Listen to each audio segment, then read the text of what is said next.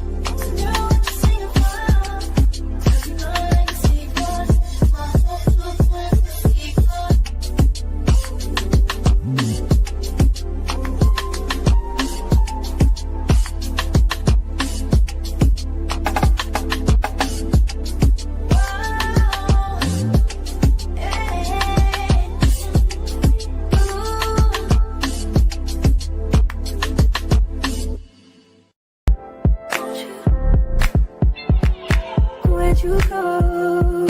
Girl, you know how I've been living without you. Daydreaming on a cloud with you like I'm rising. With you tonight is on an island. And it's about time I'm waking up. Found you wasn't with me waking up. Now you feel set up, even if you touch. I needed to distance myself from you. I was just in love with you. So confess, won't you? Can I tell you something for why it's good? We've had it back on that.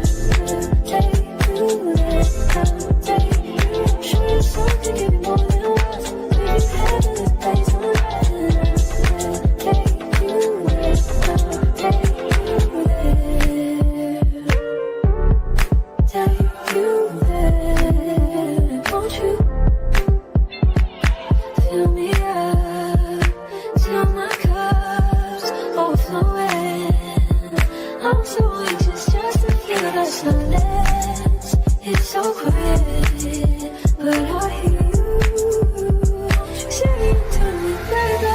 Say our time, we're making up time. The times you wasn't with me waking up. Now you never said I couldn't miss you touch. I need you, I need you. Need to distance myself from you. I was just alone with you. So come close, won't you? Won't you? Can I tell you something for what it is worth? We ain't having it, that's all right. Take you there, take you. I'll show you something, give you more than what. We ain't having it, that's all right. Take you there, take you. I'll show you something, give you more than what. We ain't having it, that's all right.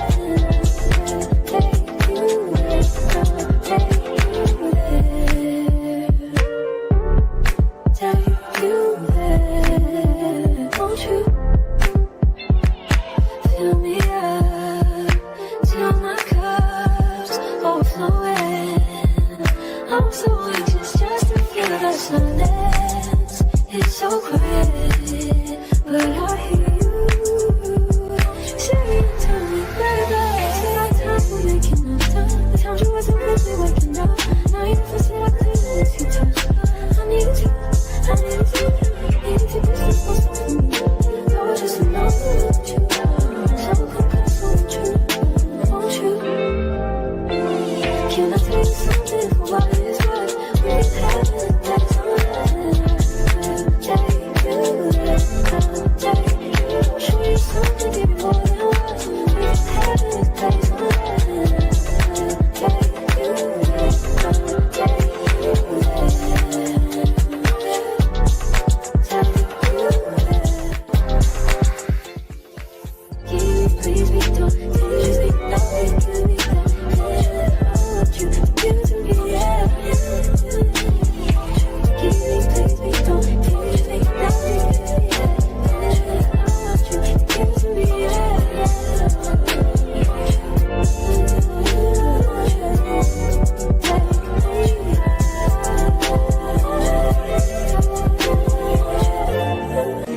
Every second, every minute, man, I swear that she can get it. Saying if you a bad bitch, put your hands up high, hands up high, hands up high. Tell them dim the lights down right now, put me in the mood.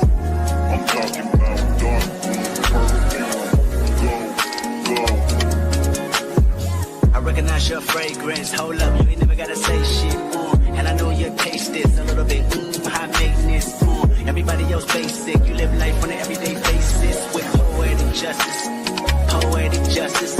If I told you that a flower bloomed in a dark room, would you trust it? I mean, I write poems in these songs dedicated to you when you're in the mood for empathy. There's blood in my pen. Better yet, with your friends and them. I really wanna know you all. I really wanna show you off. Fuck God, pour up plenty of champagne. Cold nights when you curse this name. You called up your girlfriends and y'all curled in that little bitty range. I heard that she was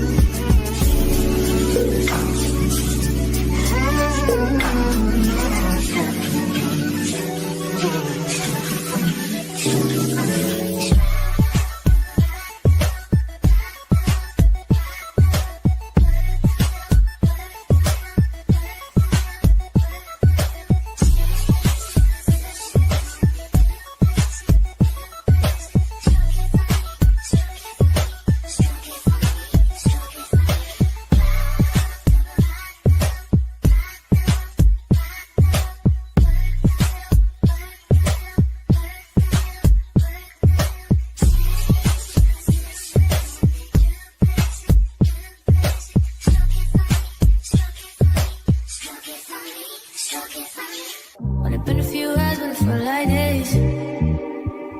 Only been days, but it felt like months. Been gone for a year, only know like once. Life moves fast when you do what you want. At this time, doing what I want. Hope you doing what you want. What you want?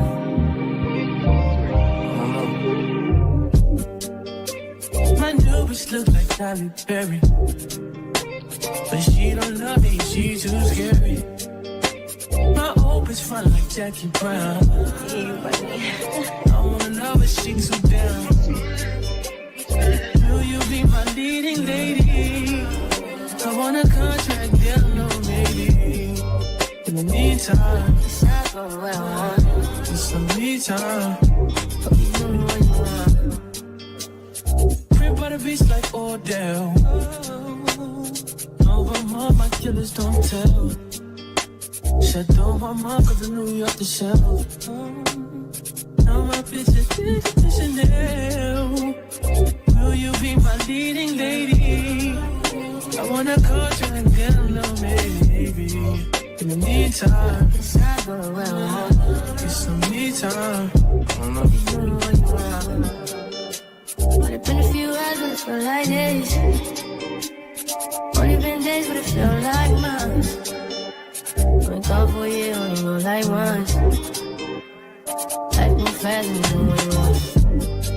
In the meantime, It's not going well, huh? it's some me time. You doing what you want. In the meantime, It's not going well, huh? it's some me time. You doing what you want. Maybe I'll love myself, I don't know. Leave me here, I'll fuck myself. See me in the mirror, I duck myself. Don't need much, so fuck my wealth. I need you in the morning, but I need you now. Yeah, I know I give you what you need. I know what you like. I feel it coming. Tell me that the yes. I try to keep you, and I need some lessons. I need to give it all. I tried to live, but I can't. I don't know why I got the wall. drive me out of my mind. You don't need no other body. You don't need no other body. Only you be on my body. Only you be on my body. You don't need no other body. Then I need a mess of my mind. And I need to get free up your mind. Say your body talk to me nice. Say I'm the love you didn't need for your life. Yeah, our love no be like. Say every day together, yeah, day and night. Yeah, if I leave you go by. Yeah, you can leave I go love me your body, baby. Love me your body, baby. As you're whining your body, baby. So crazy. Love me your body, baby. Girl, you want need me. I just wanna let you know.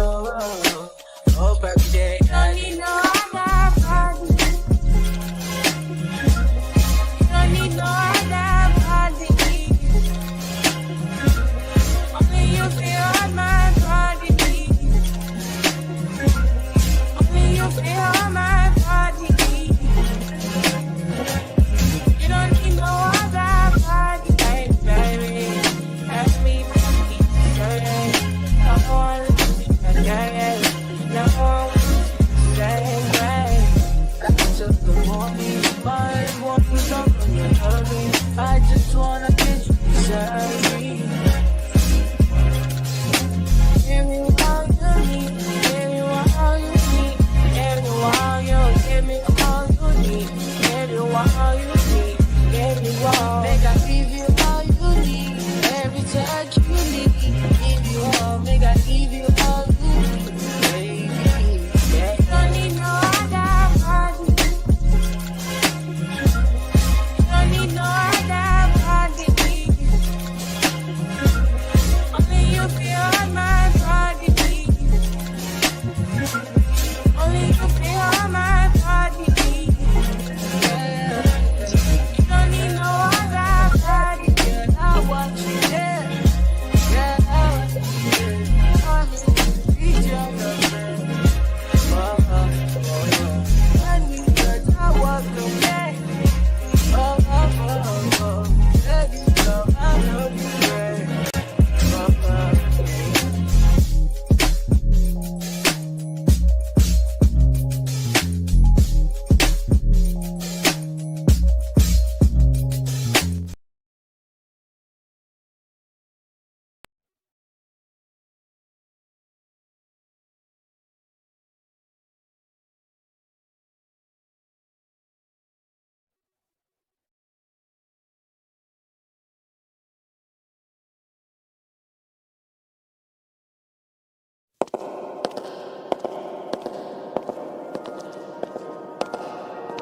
Whole team shining stars, big deal.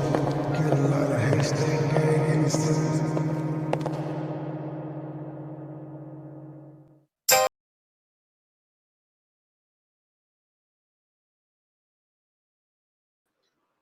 Good morning. Excuse me, y'all. Good morning. Come on in, hit that like button. Thank y'all for joining. I appreciate it. Shout out to everybody in the building. Please make sure y'all hit the like button on the way in. Okay. So listen, y'all. If y'all saw my community wall post, y'all know we've been behind on this trial since pretty much day one, but we've been catching up.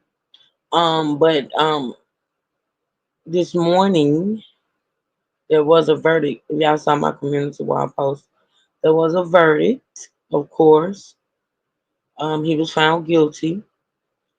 Um, and even after the verdict, you know what I'm saying? It's still like proceedings that take place after the verdict, such as the sentencing and all of that. So even though he was found guilty this morning, I don't know if they'll be returning to court on Monday, but I do know they got some more stuff to do in court today, so we'll get to that too as well. But I was trying to figure out whether or not I was going to continue to stream the court proceeding, and I decided to go ahead and do that just for the people who don't who hasn't seen them, who hasn't seen, the court proceedings, even though we know that he was found guilty or whatever. So I think I'm gonna start out today by playing um the court proceedings this morning where the verdict was read, and then after that we'll get back into, because I think we was on day, I won't say day 5. I won't say day 5, 4 or 5. I think it's 5. But anywho, we're gonna go back to day 5 and we're gonna continue um watching the proceedings up until the verdict. Hold on one second, y'all.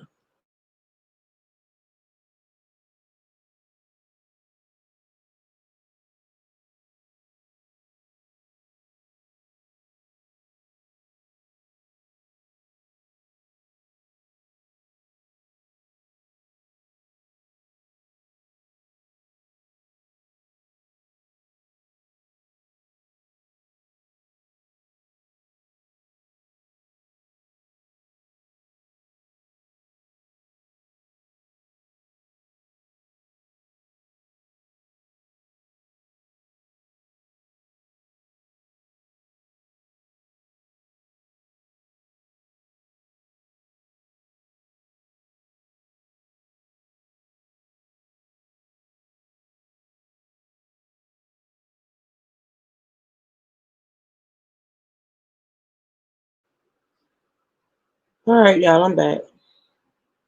It didn't take long, Tanya. Didn't take long at all. But we're gonna get into it. We're gonna watch it. We're gonna watch the verdict being read, and then we're gonna go back to our day 5 coverage and continue, so you all can still see what led up to the guilty verdict. Okay. If you have not watched the other days or caught the other days of our streaming, you can go back and watch the replays. But once again, thank y'all for being here. Hit the like button. Feel free to support the channel. Cash App, Super Chat, Super Sticker. If you got any questions, just put them in the chat, and I'll try to answer them. All right, so let me pull up. Let me pull up. Now, this is this morning. This happened this morning. This is where the verdict was read. I think it happened about 9 o'clock this morning. Let me do that first. As you know, this is what we do. And then, make sure.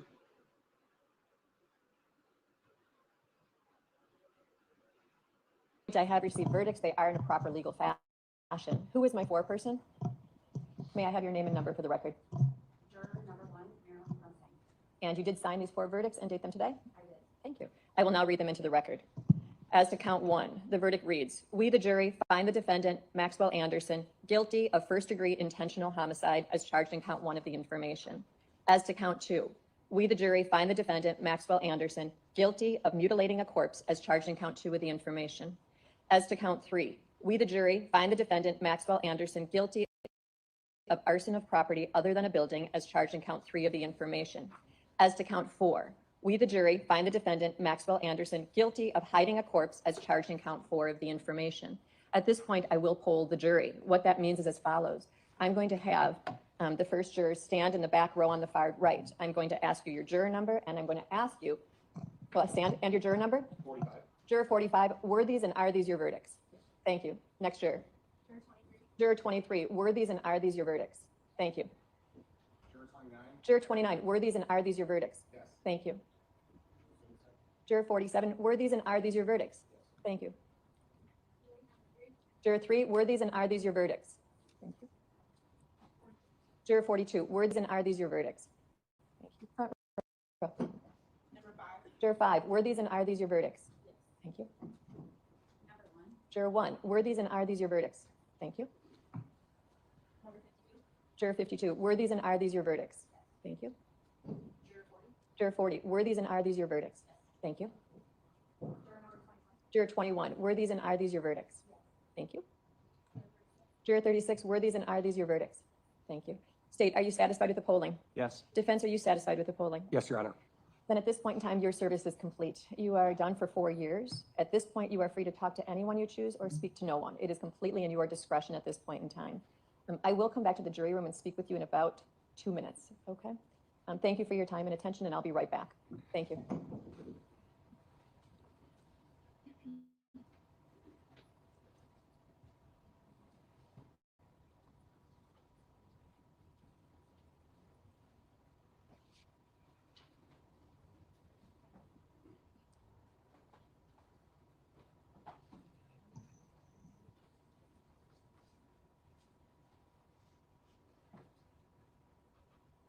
Motions. State moves for judgments of conviction on counts 1 through 4, and I move the court to remand the defendant. Move for judgment of acquittal on all 4 counts and no position on remand. At this point in time, I will put in place a remand order. Relative to the motions, I am going to order judgment, a conviction to be entered onto the record at this point in time. This jury acted reasonably. They applied the law as was required. And at this point in time, I am going to order a pre-sentence investigation. Is either side requesting a recommendation with that pre-sentence? No. No. I'll order a pre-sentence without recommendation. At this point, we will select a sentencing date. Due to the PSI, we are looking 60 days out. How about the week of August 11th? Or the week of the 18th?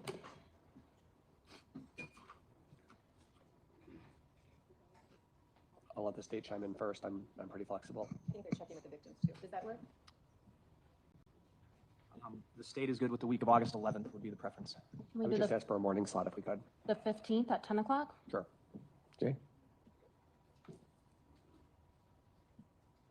Yes.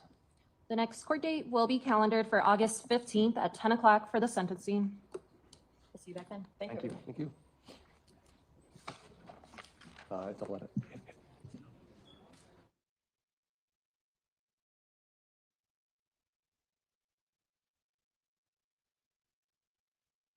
Ladies and gentlemen, the reason Maxwell Anderson went to work the next day and didn't cut his... All right, so like I told y'all, even though he was found guilty today, there will be other hearings or at least one more.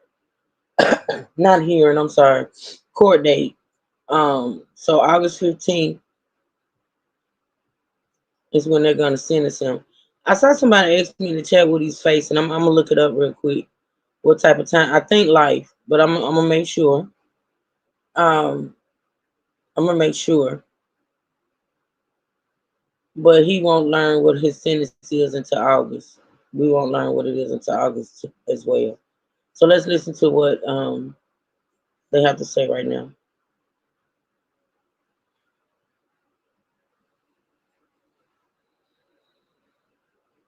his hair or do any of that stuff is because he thought he got away with it. Because he did it alone.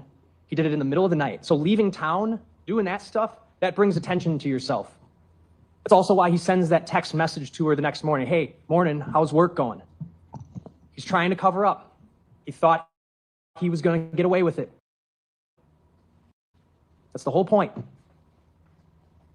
Because everything he did the night of this incident was done in the middle of the night in a secluded place that he knew was secluded, that he took her to and cut her up. He thought he got away with it. Let's talk about blood. You saw the images of her on that couch. She's out of it. She is gone. There's no I blood. don't know. It seems like to me from the medical examiner. It seems like to me they went back to the closing statements. It looks like they read the verdict and then they jump back to I don't know. But we'll see, because when we as we continue our coverage, we'll see or hear the closing statements. But that's what this sounds like right here. So it's only 15 minutes long. This clip is only 15 minutes long. And we're already at 6 minutes. So we're just gonna listen to it. It may be closing arguments, I don't know. But let's listen.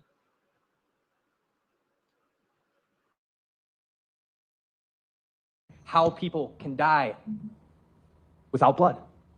Strangulation, suffocation. It's no coincidence that she is face down in his cushions in those. That she is so out of it that he's able to lift her shirt up and grab her breast and yank her pants off without her putting up a struggle.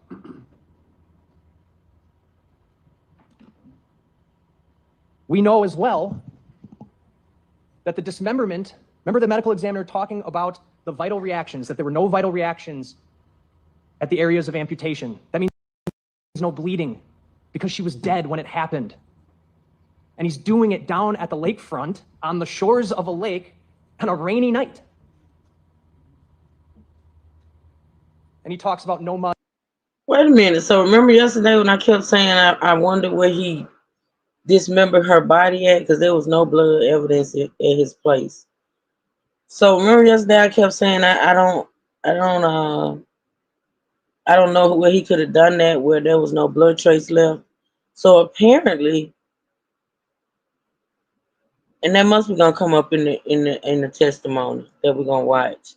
So apparently he did that at the lakefront. All right, let's listen.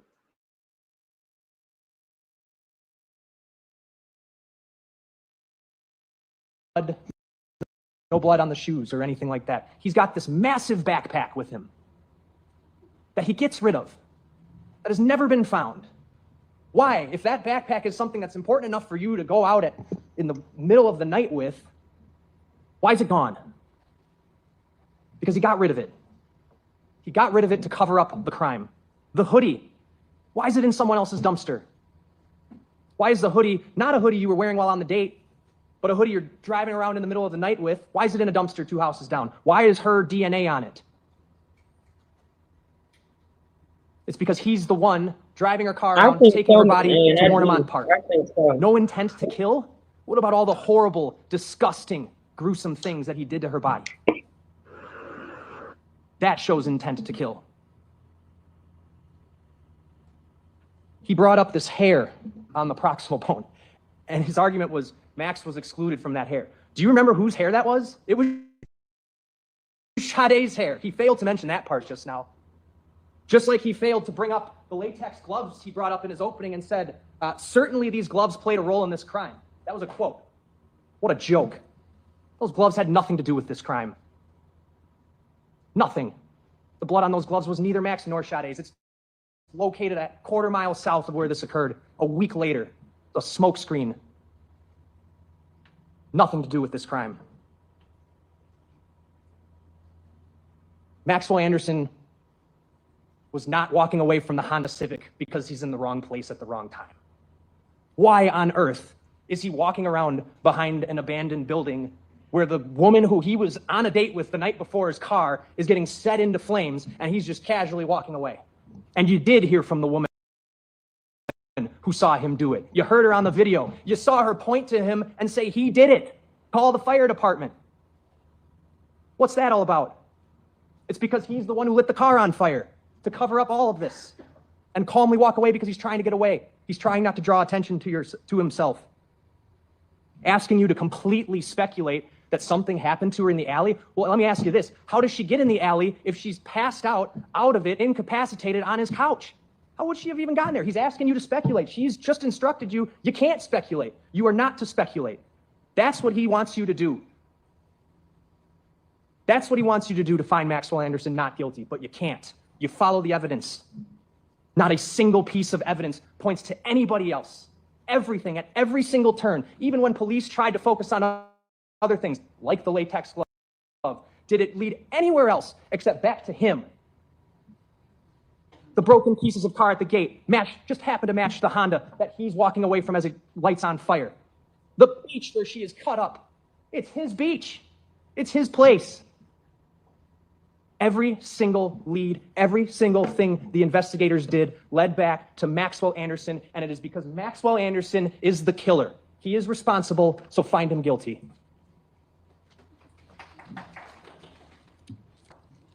Now, members of the jury, the duties of counsel in the court have been performed. The case has been argued by counsel. I've instructed you regarding the rules of law which should govern you in your deliberations. The time has now come. Yeah, that was the closing statement. That was definitely the and closing conscientious statement. decision of the case is to be thrown wholly upon you, the jurors selected for this important duty. You will not be swayed by sympathy, passion, or prejudice. You will be careful and Okay, I'm gonna deliberate stop in weighing there the because I don't evidence. want to confuse anybody. They basically, what they did was they just basically went back and replayed his closing statement. And I don't want to confuse anybody because we're going to get to that as we continue to follow the coverage. So I'm going to stop that and I'm going to go back to our day 5 where we need to start back up. And we're going to continue to watch the trial. Now, like I said, even though we know he's been found guilty, what I've learned with some of y'all is that y'all still be wanting to see like the actual court case play out. So we're going to continue our coverage at least through the weekend. I'm going to try to cover everything through the weekend up until the verdict, right? Let's see. And then next week, I'm not for sure if we're going to start another case, but I do have some other stories that I want to talk about. So next week, we're going to start something. We're going to start something new. Okay? So this is day 5.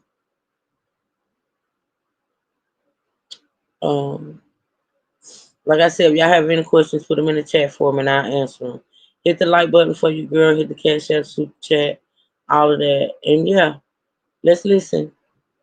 For those that's just joining, Maxwell Anderson was found guilty this morning of murder. He will be sentenced on August I think they said the 10th or the 15th. Y'all see, I don't forget just that quick. And we'll cover that too when he's sentenced. We'll cover that too as well. So yeah, let's listen, y'all. Thank y'all for being here. Speeding up. They hug again? Yes. Okay, one more thing for those that were not here on yesterday. We ended yesterday with this same. What they're doing is they're following their movements in the bar that they went to that night. This is footage of them in the bar, Sade and Maxwell. This is them in the bar.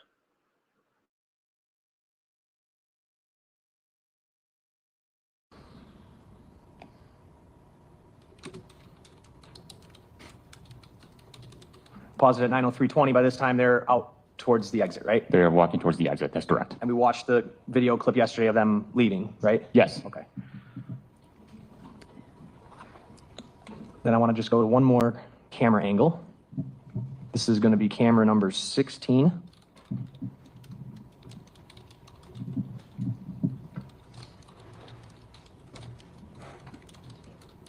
Okay. This angle, describe what it is. This is the opposite view of what we just watched. This is showing the other way. It shows the table which they played beer pong on, and then it shows Maxwell and Sade Robinson sitting down. And I'm circling the two of them. That is correct. Over here where my mouse is, just off camera, that would be the entry and exit door? Yes. Okay, and then this would be that music jukebox that they were at earlier, right? Correct. Okay, I'm gonna advance this video. Playing from 7:27:08 p.m. This is the time Sade takes her jacket off, correct? Yes. And are you kind of able to see a little more clearly her sweatshirt that she's wearing underneath? You are. Is there a little pattern to it? There is. Paused at 7:27:25. Advancing to 7:29:52.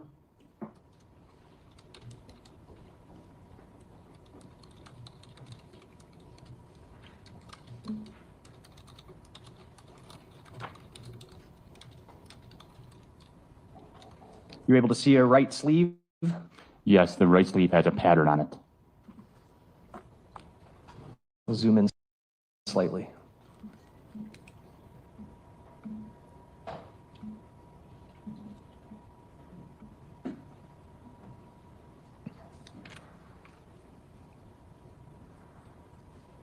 All right, right there you can see it's sort of a cable knit pattern on her sleeve. Yes, her right sleeve, you can see the pattern. Showing you 239. Is that a screenshot from this video here? It is.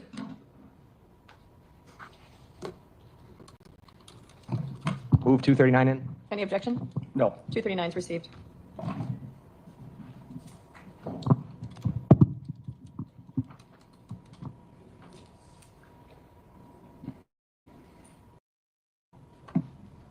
All right, and on this screenshot, you can see the cable knit pattern on her right sleeve, correct? That is correct. And she's got these light blue jeans, and the sweatshirt kind of goes sort of midway down her torso, Okay, right? Miss Ann. Yes.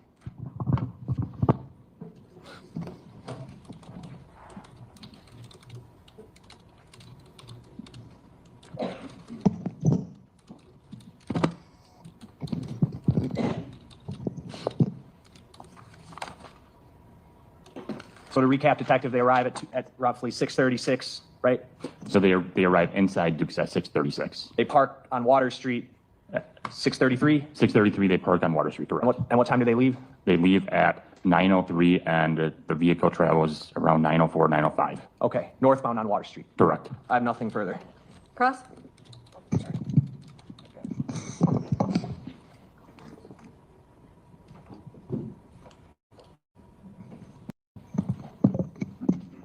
Morning, Detective. Good morning. So I just want to kind of go over some of the investigation you did.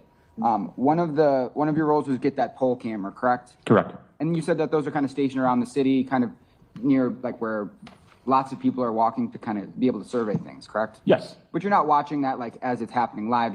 That's just recorded, then you're able to go back and watch it, right? Correct.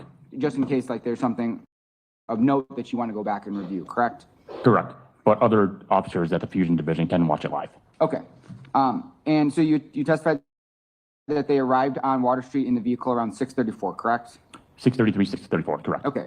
And that's Sade's driving her car and she parks and then they walk to Duke's, right? Correct. And Sade's driving, right? Sade is driving, that is correct. And then Max Anderson is in the passenger seat, correct? Yes, he's the front passenger. And we see that they park, like right where they park, they're parked right behind like a kind of a security vehicle. Originally they are, and then the security vehicle then pulls off and they pull forward, Sade pulls forward a little bit. Okay. And then they both get out of the vehicle and then they walk together to Duke's, right? Yes. And when they're walking there, you don't observe like Max like looking around or anything, right? No, he's not. They just look like they're casually walking, correct? Correct. And just looks like two normal people walking in one direction to Duke's where they ultimately enter, right? That is correct.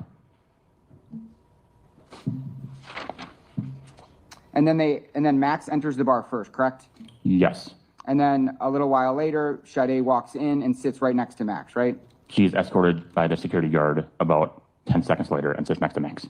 Okay, and when Max, enters and he's sitting with Sade, it appears that he's talking to this bartender, correct? That is correct. And she serves him a drink and then serves Sade a drink, right? Yes. And you testified something about like they're playing like a dice game, right? Yes. And are you familiar with bar dice? A little bit, but I don't play. Okay. I know that if you lose, you have to buy drinks. Yeah, so usually the loser of bar dice has to buy the drinks or the shots or the bombs, whatever they're doing. Yes. And, in your experience, you know that people who are typically regulars at bars are the ones who are playing bar dice, right? Absolutely, yeah. So, I mean, based on what you kind of reviewed, it seemed like Max was familiar with this bar. Yes. And it looked like the people who were there were familiar with him, right? Yes.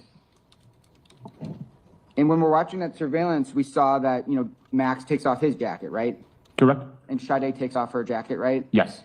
And, they sit there and they talk for a while, right? They do. And they're kind of on each other's phones. They're showing each other their phones, right? Yes. We don't know what they're showing, but we can tell that they're kind of passing the phone, or at least Max is passing his phone to her and she's looking at it, right? Correct. And during this, while they're talking, you don't see anything concerning about the way that they're conversing with each other, right? No. They're not like fighting. No, they're not. They're not arguing. They're not. It doesn't look like there's any forceful touching or anything like that, right? You're right about that. Yeah, and there's nothing nefarious whatsoever about their date at Duke's, right? Correct. And at some point, we see Max leave the bar, not necessarily leave, but he stands outside and you see he's smoking a cigarette, right? Yes. And at that point, Sade just remains at the bar, right? She's either at the bar or she's playing beer pong. I don't recall which one. Okay, so they're drinking at the bar for a while, and then like another couple comes in and they kind of all are just hanging out, right? Yes. And that's when they ultimately start playing beer pong. Yes. They're all playing it together, right? Correct. It looks like Sade and Max are partners. Yes. And that's how beer pong works. Two partners on one side, two partners on the other side, right? Yes. And when Max leaves to go smoke a cigarette, we don't see Sade leave the bar, correct? She stays inside. She does. And she stays continuing to talk to this other couple. I don't know if it's an actual couple, but these two other people, right? Yes, the two other individuals. And they're at that bar for about 2 hours. Yep. Something, that's not an exact number, but about 2 hours. Over 2 hours.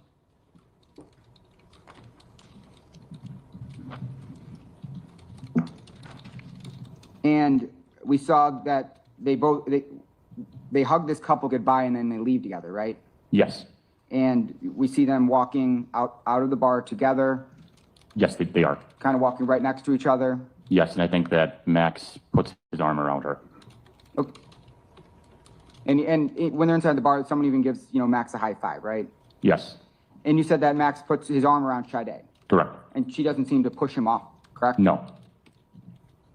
And they just seem like, they had a happy date at the bar, right? Yes, And then when they approach the Sade's car, we see her unlock the car, right? correct. And she gets in right away. She gets in the driver's seat right away. And then we see Max kind of sitting on the passenger side, and then maybe for a couple seconds, and then he enters, right? Yes, Max then enters the front passenger side. Okay, and so obviously Sade would have had to unlock that car for Max to get inside, right? That is correct. And then they just drive off, and then, they leave the area of the surveillance, so you can't see the car anymore, correct? Yes, they drive northbound on Water Street. Okay, and and you testified that they were all playing beer pong together, right? Correct. They look like they're having fun. Yes, And, Sade's using her phone. And I think I heard testimony that she's potentially using Snapchat. she's taking a photo of something. Correct. Okay, and do you know how Snapchat works? I do. If you take a photo, if you post it on Snapchat, it stays for about 24 hours, and you can upload it to your story. Okay, and then and that's almost a way to communicate with people, right? Sometimes you can show people where you are, right? Correct. You can have with these pictures you take, like if you take a picture of this courtroom, sometimes the filter or the geotag location will say exactly where you are. Yes. And sometimes you can also have like emojis or something, like a theme. I don't use Snapchat, but I kind of understand how it works. You're right about that. Okay, and then they get in the car and they leave, right? Yes. And there's nothing nefarious or strange about the way that they entered the bar, or the way that they exited the bar. You're correct. You didn't see any pushing. I did not. You didn't see any arguing. No, I did not. You just saw two people casually walking into a bar, hanging out at a bar, and then leaving a bar. That is correct. I have nothing further. State. To your knowledge, is that the last time ever that Sade Robinson is seen in public on video? Yes. Would that suggest to you that something nefarious occurred afterwards? Yes. Nothing else? Defense? No. Thank you, Detective. State your next witness. Detective Spittelmeister.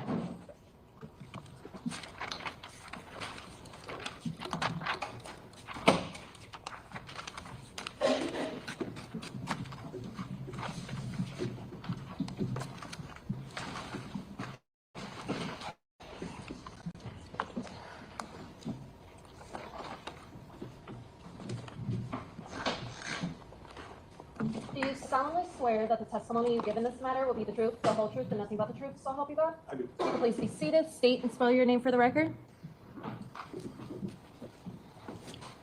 Nathan, Nathan, Spittelmeister, Spittlemeister.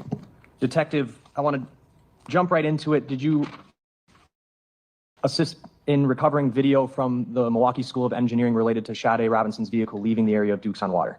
I did. I'm going to show you what's marked as Exhibit 286. You got a number of clips that depicted the car leaving the area? I did. I have Exhibit 39 on the screen right now.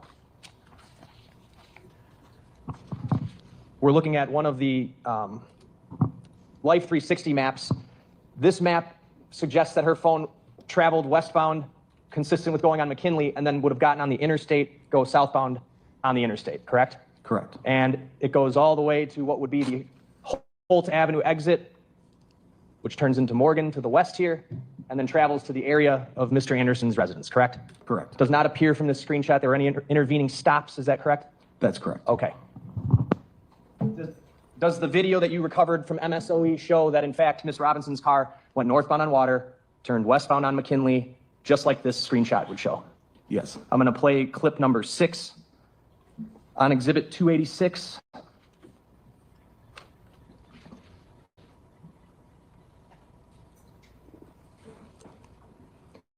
What are we looking at?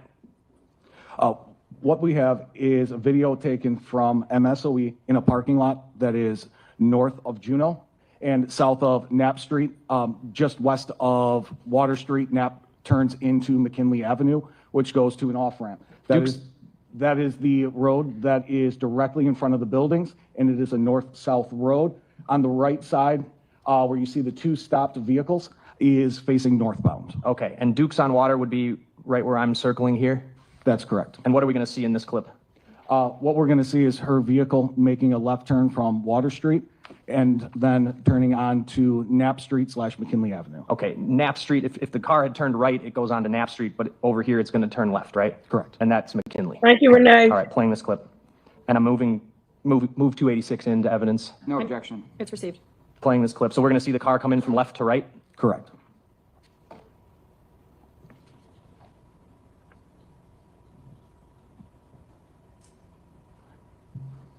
Is this the car right here? Yes, that is her vehicle pulling up behind the other vehicle that is stopped in the left turn lane.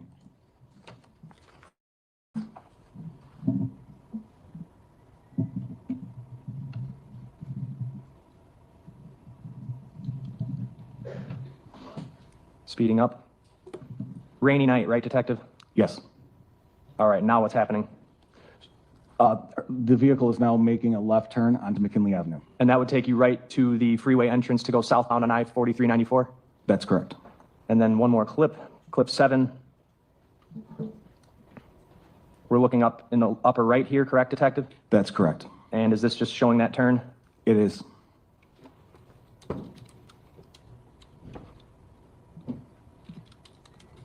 Getting to the freeway from that location, that would be the most logical place to get on, correct? Yes. Okay.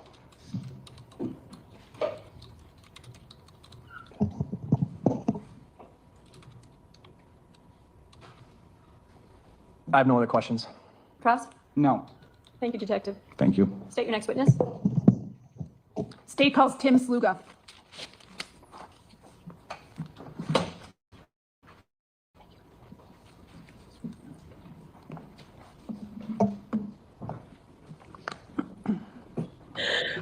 Miss Tanya, it's this vertical amp child.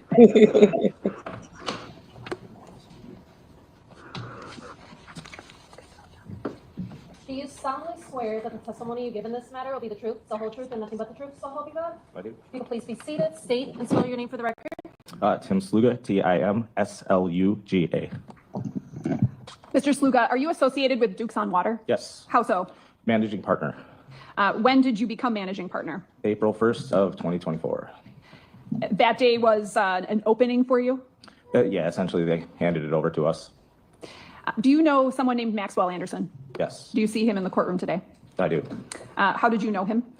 I had been a patron of that bar for 20 years before we took it over, and I was familiar with him from the location.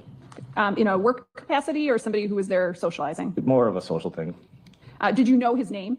I did not. Okay. But you knew his face? Yes, Do you see him in the courtroom today? yes. Can you describe where he's sitting and what he's wearing? Blue shirt, similar to mine, white t-shirt under it, sitting just right over there at the other table. I'd ask for the record to reflect the identification of the defendant. Any objection? No. The record will so reflect. Did you see him on April 1st, 2024 at Duke's? Yes. What was he doing? He had come in with a date and he congratulated us on the purchase. And then afterwards, I was kind of busy. I just remember they were playing beer pong for a little bit. Do you know approximately how long they stayed? I don't. Did you observe anything unusual? No. I have nothing further. Cross? Yes, just briefly. Good morning. So you said you took over Dukes on Water basically the same day, right? Mm-hmm. Yes? Yes. Thank you. And you remember seeing Mr. Anderson at the bar, correct? Yes. And you've seen him before, but you didn't know his name? No. That's probably pretty common, when you go to bars a lot, you see the same regular crowd, sometimes dozens, sometimes hundreds of times. You don't always catch their name, right? Yes. But it's someone you recognized? Yes. And someone you've seen inside the bar before? Yes. You weren't close friends, but at least you recognized him, right? Yes. And he even knew that you had just purchased the bar, so he congratulated you on the purchase, right? Yes. And you said that you didn't notice anything odd about the date Maxwell was on, right? No. You didn't remember any fighting? No. Any arguing? Nothing out of the ordinary whatsoever? No. Just two people on a normal date? Yes. Nothing further? State? Anything further, State? Nothing further. Thank you, sir. State? I think I need to check the hallway. Okay. Thank you, Judge. No worries. Get your steps in.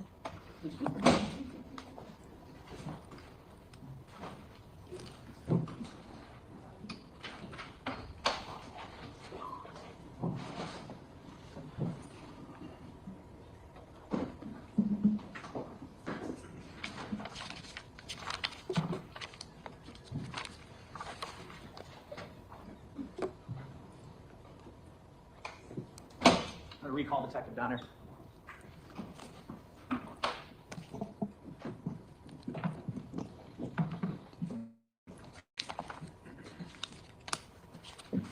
Do you solemnly swear that the testimony you give in this matter will be the truth, the whole truth, and nothing but the truth, so help you God? I do. If you could please be seated, restate and respell your name for the record.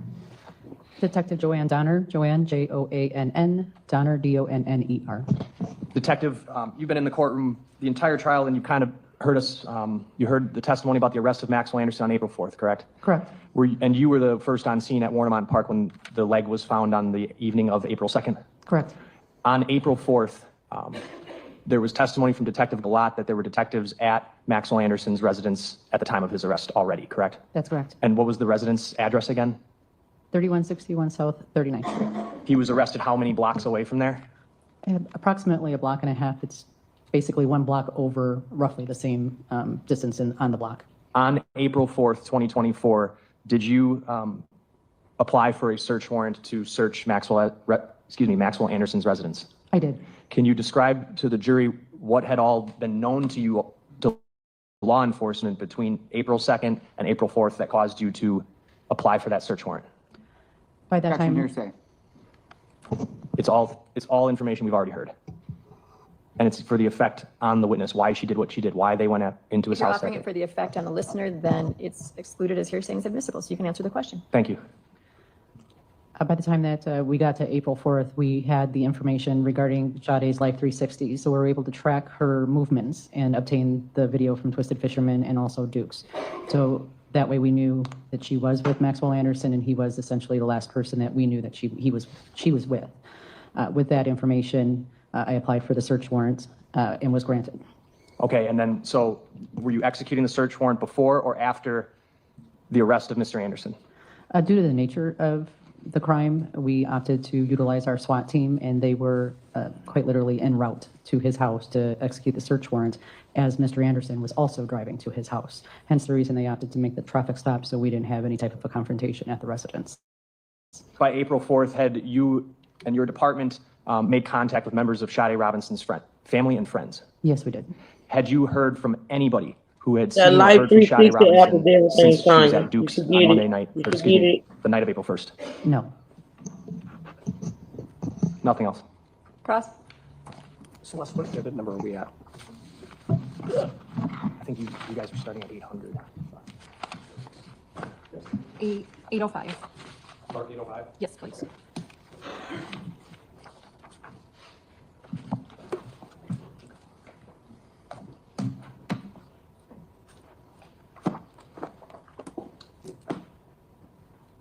Good morning. Morning. Is that working? Testing 1, 2, 3. Good morning. Morning. Showing you defense exhibit 805.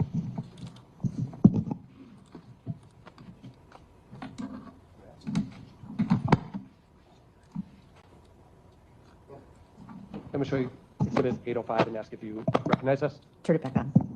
Testing 1, 2. Exhibit 805 and ask if you recognize us. Yes, I do. What is that? It Object is, for foundation. Ask for a little more foundation to be laid. Lay the foundation. Go further. Why do you recognize that? it is part of the State Crime Lab's photos that were given to us regarding the search of Sade's vehicle. The car that was, when you say Sade's vehicle, you mean the one that was lit on fire, right? That's correct. And that photo was provided as part of the state crime lab work in the case? Yes. And Yeah, it's obviously real. we just heard It's that you were once the you first get on detective it, at the scene of Warnemont Park, right? like there's a free version and a paid version. Okay, with the free version, it pretty much serves its purpose. I mean, you could pay, and you get a little, you get a little extra. But I'm sorry, y'all. This is a side note to Tanya, because listen, I'm all about that Life 360 app. It's real simple. All you gotta do is add people via their phone number. That thing is so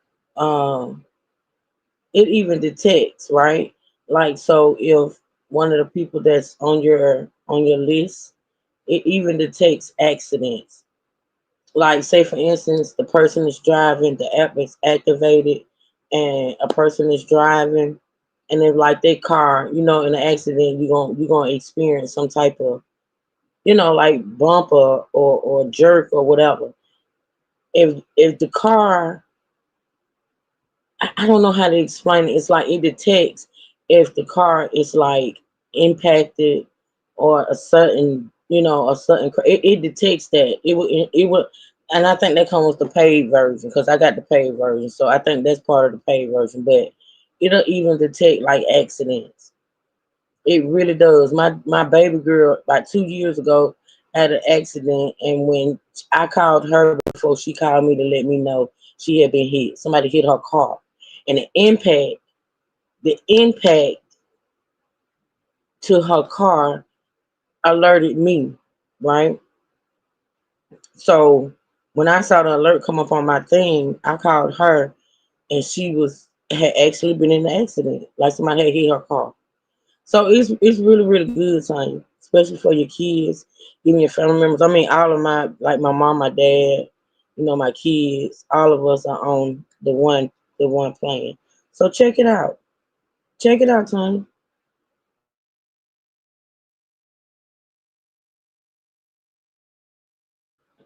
Good morning, Gabe. You were also at the scene of the search of Max's home, For a very brief time, yes. and you've been here in court throughout the trial, obviously. Yes. And what is this picture? What is it? You said, what is it depicting? It's a Bic lighter. And it was recovered from where? Per the note that's written on it, it's rear driver footwell. Okay. Permission, move that in evidence. I'm not objecting. It's received. Permission to publish. Go ahead.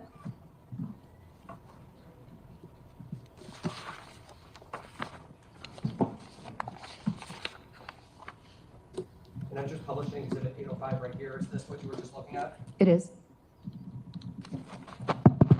And this is the Bic lighter that was recovered from Sade's car and then photographed and logged into evidence. Correct.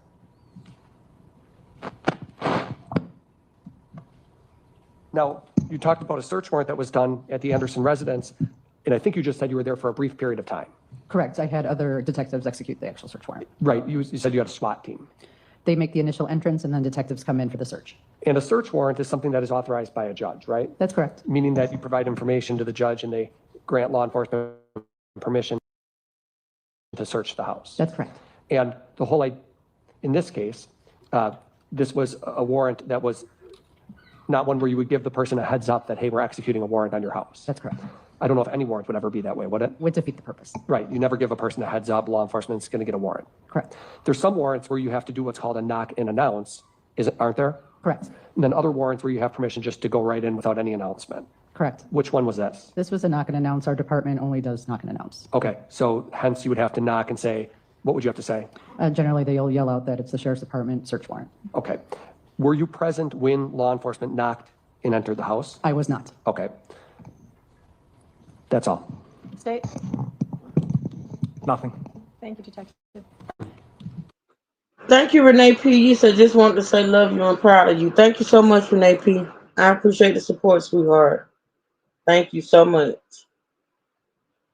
All right, y'all. Thank y'all, everybody, for being here. Y'all make sure y'all hit that like button.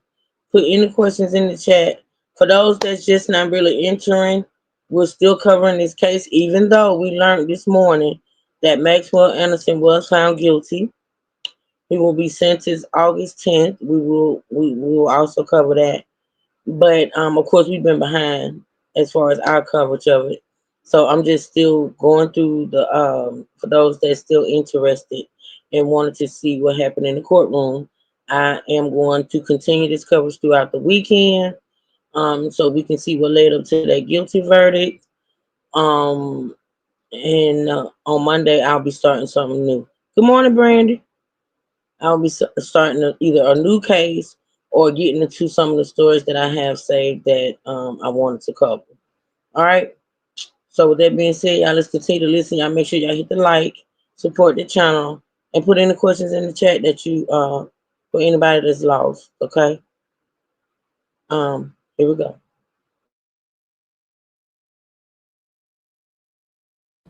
I'm going to call Deputy Hobie Love.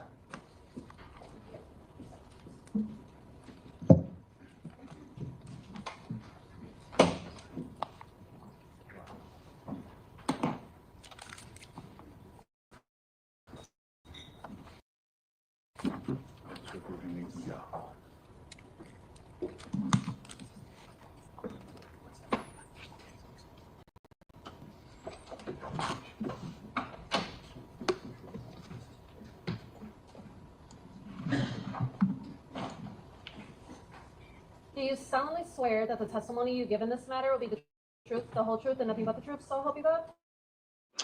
Yeah, Brandon. At about, cause we've been behind, so we on day 5. This is day 5. The trial actually lasted 7 days, so we actually got 2 more days to cover. I did at the beginning of this live play where they found him guilty. I'll play it again at the end. I'll play it again where they announced the guilty. But yeah, he was found guilty this morning um, of felony murder, and his sentencing date is August the 10th.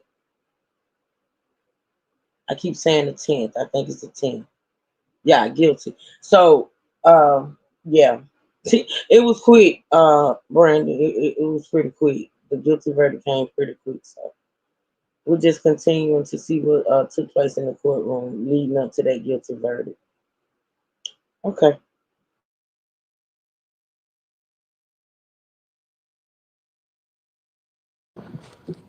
Is going to be Detective Hobie, Hobe, Love, Love. You're a detective with the Milwaukee County Sheriff's Office? Yes. Okay. How long have you been a detective?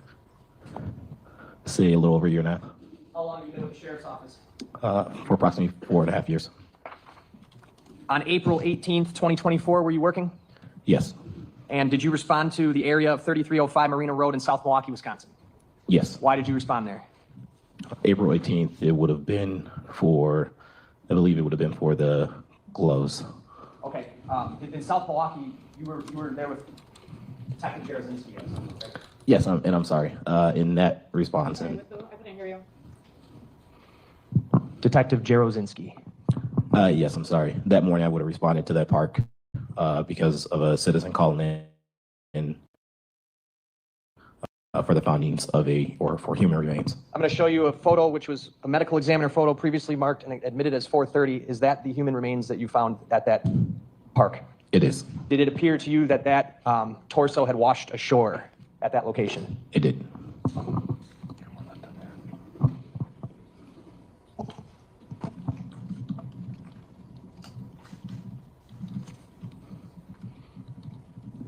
On April 9th, 2024, were you called to the area of Warnemont Park? I was. Are you aware of who summoned the sheriff's office to that scene? Was it some other law enforcement, or was it a civilian? Yeah, Tanya, there were some gloves found. There were some gloves found, but it was determined they didn't have anything to do with what he had done. That's coming up in testimony too as well, I think.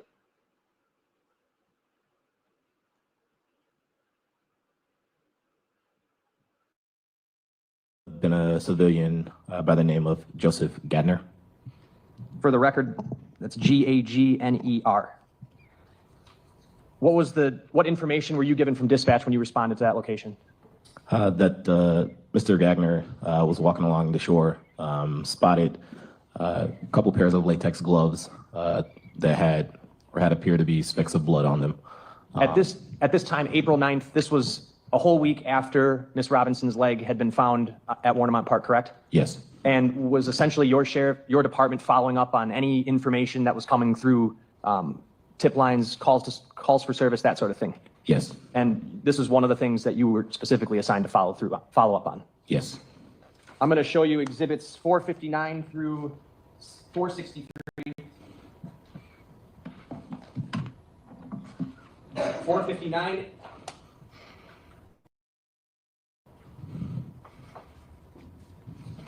What is it?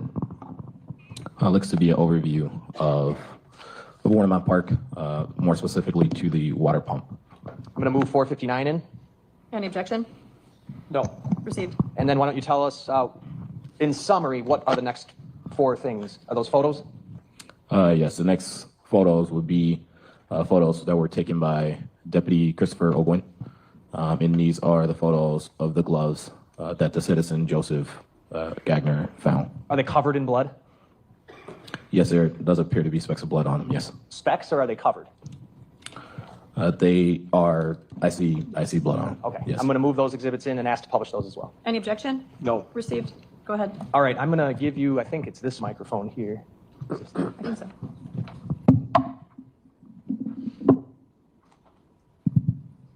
I'm going to have you stand up, and if you would, come to the TV screen. Let me zoom out slightly. Okay, so to orient us, Detective, this road over here, it kind of goes off the map. This is Sheridan Drive. Yes, it is. And this would be Pulaski, and then the pump house road that goes down to the Warnemont pump house, correct? Yes, it is. Miss Robinson's leg was found where in relation to this map? So Robinson's leg would have been found just to the north of the water pump, so within this area. Okay, so on the north side of the pump house. Yes. And where were you when you were called out to these gloves? So myself, along with Detective Todd Rosenstein, would have parked here, just at the gate, just a start. So there is a gate, I believe, like right up here. We would have been parked, and then we would have taken this walk path down, which is a very steep hill, down to the pump house, and then we would have walked south. So from the pump house to where we recovered the gloves would have been approximately a quarter of a mile. Okay, you specifically pointed that you walked in front of this pump house, right, on the north side of it? Yes. There's a camera right there, right? Yes, there is actually 3 cameras. And is that how you get to the path to get down there? Yes. And where is that path? So this path, again, we would have traveled down the steep hill, walked around the pump house, and then walked through this little narrow way here. There are some rocks that we would have had to get over here and then continue to walk down. You would have been captured on camera doing that, right? Yes. Okay. And describe what kind of trail this path No, is here. Tanya, they have not yet. It's a very narrow trail, and it's more rocky. You can walk it straight. It's until you get to like the bottom here, where there's larger rocks that you got to just climb over. Would you characterize it as easy to get down? Or hard? I'd say a little harder, especially just taking that path. I actually wouldn't say hard. This part you can easily get through until you get to these rocks, and then you have to climb over. Is there any other way to get down there? No. And actually more recently last week, I did take a walk down here. Even if I couldn't find a way to get down through this path from here, like climbing over and then these rocks without getting wet, you'll have to get down there through this way. So you couldn't go, basically this right here is a retaining wall, right? Yes. And would it really be feasible for one to go around the retaining wall into the lake? No, not without getting wet. So when you went there on April 9th, there was only one realistic way for you to get down to where these gloves were, and that was to walk right in front of the pump house cameras. Yes. And down a steep, thin path. Yes. All right. I'm going to put up Exhibit 460 here. Is this photograph, orient us, please. So yes, this photograph is essentially, it shows the pump house here. It shows part of the path that you would have to take, and these are the rocks that I was describing as the larger rocks that you have to kind of climb over. Okay, good night. You're welcome, boo. All the way over. And how far, is this the location where the latex gloves were found? It is. How far away from the pump house was this? I measured it to be a quarter of a mile. There's no way to get down there from the cliff to the left unless you jumped? Yeah, unless you jumped. And again, more recently, as of last week, actually went out there, and the cliff is bluff, so it's all muddy and it's wet. Even if you had on boots, at some point you will fall down the cliff. All right, I'm going to show you 462. Is that one of the gloves you found? That is. All right. 461. One of the gloves? Yes. And do you see a little blood? I do. Okay, where? You can see, so all of this would be blood. 463. Any blood? Yes, and then blood will be here. All right. They're not completely covered in blood, are they? No.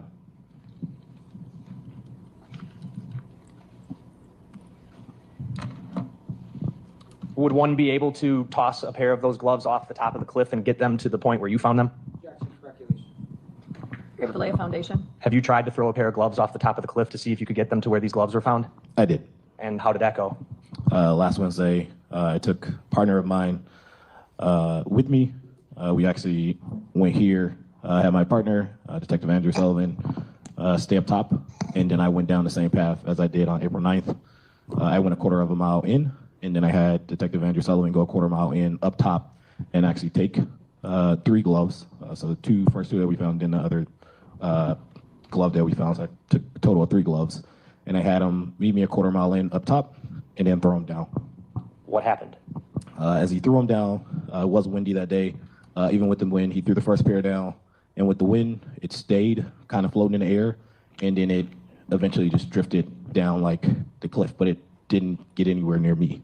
Okay. Was it basically a laughable experiment? Yes. Okay. I'm going to show you 455 here. You can have a seat, actually.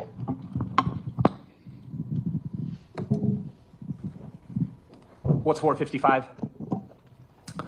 This is the evidence bag containing the latex gloves that were found. And there's a crime lab sticker on there as well? It is. And are your markings on there from inventorying those gloves? It is. And move 455 into evidence. Any objection? No. 455 is received. Nothing else. Ross? Morning, Detective. Good morning. So I want to talk about April 9th. That's when you went, that's when you received a call, maybe not you personally, but you know, your office got called from a Joseph Gagner about a pair of gloves that were found, correct? Yes. And then you went to the beach the same day that call came in, correct? Yes. About how long after? That call would have came in a little after 5. Myself and my partner, Detective Todd Rosenstein, would have went and made it there a little after 6 p.m. Okay, and they called and said that they had found a pair of gloves with blood on them at this beach, right? Yes. And then you testified this was about a quarter mile south of the water pump? Yes. So when we're talking about the geographics here, the human leg was found north of the water pump, correct? Yes. And do you remember how many gloves in total you found in this area, at south of the water pump? Yes, there would have been a total of 3 gloves. So the first 2 pair would have been a quarter mile in, and then there's 1 pair of gloves that were approximately 5 feet from the first pair. Okay.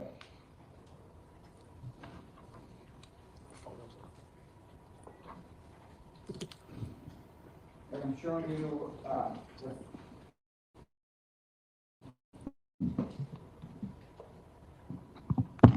I'm showing you what's been marked Exhibit 463. All right, and so.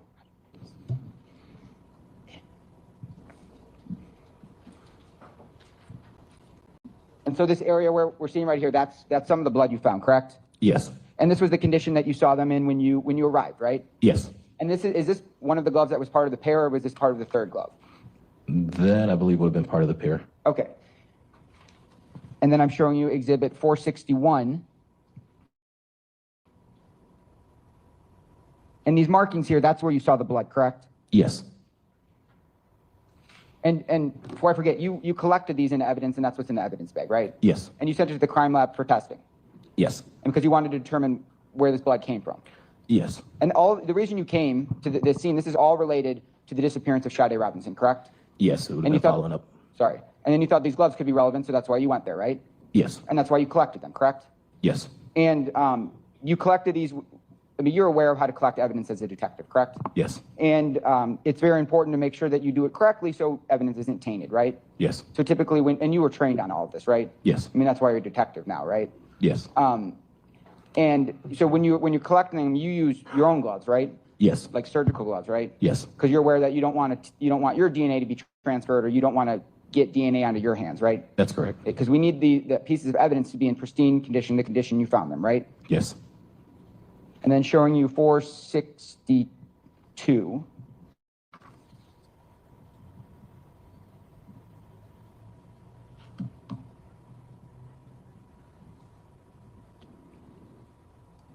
And this is the condition. Yes. Showing 460.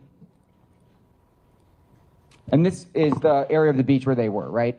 Yes. And that's right up here, that's the water pump? Yes, it is. And then from the water pump here, it's all Lake Michigan, just kind of rides south. Yes. And we can see the wave of Lake Michigan, and it's kind of showing the current traveling south, correct? Yes.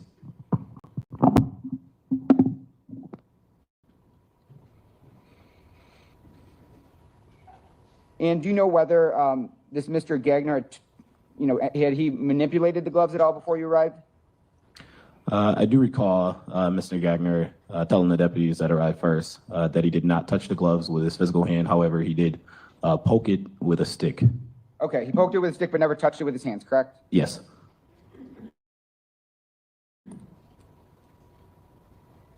And while you were down on the beach, did you see any other people down there? Outside of the deputies and Mr. Gagner, no. So I'm talking about down on the beach where you found the gloves. You didn't see anyone else. No. And when you went there, you said that you said you went back at a later date to do this kind of glove experiment, correct? Yes, specifically last week, Wednesday. So that was last week, Wednesday. Yes, sir. Did you see anyone on the beach down there when you went there? I did not. And did you write a report about that experiment? I did not. Did you capture it on video? Okay, Tanya. I did not. What were the conditions? You said it was windy, right? It was a little wind, yes. What was the mile per hour? I do not know. Okay. Was it raining or was it sunny? It was sunny. Okay. And you're aware the day the leg was found, it was a rainy day, correct? Yes, I am aware of that. And you said when you stood at the top of the bluff and you just kind of threw these gloves. Yeah, so I would have been, down here within this area, a quarter of a mile in. And then my partner, Detective Andrew Sullivan, would have been up top a quarter of a mile in, and he threw the gloves. Okay, so your partner's throwing the gloves from the top, you're down on the beach. Yes. And when he threw the gloves, they would just land somewhere on the bluff? Yeah, because of the wind, they kind of floated in the air a little bit, and then they just dropped. And it would have been closer to the bluff. It didn't make it anywhere near me. Okay, and you've been to this area, correct? Yes. Obviously for your investigation, right? Yes. And you've seen that, and you can look at the cliff, and it looks like there's a lot of erosion occurring, correct? Yeah, it's muddy, kind of rocky. And anytime it rains, rains hard, rains soft, the cliff erodes a little bit more. Yeah. And so rocks and things fall from the middle of the cliff and they continue to go down. Yes. I have nothing further. State? You have no idea how long those gloves were out there or how they got there, right? I do not. Nothing else. Defense? No. Thank you, Detective. Judge, this might be the appropriate time to take a brief recess since I believe the next witness will be time consuming. Okay. Or we can start. Take a few-minute break, a quick bathroom break, and then we'll come back. How's that? Okay. Just leave your notebooks on your chairs, please.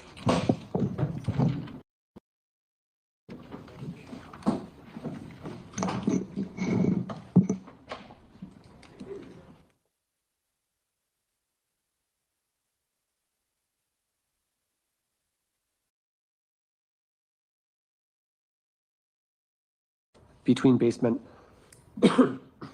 excuse me, women's clothing items hidden between basement support beams and block foundation, underwear, bra, leggings, women's clothing hidden inside basement support beams, underwear, string, women's blouse, women's clothing item in a Crown Royale bag with a Wisconsin identification card for someone named Eva Escamilla. Want to spell that? Escamilla. There's some writings, but the state isn't getting into the writings. We don't need to address that. We already have an agreement on that. And there's also an agreement that with respect to a lot of the, well, let's just address this issue first. I think that it's irrelevant to get into women's clothing and another woman's identification card that's there. State. I think it goes towards the completeness and thoroughness of the search that happened. The jury's already heard that the defendant frequently had people over. So I don't think it's surprising that there would be articles of clothing that are likely not Mr. Anderson's found in the basement. I'm not going to go into specific photographs of each of those items, simply testimony about them. There might be photographs that are overviews of areas where those items were found, but there's not photos of them specifically. It is what the evidence is, and I intended on going into it. Explain to me items found in support beams. So in the basement, in the rafters, there were articles of female clothing found concealed or hidden in those areas. Right. So I'm sure in cross-examination, it could be gone into, do you know whose clothing that is? Do you know who put it there? Do you know if the downstairs tenant put it there? Because this is in the common area, correct, in the basement? It's in the basement, correct. And it's already been identified that the basement was jointly used by the defendant as well as Pete Warbington. I have that name pronounced right.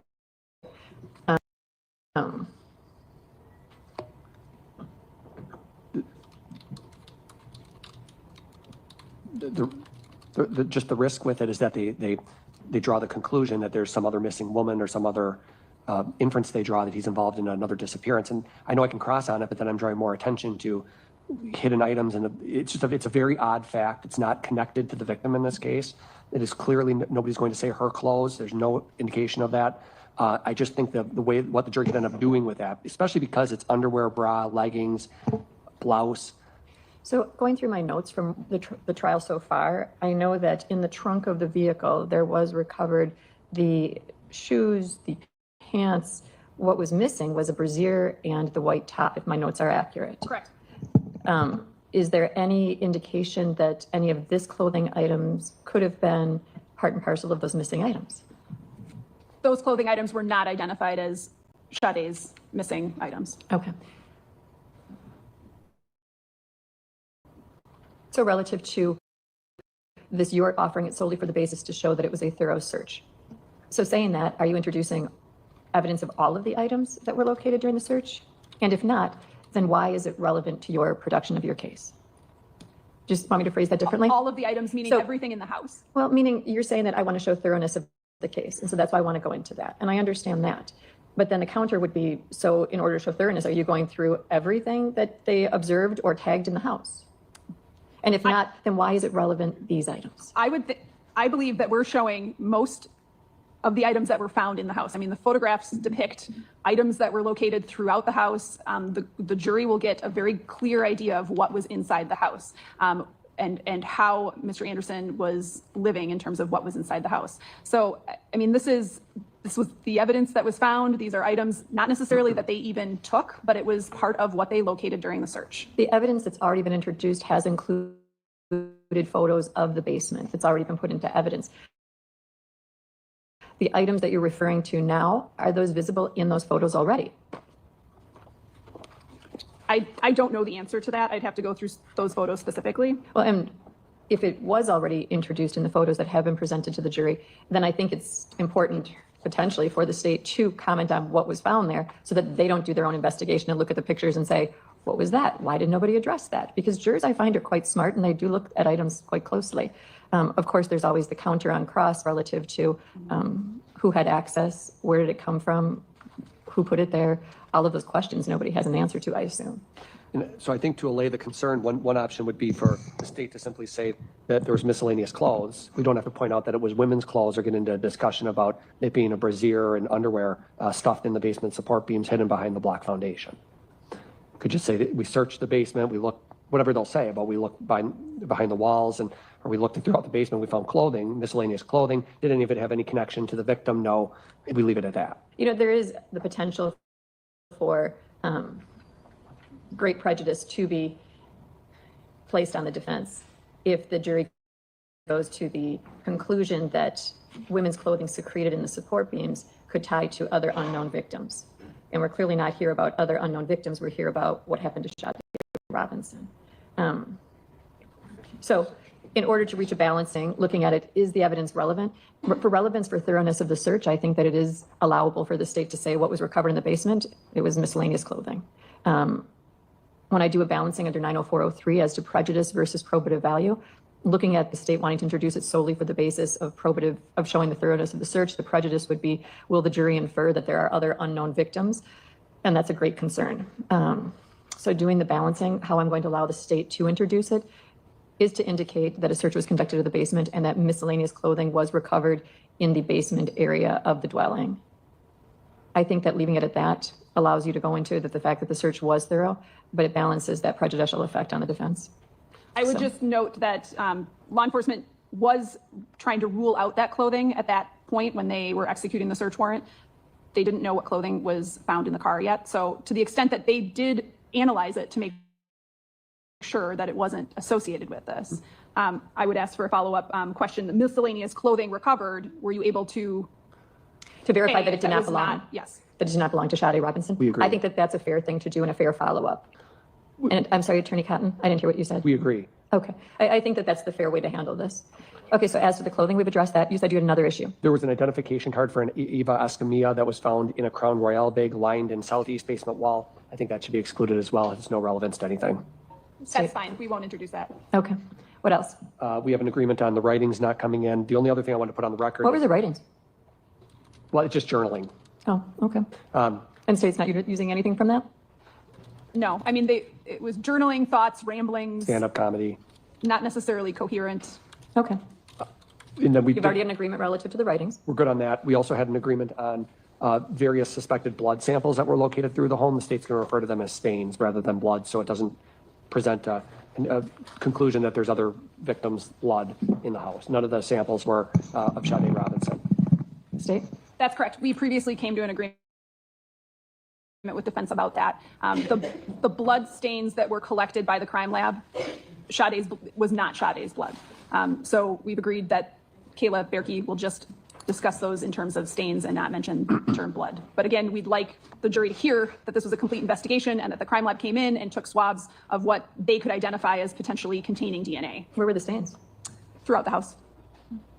Was any of it identified as belonging to the defendant? Animal, I think. Yeah, animal blood, maybe. Animal blood? Okay. From one of the dogs, or. Oh.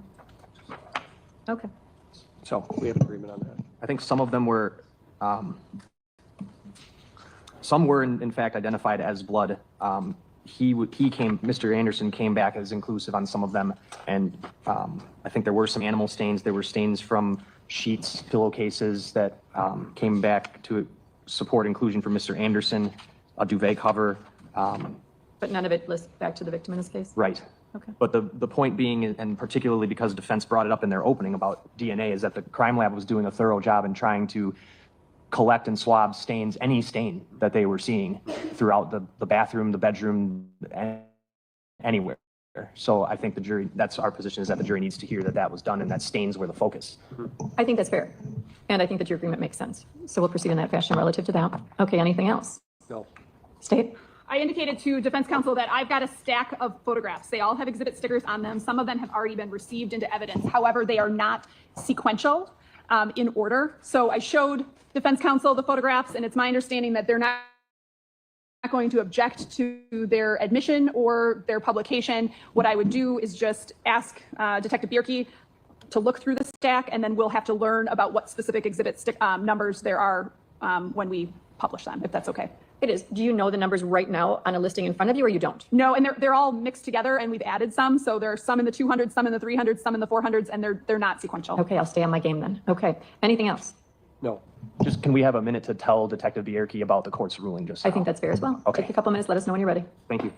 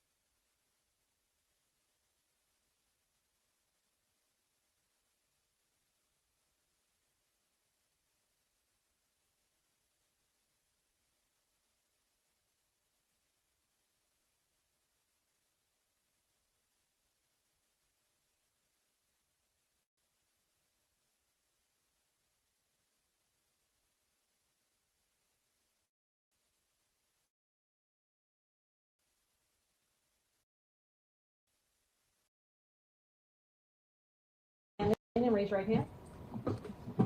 Do you solemnly swear that the testimony you give in this matter will be the truth, the whole truth, and nothing but the truth, so help you God? Yes, I do. If you can please be seated, state and spell your name for the record. Demetri Griffin. Can you spell your first and last name, sir? First name Lemetra. Last name Griffin. Day 5, Randy. It's in the title. Day 5. State. Thank you, Your Honor. Mr. Griffin, did you at one point work at the bar Duke's on Water? I currently work there, yes. How long have you worked at that bar? Off and on for 20 years. And Okay, what boo, is this your job day there? 5. I Has it think always it been ended up security? being like 7 days, so we still got 2 more days of coverage. But like I said, today is like day 8, but it's, they read the verdict today. Most of the time, yes. Through your employment through Duke's on Water and being familiar with that area, did you come to be familiar with a person named Maxwell Anderson? Yes. How did you meet Maxwell Anderson? He was a patron. Could you identify? We'll stipulate. Okay. The record will so reflect. Go on. All right, and I'd ask the record to reflect, the witness just pointed at the defendant. Had you ever hung out with him not at the bar, or was it? You can't hear Melissa. Oh, so Couple- you know, you're real You quiet. can't hear the, Melissa, if you can't hear, go out and come back in. Can y'all hear? Put a one in the chat for me if y'all can hear. You're welcome, Brandon. Oh Lord, Melissa, put it down, Melissa. Put it down.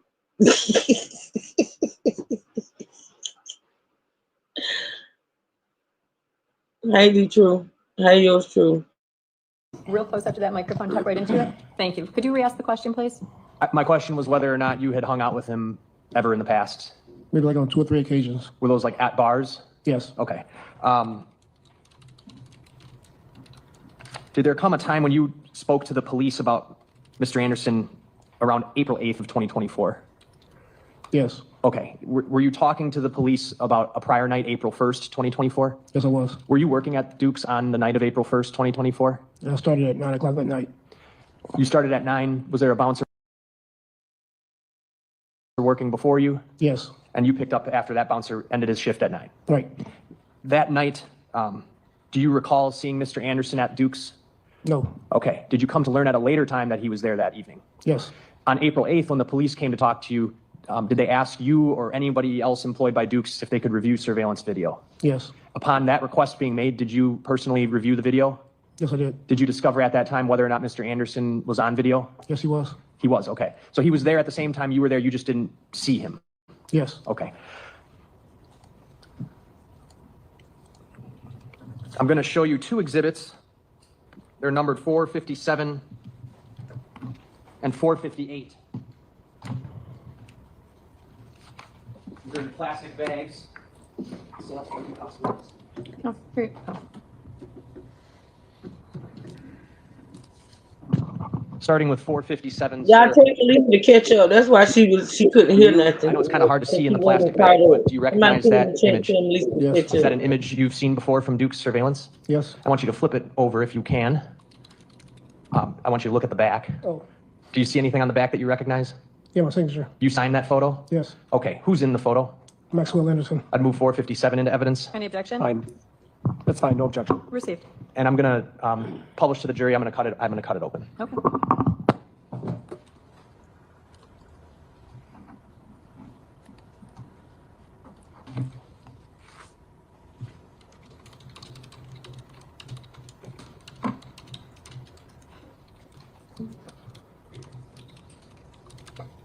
Actually, there's a second image in here. Did you sign both of those? Yes, I did. Okay. Thank you. 457, image number 1. That's the person you identified as Maxwell Anderson? Yes. And your signature is on the back? Yes. Thank you. For the second image, again, you identify that as Maxwell Anderson? Yes. And is that your signature on the back? Yes, it is. Thank you.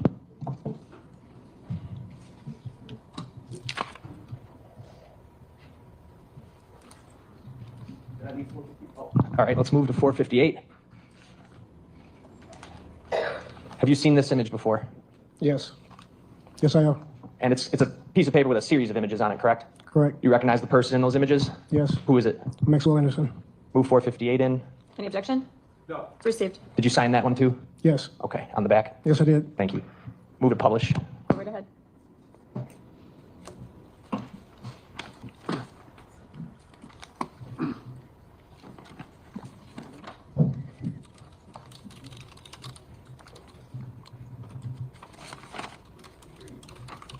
Oh, there's 2 of them in there.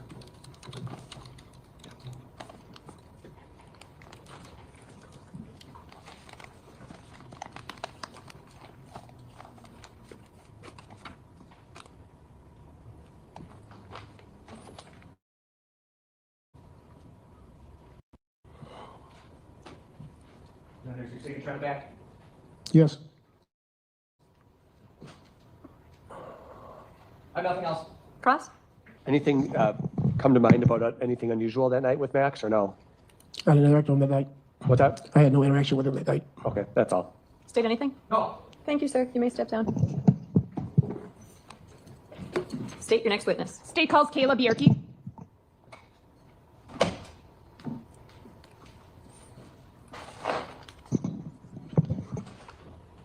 Up there.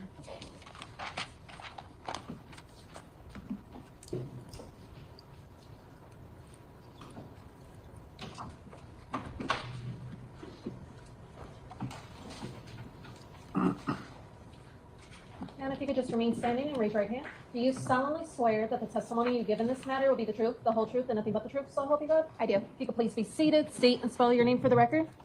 Detective Kayla, Kayla, last name Bierke, Bjerke. You're a detective with the Milwaukee County Sheriff's Office, correct? Correct. Were you a member of the search team that executed a search warrant on April 4th, 2024 at the location of 3161 South 39th Street? I was. Is that location in the city and county of Milwaukee? It is. Can you describe your role that day?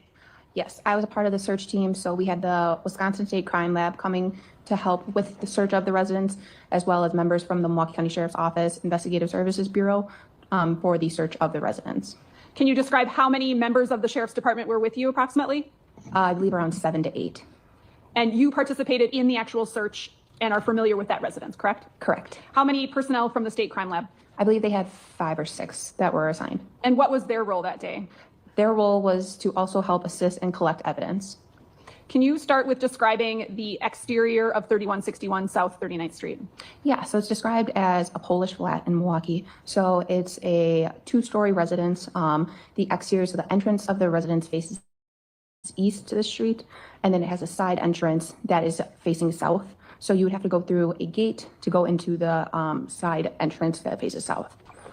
Can you describe the neighborhood? It's a multi-family neighborhood, single-family homes. I'm going to show you what's been previously received as Exhibit 297 and ask you if you can identify what that is. That would be the residence. The front? The front, yes.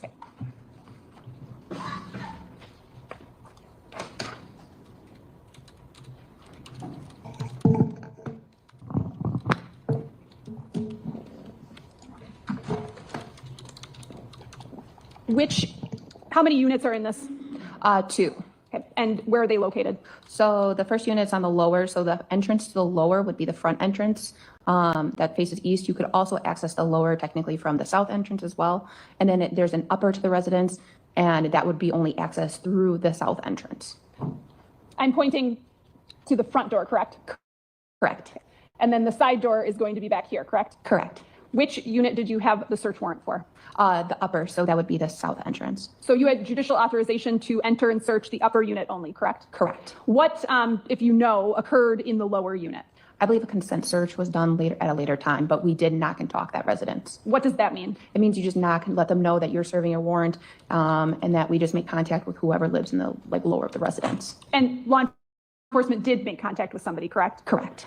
Where was that person when you were searching the upper?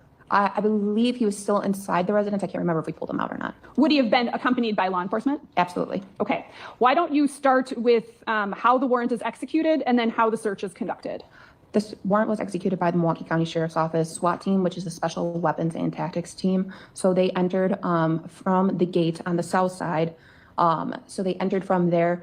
They knock and announce several times, letting know this is Milwaukee County Sheriff's Office. We have a search warrant. Milwaukee County Sheriff's Office, this is a search warrant. And then if they need to breach or open that door, they will do that. So we were able to gain access to that door, and then they were able to go upstairs and clear the residence. The main thing that they're looking for when they're clearing this residence is any persons that would be in that residence, and then they're securing anybody who would be in that residence. You weren't a member of the SWAT team that day, correct? No, I was not. Did they locate anyone? No. And you said that they entered through a gate, correct? Yes. Was that the front gate or the back gate? The front gate. So the gate that's seen here, correct? Yes.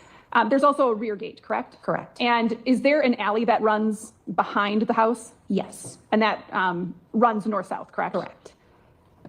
Can you further describe the outside of this house, including the yard and any garages that are associated with it? Yeah, so there is a full fence that's around the backyard, and then outside of the fence is a garage. In the backyard, there were a bunch of holes along the fence and throughout the yard, and then there was a fire pit that was in the backyard. And then on the other side of that fence was the 2-car garage. Did you search the garage as well? We did. At this point, what are you authorized to search for? We were authorized to search for any belongings belonging to Sade, any weapons that may have been used, and DNA.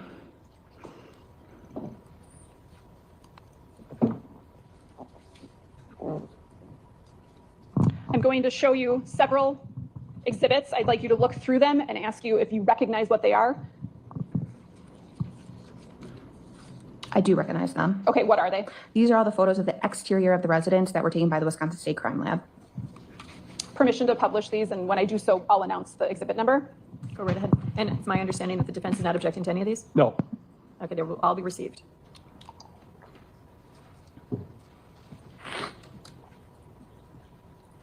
What do we see in exhibit 298? This is just going to be the exterior of the residence, so we were facing the street from the front of the residence. Okay, so that would be looking across the street. Yep, facing east. Okay, and do you know if either your department or the Milwaukee Police Department canvassed any of these houses for surveillance? I believe the Milwaukee Police Department did. And I would ask that exhibit 298 be received. I understand that there's no objection to any of these, so I'm not going to make an independent request after each photo. Based on the stack you have in your hand, the defense has indicated they're not objecting to any of them, so I'm going to receive the stack and we'll enter the numbers as you go. So you don't have to ask as to each individual exhibit. Thank you. Showing you exhibit 299, what are we looking at here? That's going to be the sidewalk. So that would be if you walked the sidewalk that's to the right, that would be going to the entrance of the house, and that's the sidewalk that runs along this, the south side of the house, and that would face the entrance of the residence. Front door would be off to the side here? Yes. And then the entrance to the upper unit is where my finger is? Yes. Do you remember what this gate was? I believe it was all wooden gate. What goes straight back here? That would lead back to the garage, and that's the pathway back to the garage. And the back alley? Yes. Showing you exhibit 300, what is that? Just a closer up image, you can kind of see some of the different holes that were along the gate on the south, like near that south entrance. Okay, you're actually talking about holes in the ground, correct? Correct. There were also holes in this fence, correct? Correct. And the holes in the fence allow light to come through? Yes, they do. Exhibit 301, what is that? That's just a closer up photo, so that would be the actual door to the entrance to the upper. There's a light fixture here, correct? Yes. And this is as you would be going out into the back alley? Correct. Exhibit 302, what is that? So this is just the opposite view. So instead of facing west, you're now facing east. You're looking back out towards the street, which would be South 39th Street. So you're facing out to the street, looking out the gates. Exhibit 452, what is that?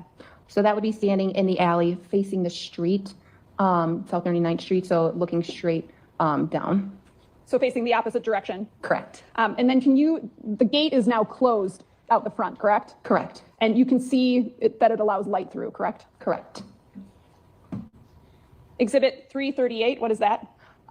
That would be the garage, and then more of that back pathway, and then the alley would be right behind the garage. Exhibit 379, what is that? That would be the fencing along the back of the garage and all the items that were located in the back. Exhibit 340? The patio furniture behind the residence.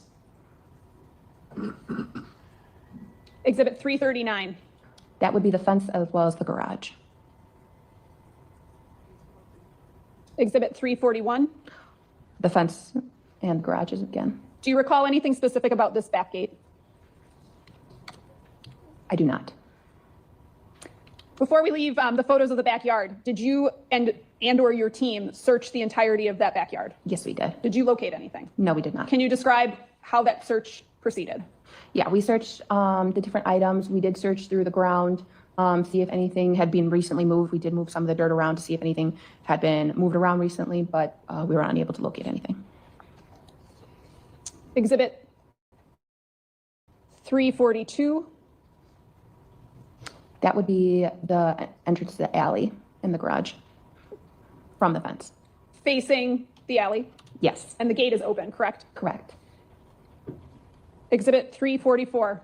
That would be from the alley facing the fence line, and now the fence is closed. Exhibit 451.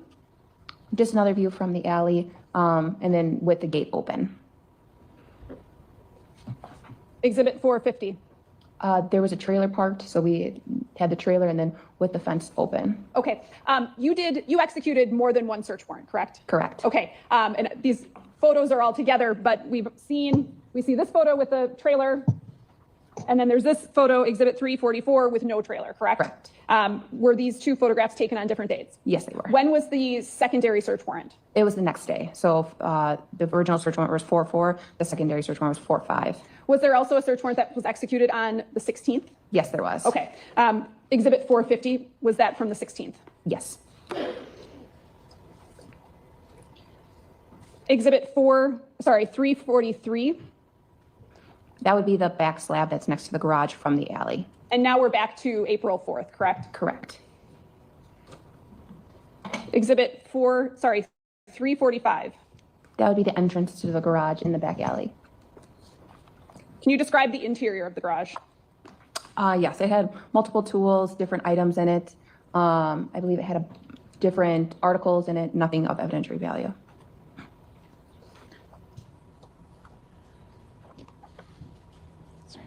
Exhibit 347, to get my up and down right here. What are we looking at? It's going to be the interior of the garage. From the door? Correct.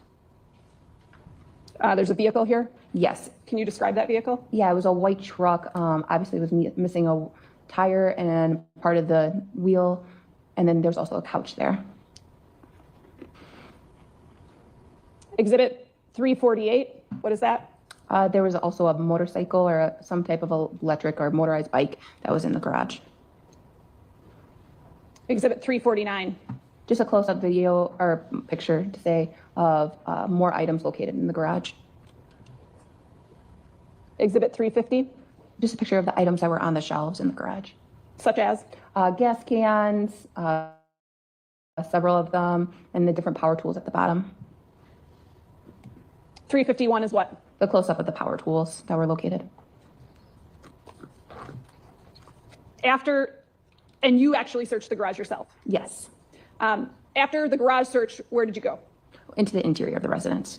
And I'd like to have you describe how you got into the interior and what you see upon entering. So the interior was already secured by the SWAT team, so we were able to enter already. The house was open for us to go into. So upon entering through that south entrance was a small stairs. So you took a few stairs up, and then there was the entrance to the lower. And then after that, there was a series of a winding staircase, and then that would be the entrance to the upper of the residence. Was there a basement? There was. How did you access that? And that was on the other side of the stairwell when you entered. So on the left side would be the entrance up, and then on the right side would be the entrance down to the basement.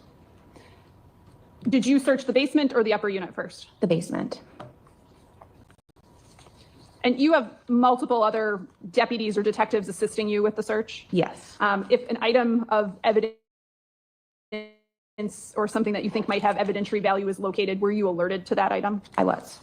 Would you consider yourself kind of the main investigator during the search warrant? Yes. Okay, I'm going to show you a stack of exhibits, and I'd ask you if you recognize what they are.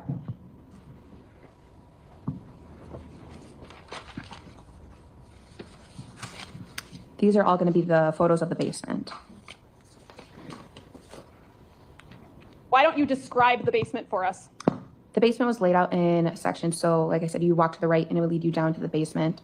On the left-hand side of the basement, there was two sets of washer and dryers, and then like a tool section. On the right hand, he had his dog kennels, and then like a pool table and miscellaneous items throughout the basement. Did you locate anything of note in the basement? We did. Such as? We located the Carhartt shirt that he was seen wearing on video earlier. Are you aware of where that video was from? Yes, I believe it was from Twisted Fisherman. Where did you locate that shirt? In the dryer. The shirt that you're referring to, is it depicted in Exhibit 241? Yes. Anything else in the basement?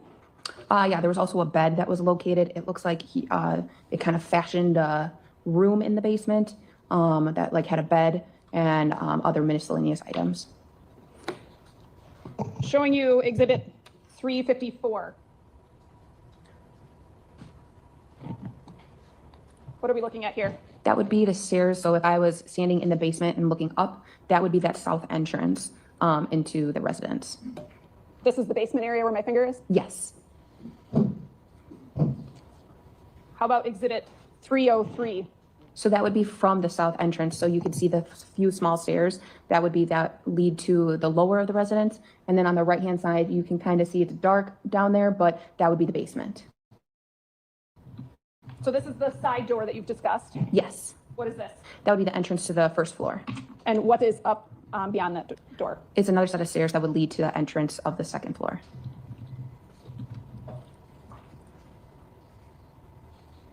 Exhibit 355, what is this? That's the basement. So if you walk down the stairs and face left or you face west in the residence, that would be the area where the washer and dryers were. Plural? Yes. Exhibit 381, what is that? The workspace area that we found, and that would be if you're standing by the washer and dryers and you face north now in the residence, that was his work area. It had like miscellaneous tools, nails, such stuff like that. Did you take any particular note of what kind of tools? Just miscellaneous different tools, hammers, different type of power tools as well. Exhibit 382, what is that? That's the workbench area.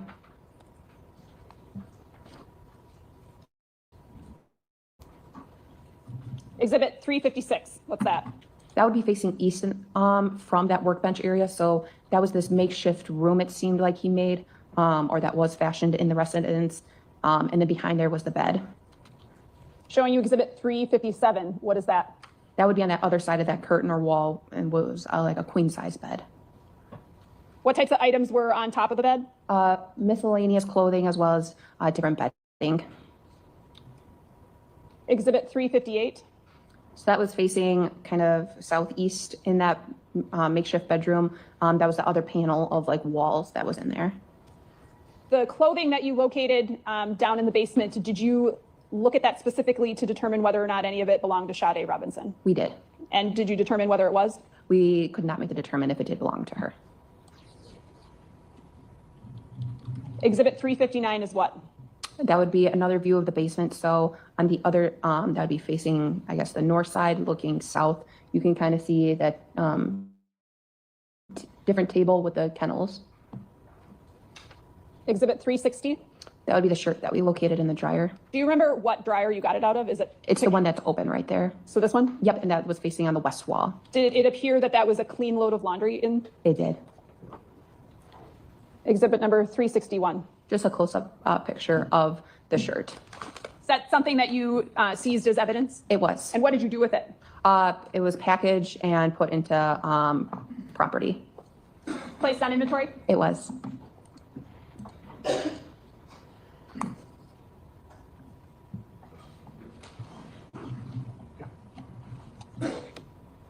Showing you Exhibit 468. Can you tell me what that is? This is going to be the shirt that was located in the dryer. Can you open that? Absolutely.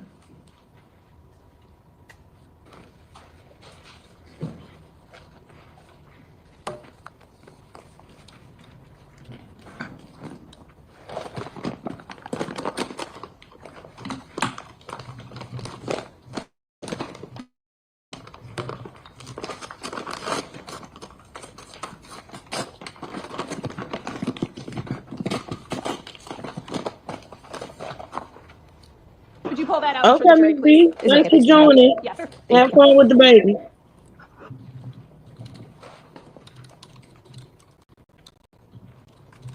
I guess that Exhibit 468 be received. Any objection? No. Received.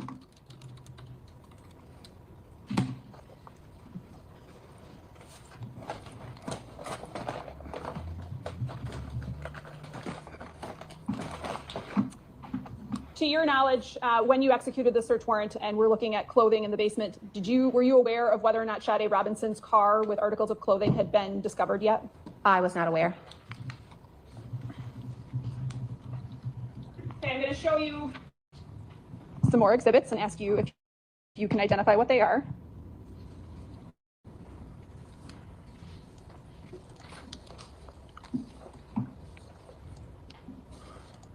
Yes. What are they? That's going to be the walkway up to the second floor.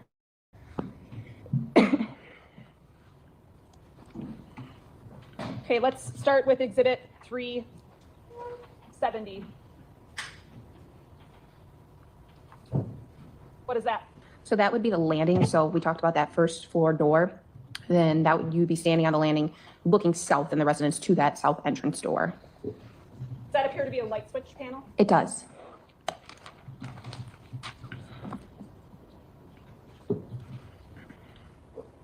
Exhibit 371. What is that? So if you went up the few sets of stairs and then you went to, after you turned the corner from the first floor, there was a area where it looked like he kept a lot of his shoes. At the time that you were executing this search warrant, were you aware of the Milwaukee County Transit video surveillance system? We were not aware of it yet. At some point, because you described that there were several different search warrants that were executed, at some point before one of those search warrants, did you learn about that video? We did. Okay, before which one? I believe it was before the second or third one. We learned about the video. And you've reviewed that video? I did. After learning about that video and then going back another time, were you specifically looking for certain items of clothing? Yeah, we were looking for the clothing that he wore on the bus that day. Did you go back and look at photographs from this particular search? I believe we recalled from the photo, recalled from being in the residence, because we did not have these photos quite yet. And what happened with the residents in between the different search warrant dates? So from the first date, from the 4th to the 5th, the search warrant, the residence was held overnight. So that meant that either a law enforcement professional was inside the residence or right outside the residence, made sure nobody was allowed entry or exit to that residence.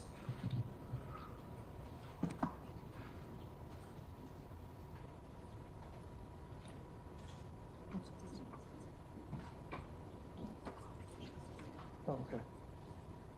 Okay, I'm showing you Exhibit 466. I'm going to ask you if you recognize what that is.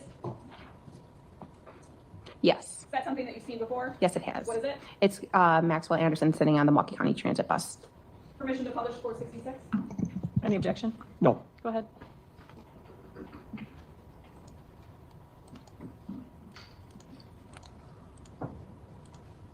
So at least in one of your searches, you were specifically looking for the items of clothing that he had on in this video, correct? Correct. And what were those items? It's going to be the shoes, the pants, that like gray, black tinted zip up, and then it looks like the camouflage backpack.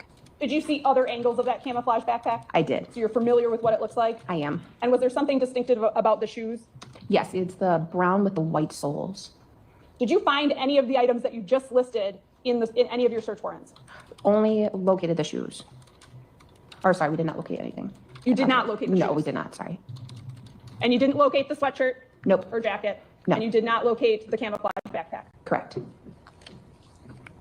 Showing you Exhibit. Katrina, when you put them up, could you have it where the sticker is visible if possible as well? Thank you. Okay,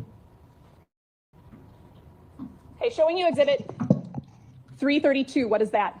That's going to be the view from the second floor. So if you're on the second floor, right near the second floor entrance, and you would look down the stairs.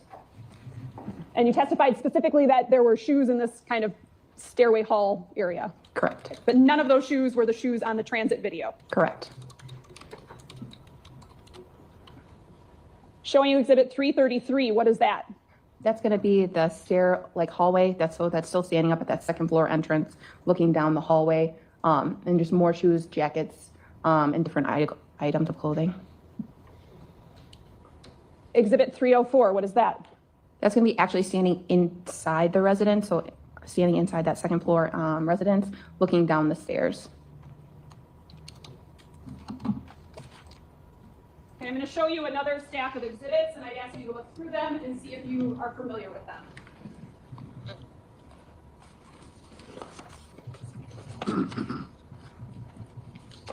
This is all going to be photos of the interior of the second floor residence, which is that 3161. I'd like you to start by describing what the upper unit of that residence, how it's configured, and what in general you observed. Absolutely. So when you enter the residence and the door was open, on the left-hand side, it was like a one-bedroom, one living room, one bathroom residence. So on the left-hand side, if you immediately turned left, was going to be the kitchen.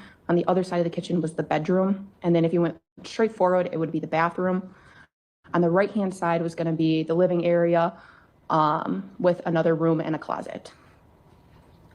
Can you describe how you and other law enforcement proceeded to search that? Yes, so once photos were done of the whole entire residence, right? So we needed to have photos to make sure we knew what the residence looked like prior to searching. So photos were done of every single room, and after photos were done, we were able to start searching. So you would assign 2 or more to each room, and you would search the room. Once that room was searched by those 2 people, the room would then be switched and turned over to a second group of 2 people to have a second set of eyes on the room. Can you describe what the crime lab members were doing? Yes, so they were taking photos as well as helping with the search. And assisting in any way they could. Were they looking for any stains that could possibly contain DNA? They were. And if they located one of those stains, did they alert you to it? Yes, and they would also mark it and then test it. Can you just in general describe that process? Yes, so they would mark it with a sticker to show what the area was of the stain. They would do their test, and then they would take a photo again to show what the swabs did, and then they would let us know if it was positive or negative. So they're actually looking for something that they could visibly see with their eyes? Correct. How big were these stains? Very minuscule. Can you give a description? Probably I would say the end of like an eraser dip or smaller.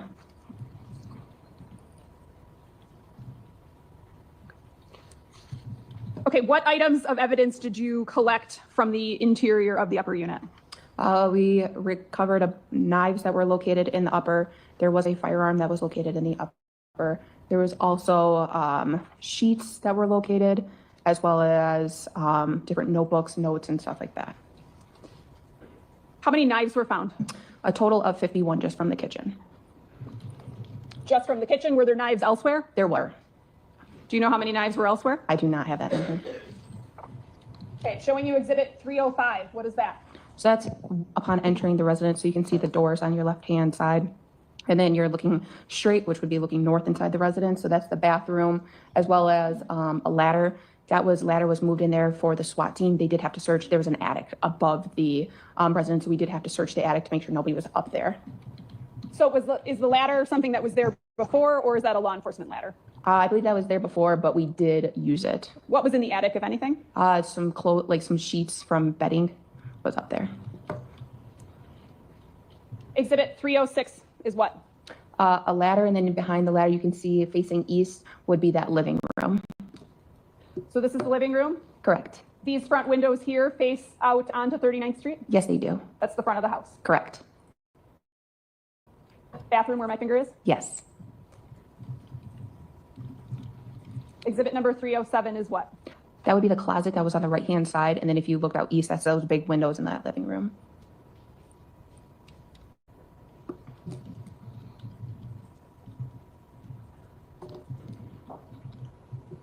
Exhibit 308 is what? That's going to be the living room.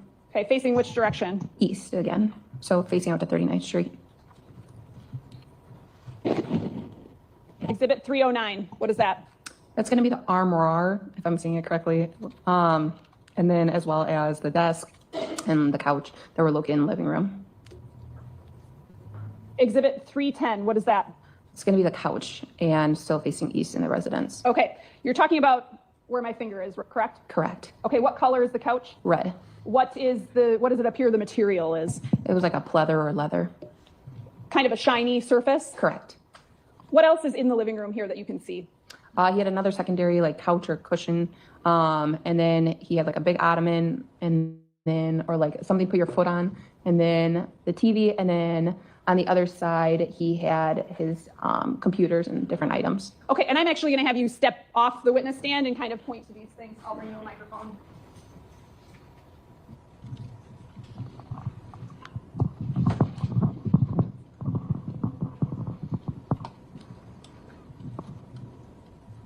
Why don't you walk us through?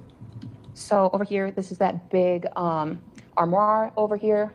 And then you have his TV, and then his couch was right here, and there was that other cushion seat. He had this small little table over here. his cushion, and then on the other side, there was like another seat, and then his computer and setup was over there. Okay, this item right here where my finger is what? This item is just like a bench. We had like, not a bench, but a dresser that had a bunch of storage that had different items inside of it. Okay, what about this brown item here? That was like a, sort of like an ottoman, but just something for you essentially like put your feet on or something. What color was it? Brown. And what material did it appear to be? That leather-like shiny material. The windows that face out to 39th Street, did they have any curtains? On the photo. Okay. Over here, this is his desk area, but this is that big cabinet that's on this other side. Do you recall what else you located in the living room area? Yes, so actually you're able to move this cabinet forward. We didn't discover it at first, but we were able to move the cabinet, and behind the cabinet was a closet-like area that had different miscellaneous items inside of it. Showing you exhibit 362. What is that? So you can see this is facing north in the residence. So this is where that chest or closet is. And then the closet would be right behind here. And you can see the flooring that it's on right here. And this is his computer. Exhibit 363 is what? That's that entrance. So you can see we moved the chest forward. And then that was the entrance to that room behind that. Exhibit 364. This is going to be that room. So the interior, so it had some shelving and different miscellaneous items inside of it. Do you recall what was inside of it, what the items were? I believe we just found 2 bongs. We didn't find anything else. Showing you exhibit 464. What is that? Most described as like a marijuana bong. Something used to smoke marijuana? Correct. Okay. Moving back into the living room area, what is exhibit 311? So this is facing southeast in the bedroom. You can kind of see the couch, the different tables, as well as the drawings.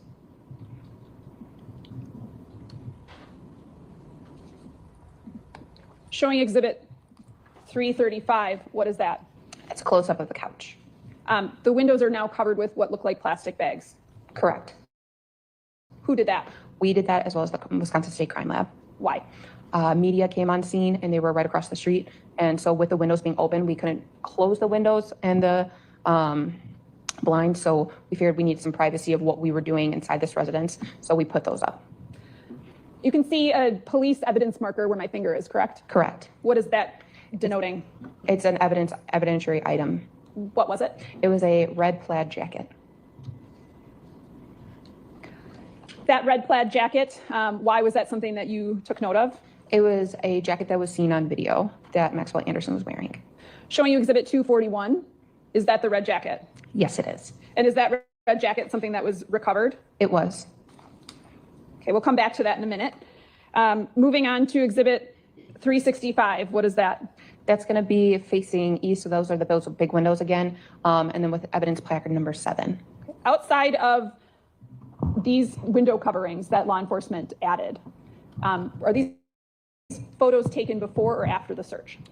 During the search. Okay, so are the items in Anderson's house as they were or as they were moved? Most of the stuff that you were photographing, before you collect the item, you have to take a photo as it is. So you can show its original placement where it was, and then after it's manipulated or moved, it'll show another picture of where it went. Evidence marker number 7 in exhibit 365 denotes what? I believe it was a firearm that we located. Exhibit 366 is what? Just another close-up of evidentiary item number 7.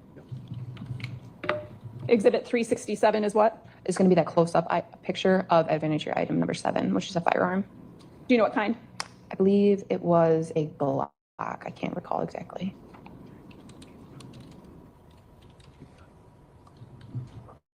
Exhibit number 312. That's going to be the living room. Again, that red couch and brown ottoman. Correct.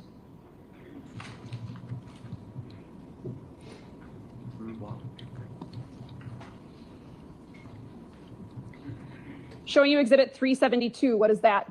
That same brown ottoman and red couch. Okay, that brown ottoman as it relates to its position near the red couch. Is that how you found it? Yes. Can you also see that red plaid jacket in Exhibit 372? Yes, I can. Can you point that out? It's right there.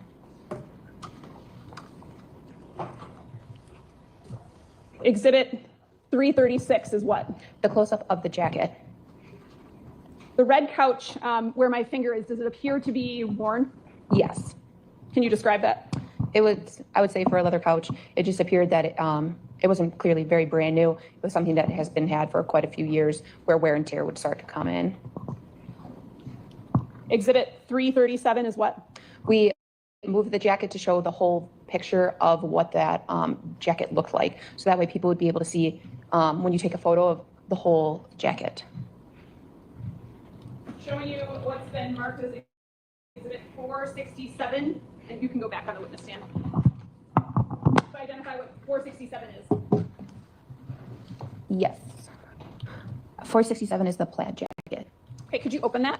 And I'd ask that 467 be received. Any objection? No. It's received.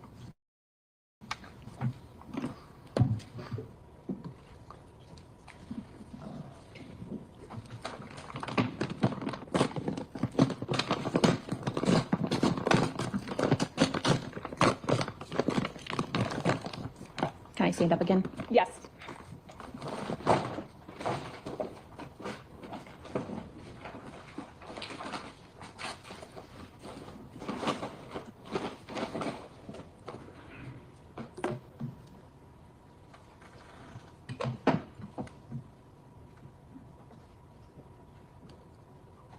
Thank you.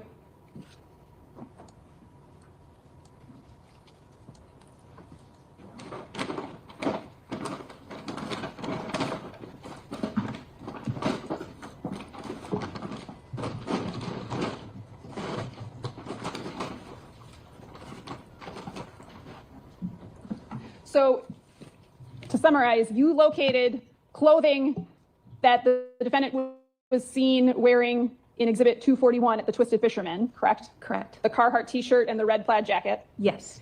You did not recover any of the clothing that he is seen wearing in Exhibit 466. Correct. Showing Exhibit 373, what is that? So that's going to be his wall facing the north. So it was like a corkboard that he had attached, and then he had a bunch of different writings and drawings on it. Why did you take particular note of some of the documents? Why is that important during the search warrant execution? Ownership, right? So you're trying to show that the fact that somebody lives there. If anybody did and went to any of your houses, you would expect to find utility bills, items with your name on it, your IDs, anything like that. So that's showing that you live and are at that residence. And were some of those documents depicted in 373? Yes. Okay. Is 313 a close-up of that? Yes, it is. What do those show just in general? Just different checks, and it had Maxwell Anderson's name on them. Exhibit 374 is what? That's going to be his computer area. Okay. What is this right here? I believe that's the computer, so the CPU.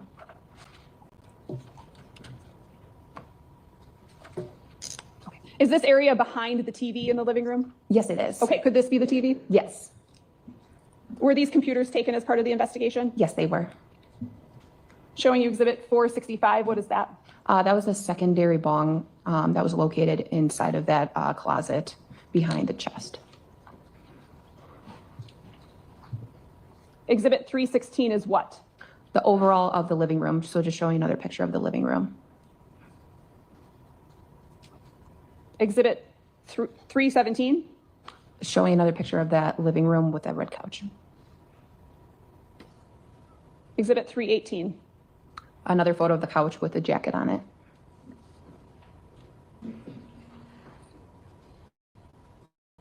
Exhibit 384 is what? It's a photo of the desk that was near the red couch with evidence placard number 16. What was evidence placard number 16? It was a type of knife. And it's on a little shelf where my finger is? Yes, it is. Can you describe the knife? It was a blade that was attached to what seemed to be a like a chicken head or something that had like a beak to it. The knives were taken by the crime lab? They were.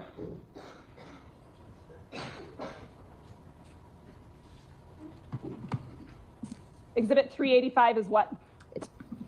That's going to be the close-up of that knife, which is evidence in placard 16. 386 is what? Another photo of the knife. So they took the knife out of the sheath, which would like hold the knife. We took it out just to show the size of the blade and show the knife.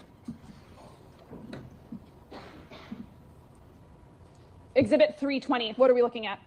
So this is facing west in the residence. So if you were more or less standing by those windows and you face the opposite way towards his bedrooms, towards the kitchen, this is what you would see. He had an axe on the wall and just different miscellaneous items throughout his residence. This is the chair that you were referring to, correct? Correct. Did that chair have items on it? Yes. Such as what? Knives, different tools as well. Exhibit 375, what is that? The different tools and items that were located. It's almost like he used pants or something like that to sew onto the couch, and he kind of made it into his tool holder area. Was there a knife in there? Yes, there was. Can you stand up and show the jury where? Yes.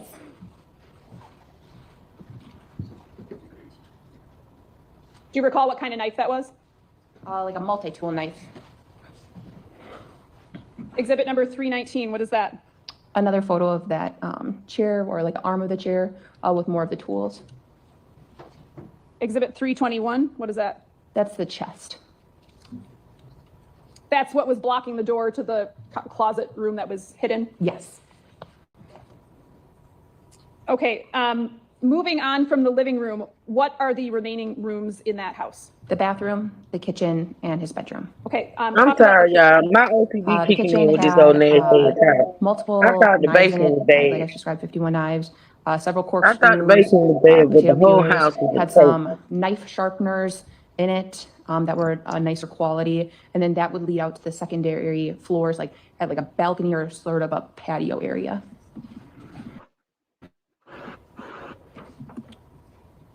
Exhibit 323 is what? That's going to be the kitchen. And what are we looking at specifically in the kitchen, and from what perspective? So this would be looking from the entry door. So you could see the fridge on the one side, the oven, and then the sink area. This window would face what direction? I believe that is facing south.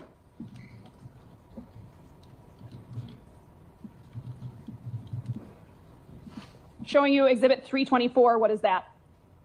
That's going to be the kitchen. So that window facing south, and then that's that patio area that would be facing, you'd overlook the backyard into the alley and see the garage. Okay, so we're oriented here out where my finger is, that's towards the garage, correct? Yes. And that's towards that north-south alley? Yes. So this window is in fact the northern window, correct? I believe so, yes. Oh, that's facing west, correct? The door faces west? The door faces west, yes. Okay. Exhibit 325 is what? Just some of the knives that were located inside of the residence. He had it like on a metal storage area, so the metal would just hook up to the knife and hold it. There's also what on the counter where my finger is? Another knife. Exhibit 376 is what? A close-up of all the knives that were located. Exhibit 377? Butcher block to hold knives in the kitchen. Exhibit 387 is what? One of the kitchen drawers, so that's right under all those knives, right there, with more knives and miscellaneous items inside. Exhibit 383 is what? Those are going to be those knife sharpeners that are a little bit nicer to use to sharpen your knives if they start to become dull. Those are what's called a whetting stone, correct? Correct. And how many are there? It looks like there's 4. Can you repeat that case number, please? The exhibit number? 383? Thank you. That was in the kitchen as well? Yes, it was. Again, all of those knives that were located were seized by the law enforcement or the crime lab, correct? Correct. Anything else of note in the kitchen? Nothing else. Why don't you describe what room is next? Probably would be his bedroom. Okay. Can you describe the layout of the bedroom? Yes. So the bedroom faced on the north side of the residence. It had a bed, and then it had a dresser with a big mirror on it, and then the closet. showing you another stack of exhibits, and I'm going to ask you if you know what they are.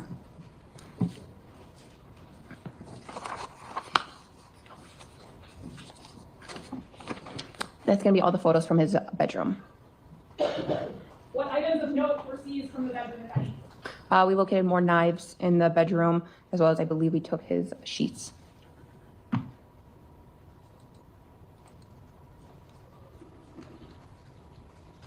Exhibit 326 is what? That's going to be his bedroom.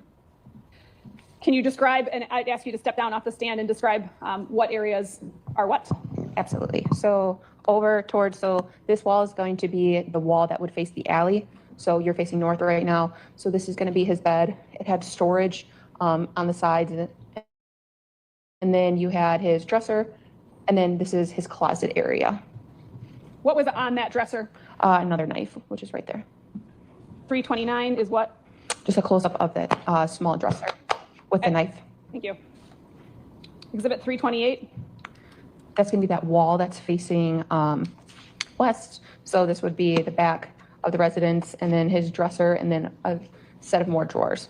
Were any identifying documents located in the bedroom? Yes. What? We found a paper copy of his ID. Did you find a wallet? Yes, we did. Showing you exhibit 334, what is that? A wallet with his ID in it. Was that an expired ID? I believe so, yes, it was. Exhibit 368 is what? More items that were located in his wallet, so that paper ID, which is his Wisconsin Department of Transportation, and then different IDs and cards that were located. Sorry, exhibit 369 is what? That's going to be that paper Wisconsin Department ID card. So it's just an identification card through the Wisconsin DOT. Okay, I'm going to actually bring you 369 because it's a little hard to see. And then if there's any demographic information that you're able to read off of that? Yes, I am. I should ask, is there a height? Yes, there is. Is there a weight? Yes, there is. What's the height and the weight? The height is going to be 6 feet 1 inch and 175 pounds. Thank you. Exhibit 378 is what? So that's going to be facing south in the residence, or south in that at least bedroom. So you're standing more where that knife on that dresser was, and you're facing looking south. So that's the door that would lead you back into that entryway, and then the 2 dressers. There's a TV where my finger is, correct? Correct. What's above the TV? I believe we located just up on more miscellaneous items. Showing you exhibit 330. Is that shelf? Yes, it is. And can you see anything specifically on top of the shelf? Yes, we located another knife. Showing you exhibit 388. What is that? A close-up of the knife that we located.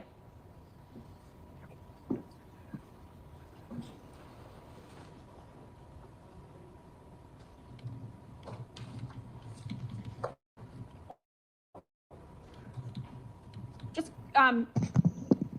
going back to the exterior of the house and that fence and the gates, did you get an approximate height of the fence and the gates?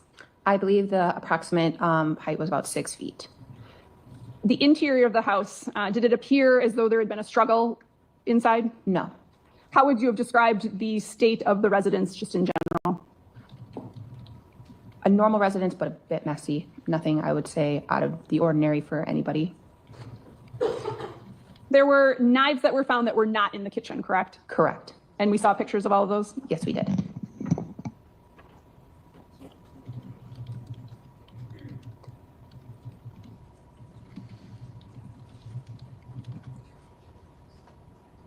Did you also participate or at least view in the search of a Hyundai Santa Fe vehicle belonging to Maxwell Anderson? I did. And where did that take place? That was taking place at the Milwaukee County Sheriff's Office substation located at 10320 West Watertown Plank Road in the city of Wauwatosa. Do you remember what day that you viewed that search? I believe it was later in the month. I can't remember the exact day. Was anything of note found inside that vehicle? No. You didn't find any of the articles of clothing in Exhibit 466? We did not. You did not find that camouflage backpack? We did not. To your knowledge, has the camouflage backpack ever been found? It has not. To your knowledge, have the shoes that are pictured in Exhibit 466 been found? No.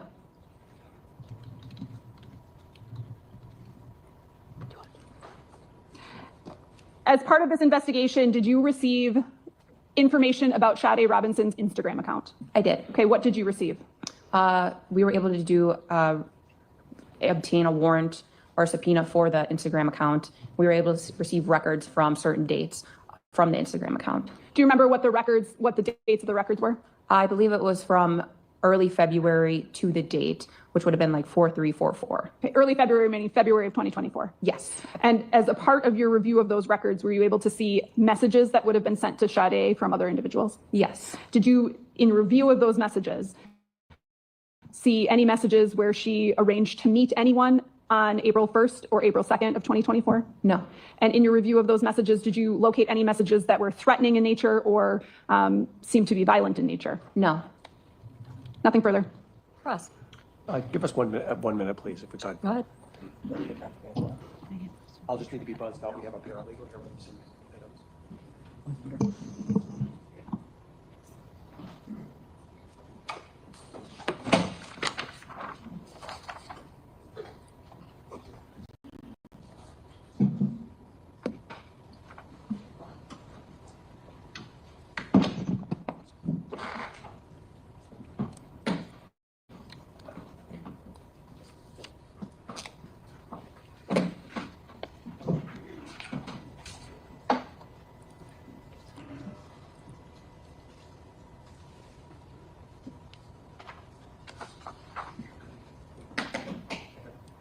Thank you.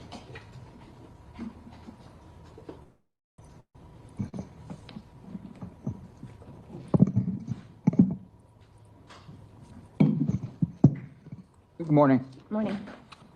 So I want to start with kind of talking about the initial search, because it sounds like there was 3 searches in total, correct?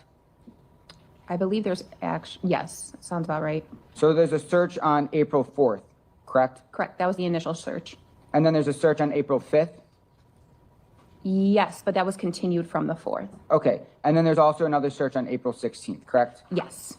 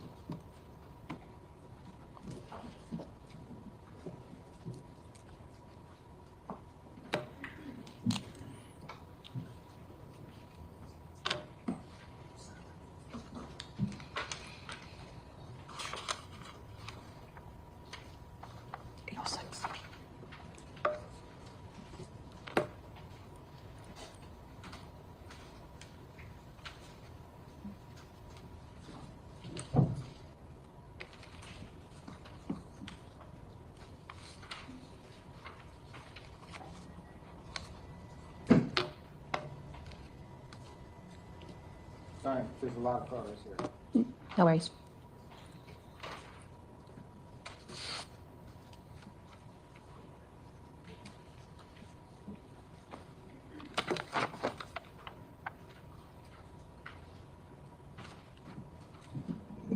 The photos you're not using, can you hand to my clerk, please? Yes. Thank you.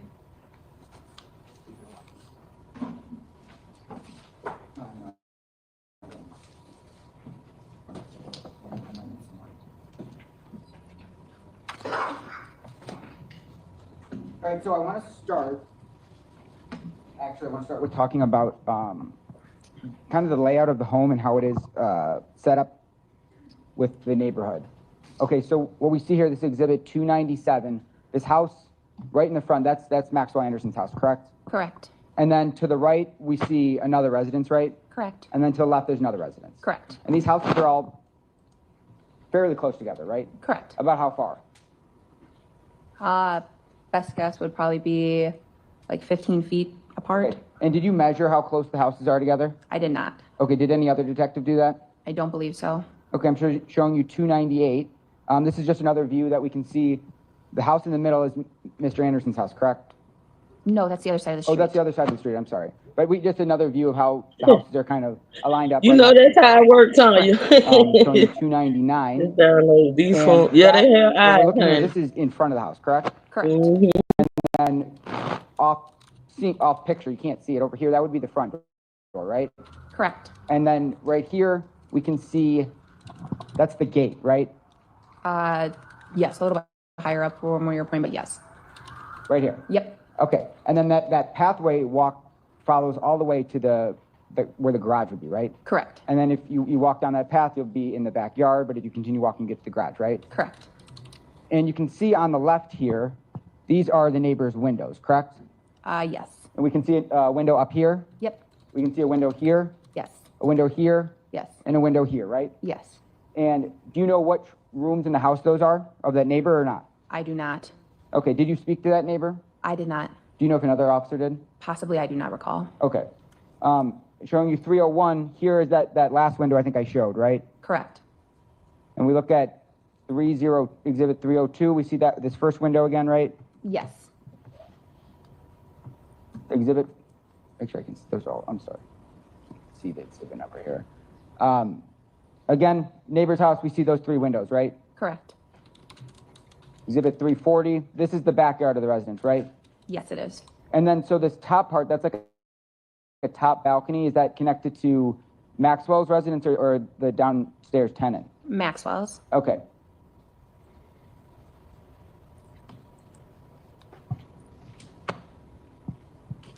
And when you initially came to search this house, you said the search warrant that you got authorized by the judge was just for Maxwell's house, right? Correct. So just the upper. Yes. What about for the lower tenant? Did you end up searching that? I think you said you did.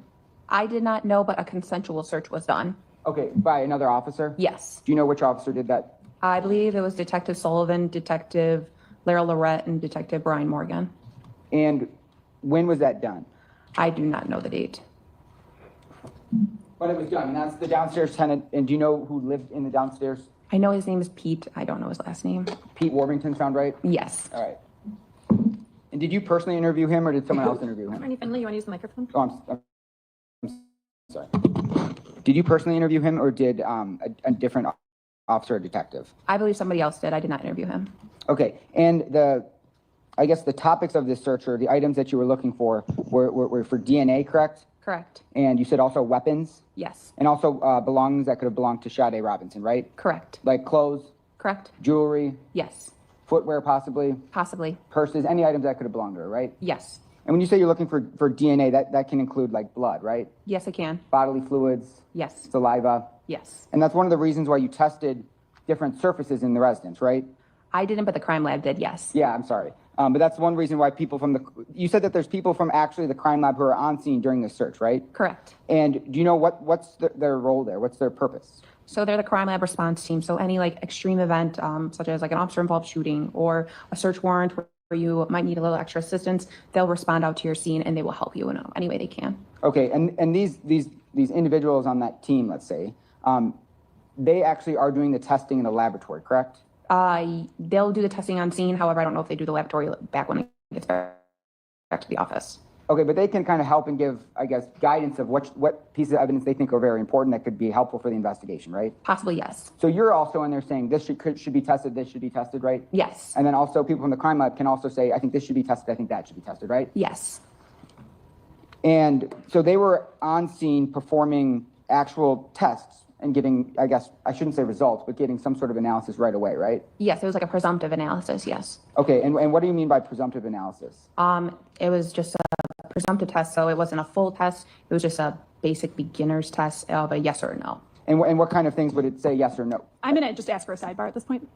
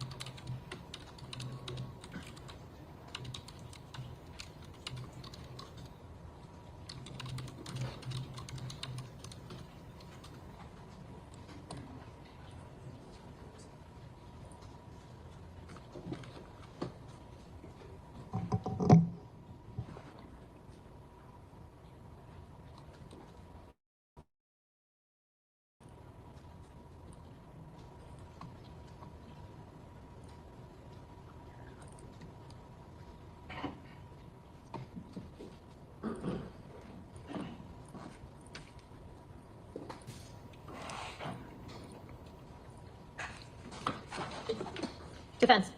Thank you, Judge. All right, so I'm just going to move forward just a little bit and just kind of talk about the order of kind of the search that occurred.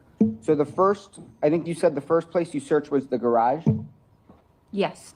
and I think we saw some exhibits of that. If I could just pull that exhibit number.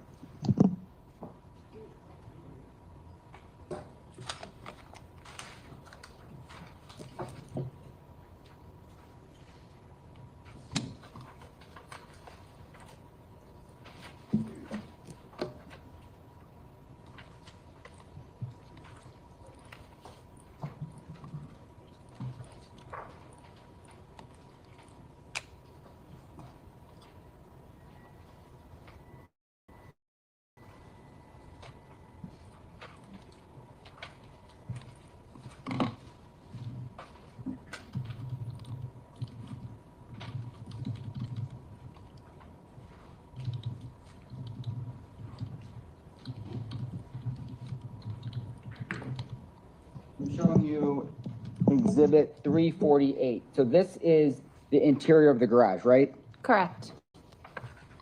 And the ground of the garage, that was, when you searched it, was it dry? Was it wet? What was it like? I can't recall the condition of the floor of the garage. Okay, but you don't see any like puddles of water or anything, right? Not that I can observe, no. Okay, and then 349, that's also in the garage, that shows that truck, right? Correct. And then you can just see all sorts of things that you might find in a garage, right? Yes. Like a snow shovel, tools. Not quite sure what this is, maybe a power washer or something. Correct. And then showing you 345. So that, oh, what are we looking at here? What is this? That's going to be the exterior of the garage, and then the alley is right behind it. Okay, and is that like a parking slab where a vehicle could get parked? Correct. And then is that the door, sorry, I should point on the picture.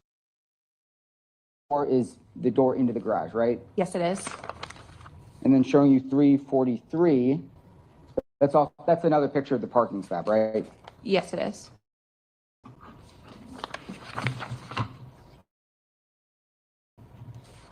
Showing you 342. And so that's going to be, sorry. So that is going to be what a view into the alley, the back alley would be, right? Yep, I'm standing inside the backyard. Oh, that's someone standing inside the backyard taking a photo of into the alley, right? Correct. And you can see another garage, another detached garage in the background there, right? Correct. And this alley, it's kind of a standard Milwaukee alley where we see you can drive a vehicle through it, right? Yes, you can. And then there's garages on both sides of that alley, right? Yes. Where then people's houses, they all have these detached garages, right? Correct.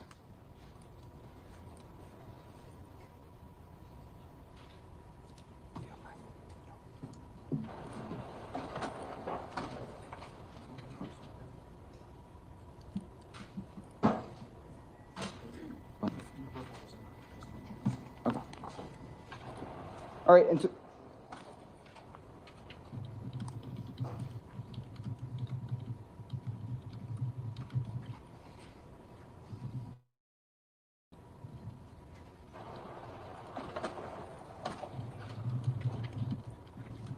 I'm going to show you what's been pre-marked defense exhibit 806 and 807.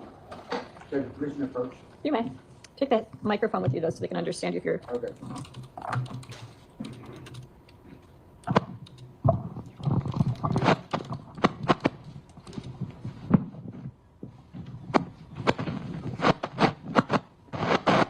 All right, can you please take a look at those two pictures and tell me what they are? I'm sorry, your paper is scratching across the microphone. I'm hearing you. I'm sorry. So can you tell me what those photos are? Yes, those are going to be the two photos of the south entry into the residence. And this is the... I don't think I won. And so what door of the home is that? That's going to be the south entry, so that's where you could access the basement, you could access the first floor, access the second floor. Defense moves 306 and 307 in. 806 and 807? Yeah, 806 and 807, I'm sorry. Any objection? No. It's received.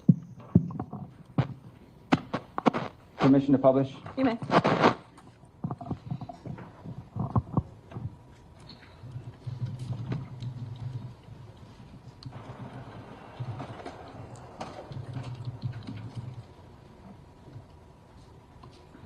And so this is exhibit 806. This is the door, and if you're looking out of that screen door, is that where you can see kind of the walkway, right? Yes, And we see those rocks outside of that door, right? correct. And then if you look up on the top here, can you see this is kind of the mechanic that keeps that door open or closed, right? Yes, I believe so. And is that something that you looked at? Did you kind of test the function of this door?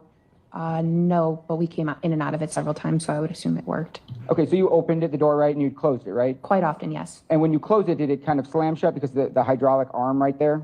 I can't recall if it exactly slammed shut. Okay.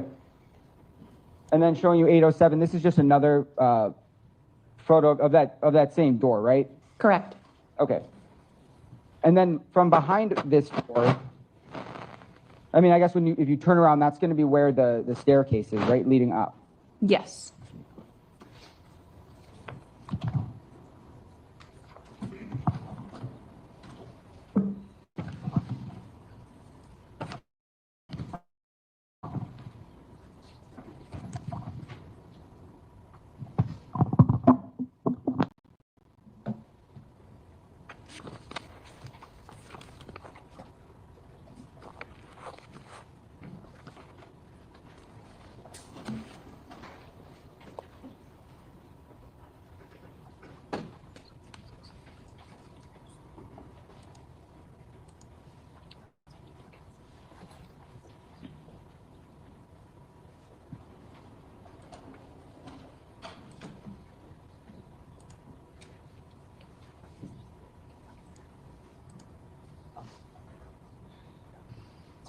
Okay, I think it's a perfect time to stop for lunch. So remember the admonitions? Do you need to hear them all again? No, you understand everything? You got it? Okay, wonderful. Then have a lovely lunch. We're going to kick back up at what time, Celeste? 1:45. We'll open up the room about 1:15. Have a lovely lunch. Put this completely out of your mind so you come back. Feel free to bring coffee, water, soda. It's hot out, I think.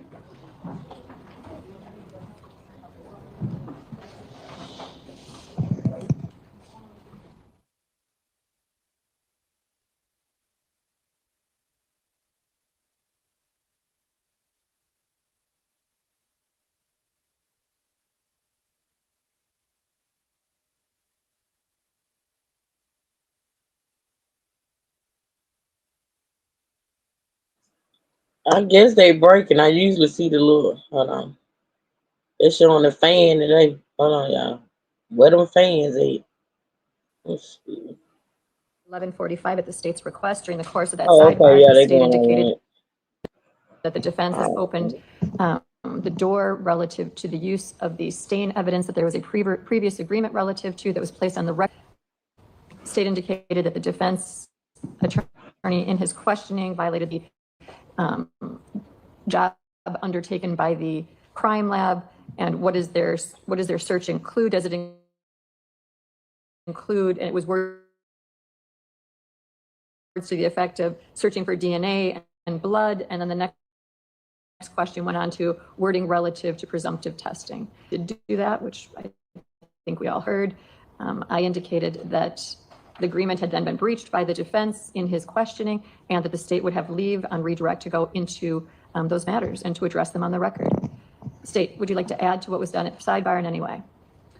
Just to add that defense counsel was She going cut into him what off real presumptive quick. analysis was, and that presumptive analysis was blood testing. That's at the point where I asked for a sidebar. Defense, any record you wish to make relative to that sidebar? No, we understand it. I think after lunch, we'll just explore it thoroughly then. Okay. Anything further to address on the record at this time? No. Defense? Nope. Okay, then please be back timely by 1:45. Yes. Thank you.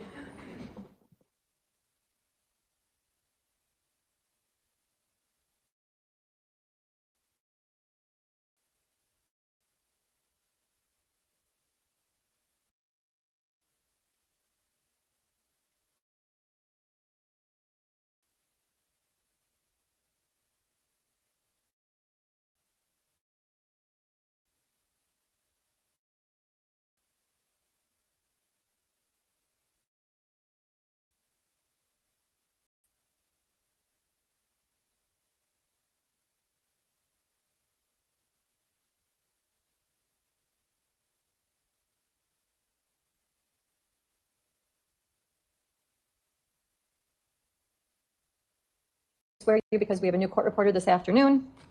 We still are on the state's. When you given this matter will be the truth, the whole truth, and nothing but the truth, so help you God? I do. You can please be seated. That's sad, Natasha. That is so sad. Yeah, you need to stop. Detective Kayla. Please proceed. Thank you, Judge. So I think I left off, I was kind of talking about the staircase in this apartment. Do you remember the staircase? Yes. And you remember kind of how it's set up? It's not like an up and down staircase, right? From the first to the second floor, no. Okay, and it's like kind of like a, I wouldn't call it a spiral staircase, but it's almost like half spiral, right? Correct. If I show you photos of that, do you think you'd recognize it? Yes. The staircase, obviously. Yes. You may. I'm showing you exhibits 808 through 813.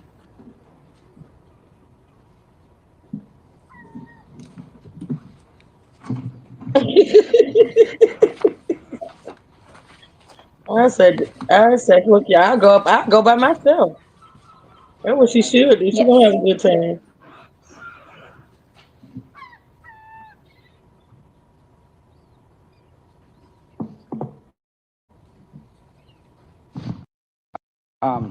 So what were those photos of the staircase? Yes, they were. I moved 808 through 813 in. Any objection? Asked to publish. We spoke at the exact same time. Any objection? No objection. I will receive them into evidence and you may publish. All right, so I'm showing you 808. So this is kind of the first part of the staircase, right? Yes, from the first floor.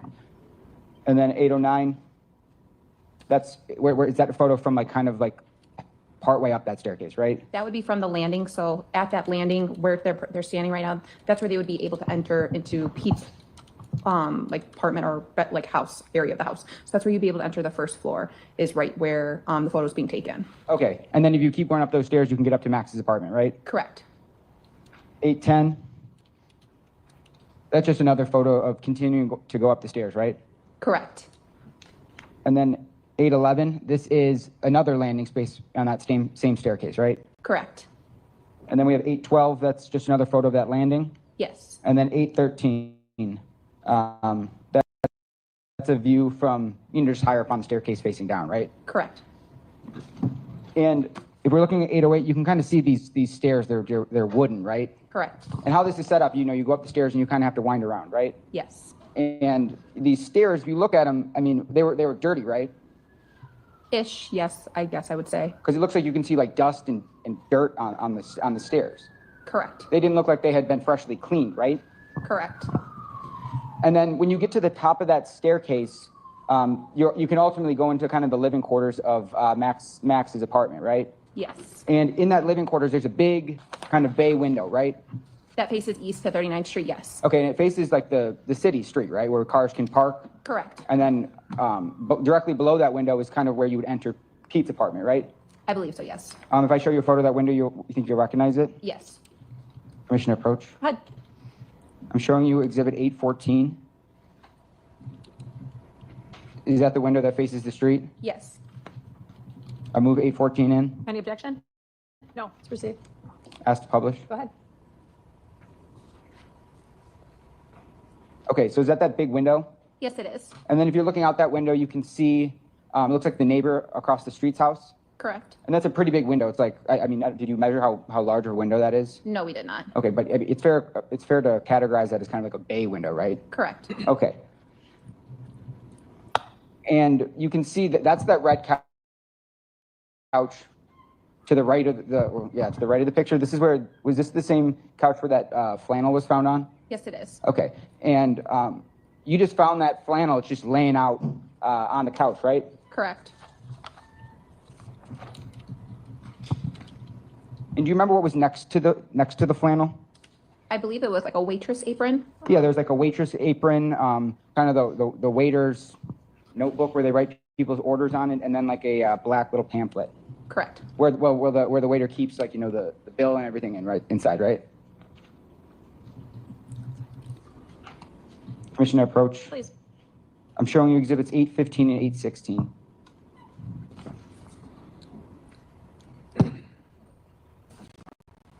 That looked like the waiter stuff I was talking about? Yes, it did. All right, I move 815 and 816 in. Any objection? No, received. Asked to publish. Go ahead. All right, so we can see here, that's like the waiter notebook, right? Correct. That's like the little envelope they carried in? Yes. I don't know the word for it. And then to the right, that's where the apron is, right? Correct. And those are just lying right on that couch, right? Yes, they are. And then 816, we can see on the left side of that photo, that's that flannel sweatshirt, right? Correct. And then, the waiter stuff is just hanging out right next to it, right? Yes. And through your investigation, did you learn that Mr. Anderson worked as a bartender or a waiter? I believe that was told to me, yes. Do you know where he worked? I believe he worked at Victor's. Okay, did you know if he worked anywhere else? I am not aware if he worked anywhere else. Okay. And did you ever personally go to Victor's? No, I did not. Okay, do you know if any other detectives went to Victor's? I believe Deputy Ethan, Ethan, Stout, Stoudt, went there, but I'm not sure who else went there. And you're not sure if they searched like any of the employee lockers there? I have no idea. Okay. And during your search, you also found a red and black backpack, right? I believe so, yes. And that was located in Mr. Anderson's bedroom, right? Correct. I'm showing you exhibit 817, and tell me if this is the backpack that you saw. Yes, it is. I move 817 in Any objection? No. It's received. and ask to publish. You may. Showing you 817, this right here is that black and red backpack, correct? Correct. And that was just kind of hanging like halfway in the closet, halfway on the ground. Correct. And you can also see that there's kind of clothes laying around, and this is the bedroom floor, right? Right. And there's kind of clothes just laying out throughout that whole house, the whole apartment, right? Correct.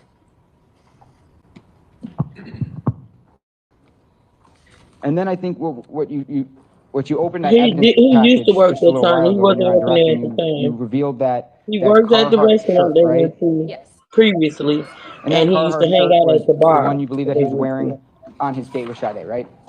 We believe so, yes. Okay. And you know if that was photographed? Yes. I'm showing you exhibits 818 and 819.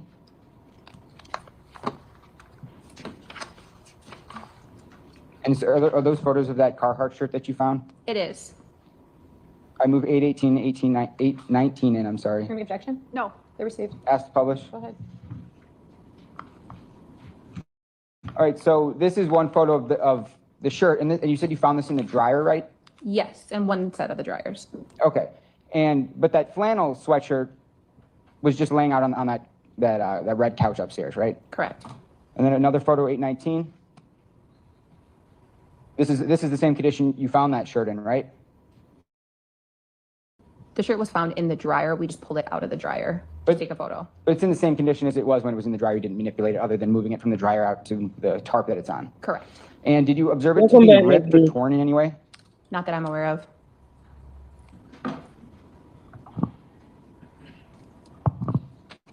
And that was just in the dryer. It wasn't like hidden like behind any pieces of furniture, right? Correct. It wasn't like under a mattress No. or in the trash? No. It wasn't like partially burned in any way? No.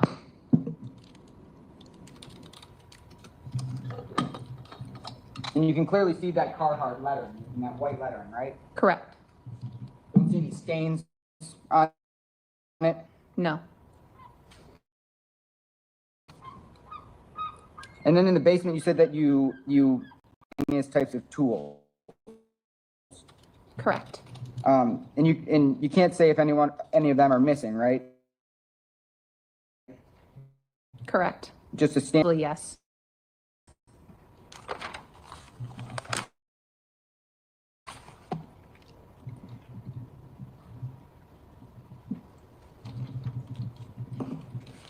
And through your investigation, when you initially came to the house, did you ever detect like an odor of bleach Not that I can recall, no. or ammonia? Not that I can recall, no. And those are the kind of substances that, as a detective, you might commonly see someone try to clean something up with one of those substances, right? Correct. But you didn't detect any of those substances in this case, right? I did not. And did you ever go in with like a black light to determine whether there had been anything that had just been cleaned up? I don't believe we did. Okay. But you've done that in cases in the past, right? Personally, I've only used it in a vehicle, but I've never used it in a residence. Okay. But that's something that you could do, right? Correct. And you went through the trash at this residence, right? I believe somebody went through the trash, yes. Okay. I personally did not. Okay, and you didn't find any empty bottles of bleach or ammonia, right? I'm going to object. She said she doesn't have personal knowledge of this. Any response? No, I'll just move on. I can withdraw my question. She doesn't have Questions personal- withdrawn. Next question. And so, like you said, there's three searches in total, but two of them, one's on April 4th and then into April 5th, right? Technically, there was 4 searches. So one started April 4th, went into the 5th, but that included 2 search warrants.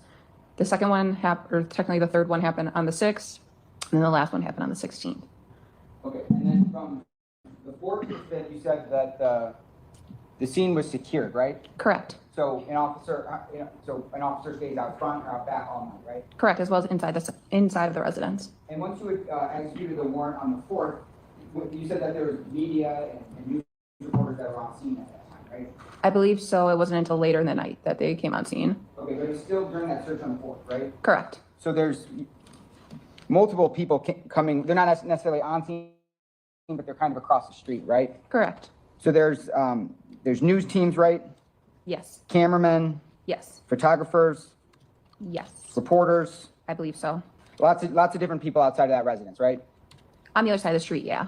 Okay, and then after you finished the search on the 5th, did police officers remain on and freeze the house, or did you close the crime scene at that time? The crime scene was closed at that time. Okay. And the reason why you close or freeze the crime scene is to make sure that no one comes in or comes out, right? Closing is different than freezing, I would say. Okay, so freezing it means that no one can come in and come out, right? Correct. And then when you close it, it means that it's back open to the public? Or the owners of the residence, yes. The house was turned over to an owner of the residence, or it was locked and secured so that nobody could regain entry to that residence. So after you finished the search on the 5th, that's when you closed it, right? Yes. Okay, and then police presence wasn't there anymore at that point? Correct. And so any of the homeowners could come and go, right? Correct. And you're aware that people from the community were kind of outside of the residence, right? I did see some pictures that were posted on social media from it, yes. And people were actually inside the house too, right? I do not know of that. Okay. But the main purpose of freezing is so people don't taint evidence or move evidence, right? Correct. And because there wasn't a police presence after the search on the 5th, you don't know who went in and who went out of that house? Correct. Or if any...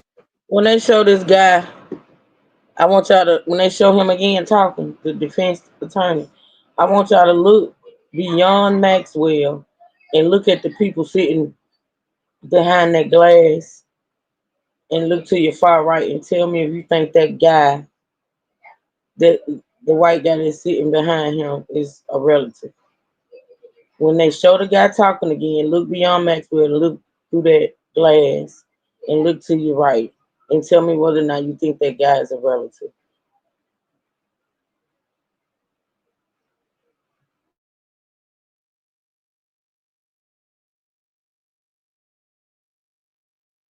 Any evidence was moved or taken?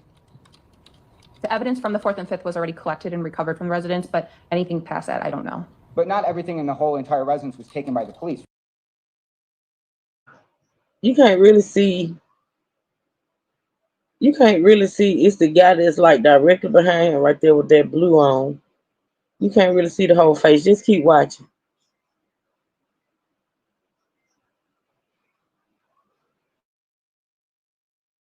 Right? Correct. Some things were left in the residence. Correct.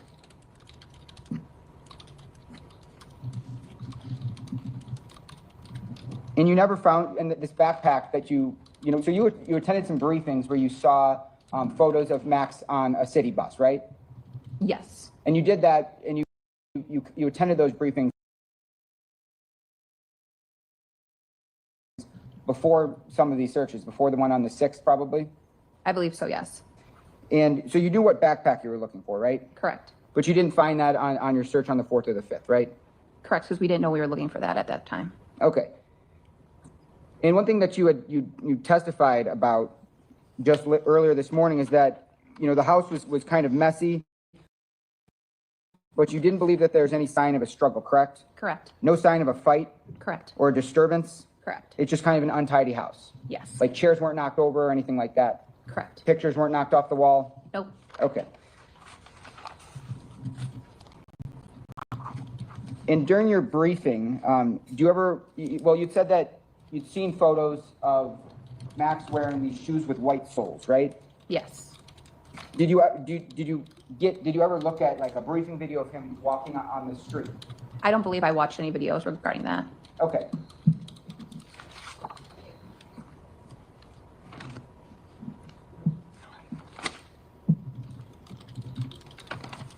And because you said that he had, you ultimately don't believe you found those shoes that he was seen wearing on the bus, right? Correct. Do you know what brand of shoes he was wearing on the bus? No, So you don't know the company that makes them? I don't. What steps did you take to identify what type of shoes, what company I shoes? didn't do anything to identify the shoes or anything like that. I was not in charge of the bus video.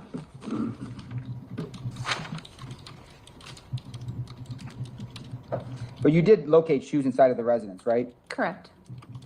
You didn't find, did you find any that were like covered in sand? Not to my knowledge, no. And you would have recovered those, correct? Correct. And then throughout the house, you talked about how you had identified stains, even as small as, like, I believe you said an eraser tip, Yes. but you didn't find any large pools of blood, correct? Correct. No stained towels, No. no wet mop. No.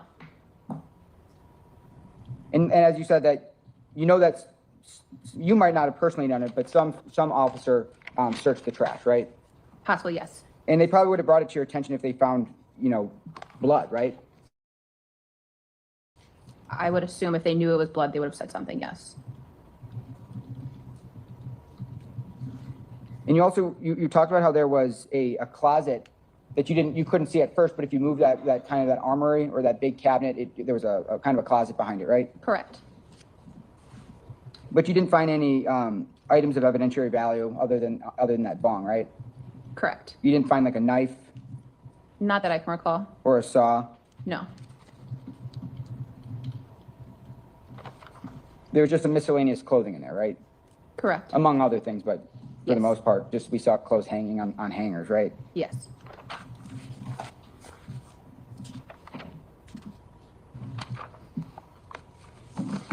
I don't have anything further. State. Showing you exhibit 466. Again, you were asked on cross about several items of clothing. I think it's clear that there were a lot of articles of clothing that were seen within the residence. Is that accurate? Yes. And you found a backpack, Correct. but not the backpack seen in this picture. Correct. And in the residence, you did not find this black jacket or sweatshirt, gray black jacket or sweatshirt? Correct. And you did not find the pants? We did not. And you did not find the shoes? No, we did not. Showing you Defense Exhibit 816. On this red couch, do you remember seeing this item that I'm pointing to? Yes. What was that? I believe it was a package. I can't recall for sure. But you recall seeing that in that position? Yes. Okay, and it's blue and kind of flat? Yes. Fair?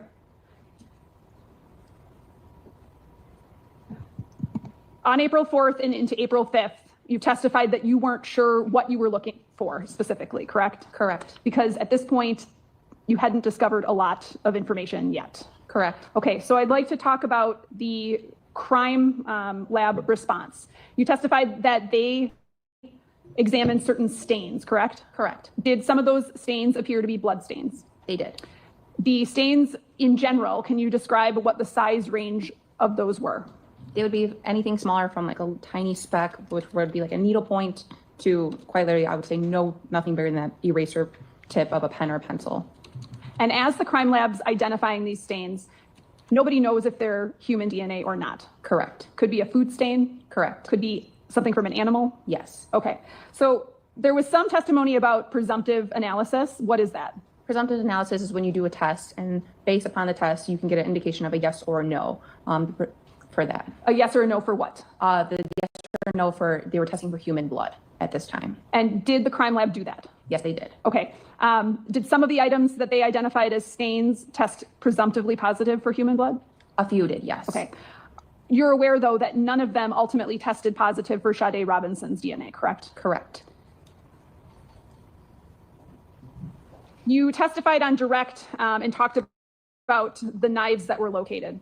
correct? Correct. And what did the state crime lab do as it relates to those knives? They conducted a presumptive test on each one of the knives. And that was there on scene, correct? Correct. And you are aware of what the results were? Yes. Okay. Are you aware that there was no human blood found on those knives? Correct.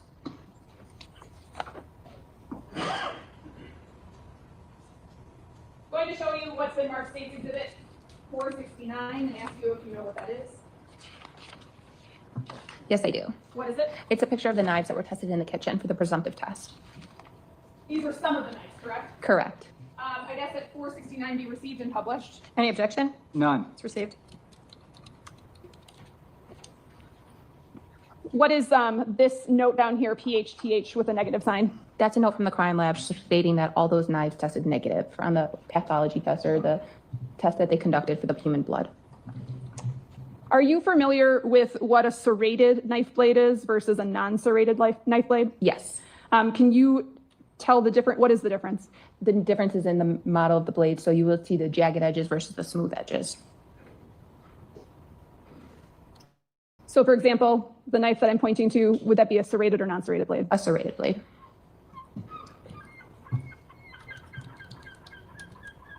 In between the search warrants that occurred on the 4th and the 5th, you testified that there were law enforcement officers that remained on scene, correct? Correct. Okay. When you went back on April 6th, did it appear that the house had been broken into at all? Not that I'm aware of, no. Did it appear that anything had changed since you had been in it last? No. At the point when you were searching the house, specifically the living room, were you aware of photos that had been recovered from the defendant's cell phone? No. Nothing further. Defense? So you collected every knife inside of that home, correct? The crime lab did, yes. The crime lab did, right? But you testified that no blood were found on any of the knives, right? Correct. And you did test some substances, and some of the swabs were taken were positive for blood, correct? Correct. Including Mr. Anderson's blood, right? I don't know the exact human blood. It just tests positive for human blood, not a certain person's blood. But some of those substances were just animal blood, or not? I can't say whether they were animal blood or not. Okay. But I think you said this just now, was that they were just very small, I guess, drops or specks, right? Correct. I have nothing further. State? Nothing. Thank you, Detective. Thank you. State your next witness. We'll briefly recall Detective Donner.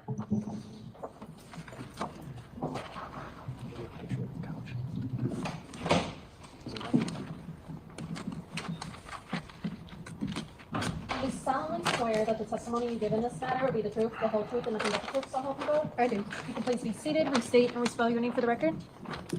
Detective Joanne, Joann, Donner, Donner. Detective Donner,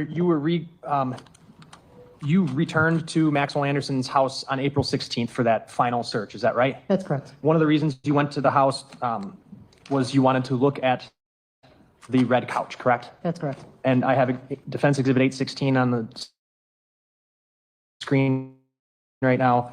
What made you interested in returning? Gotten the phone download back from Maxwell Anderson's phone, and on the phone there were some photos that had the sofa and also that blue, it's actually a pillow. I didn't hear that. Your response. The blue pillow. Who was in those photos? Sade Robinson. Did you want to check the couch to see if there were any stains or any other evidence? Yes. And did you in fact locate what you believed to be some stains? Yes, there are some areas of the red that were darker red. Was this done with crime lab personnel present again? It was. Were those stains presumptively tested for the presence of human blood? They were. What was the results of those presumptive tests? Negative. Did you opt to do further DNA testing on those stains? We did not. And why not? We felt it would be redundant. We knew that she was on that sofa based on the photos, so obviously her DNA would be there. It wouldn't really tell us anything different. You see me sitting in this chair right now. You don't have to DNA test the chair to know I was sitting here, right? Correct. Okay, nothing else. Defense? No. Thank you, Detective. State your next witness. Andrew Sullivan.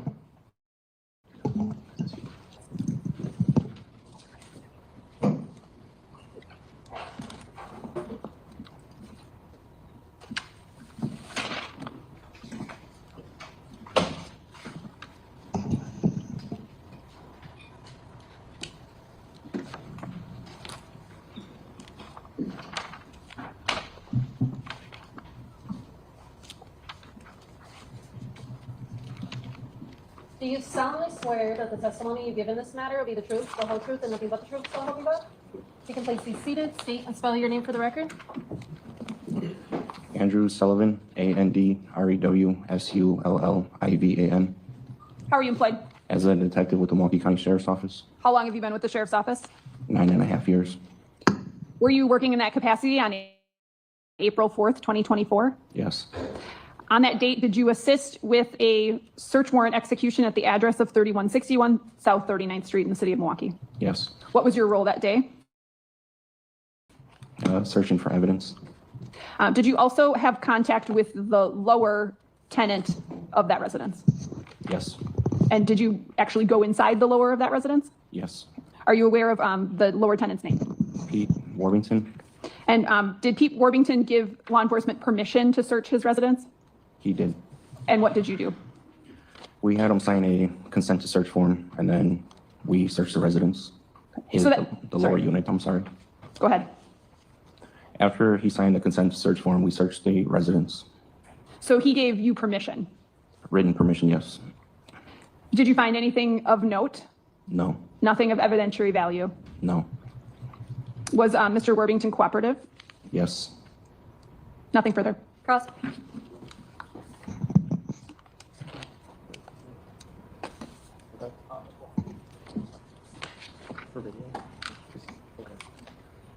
Nothing on this topic, that's fine.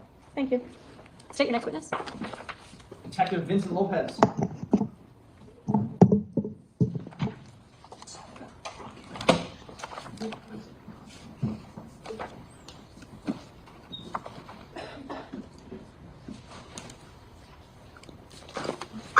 She went back. He went back to his house after the date, True. That's when he ended up unaliving her. She probably did get grossed out once she got back to the house, but they met up at that restaurant.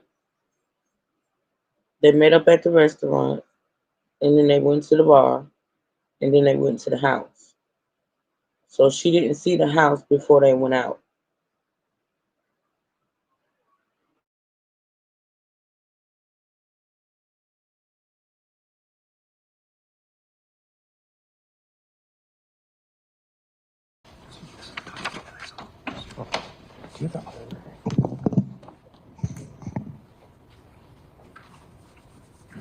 Do you solemnly swear that the testimony you give in this matter will be the truth, the whole truth, and nothing but the truth, so help you God? Yes, I do. You can please be seated, state and spell your name for the record.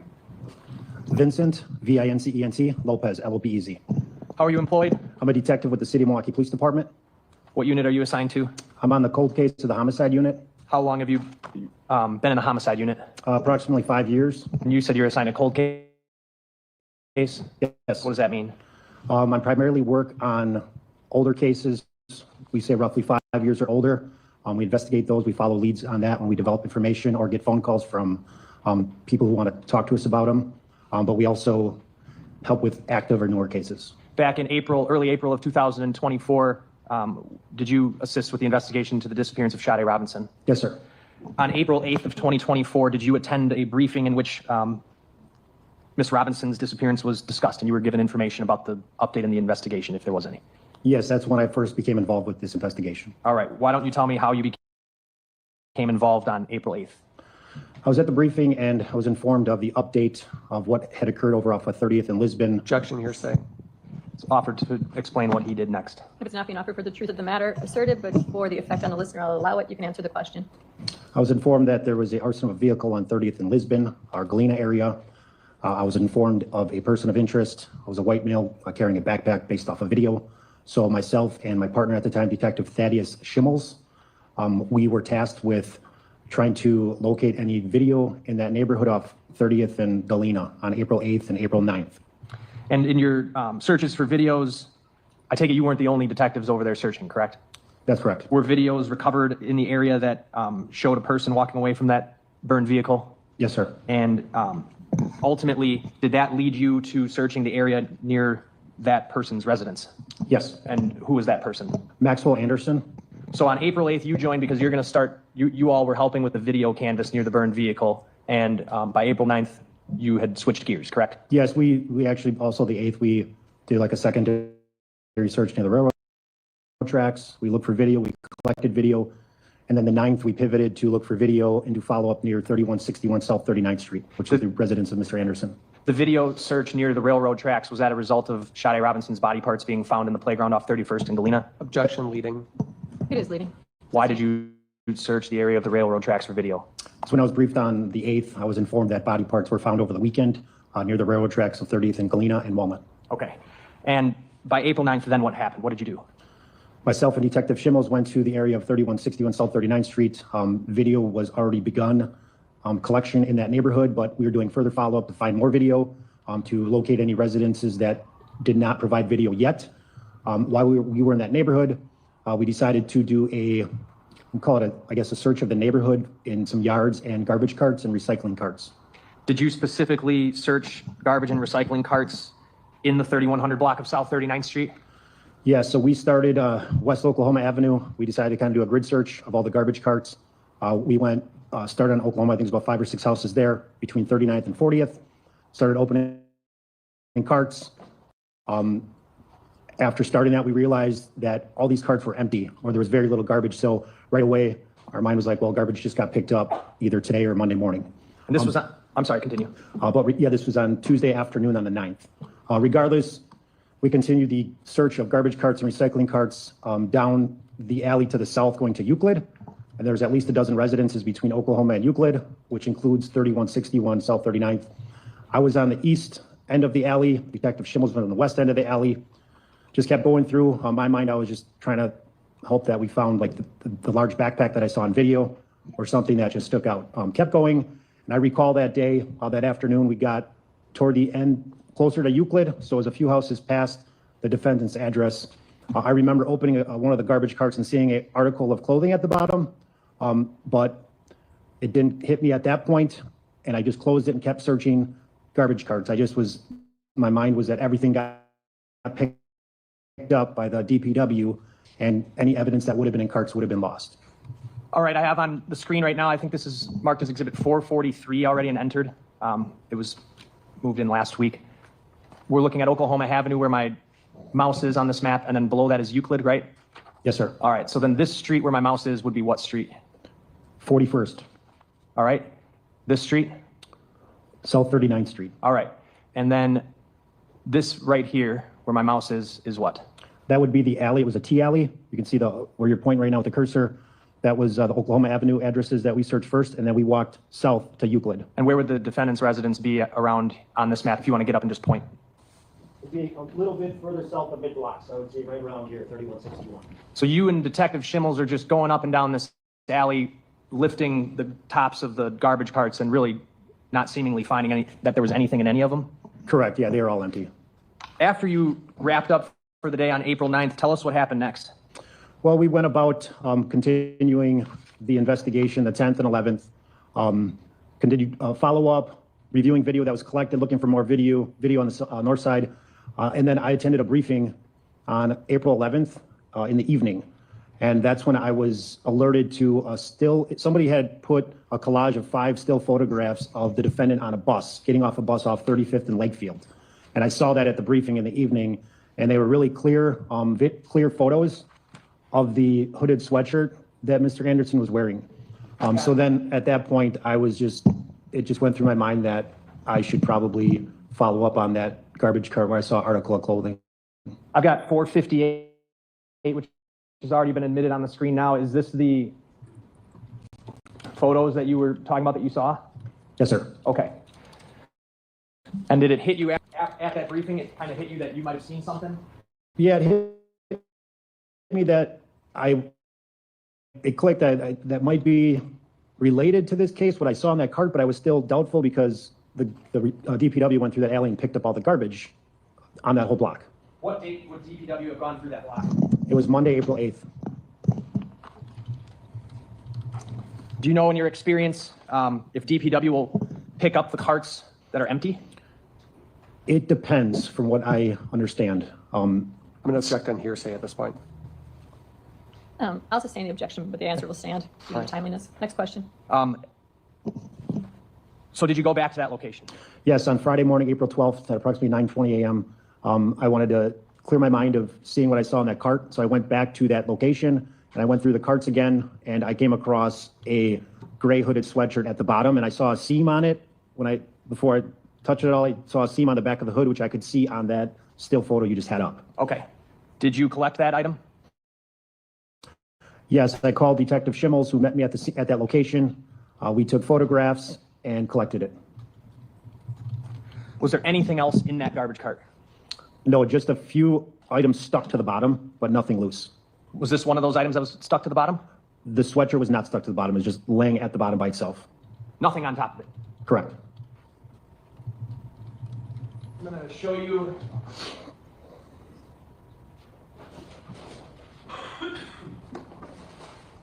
Let me give you these gloves.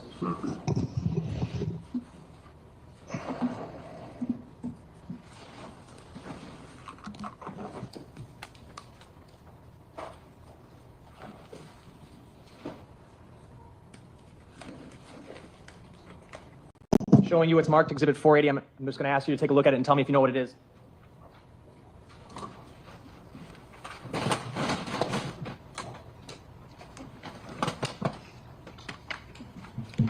This says, it's under Milwaukee County Sheriff's Office number 24-062269. Description, gray zip-up hooded sweatshirt recovered in garbage can behind 3169 South 39th Street. Can you open that up? Yes, sir. Oh, once you get it open, just take a look inside and tell me if you know what's inside the bag.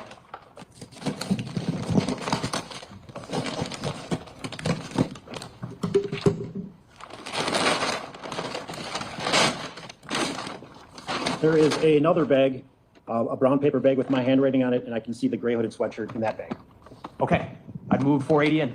Any objection? No. 480 is received. Can you pull it out of the bag and show the jury, please? Yes, sir.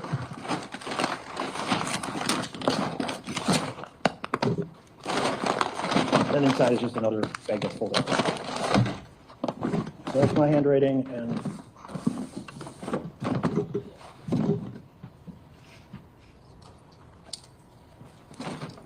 this is the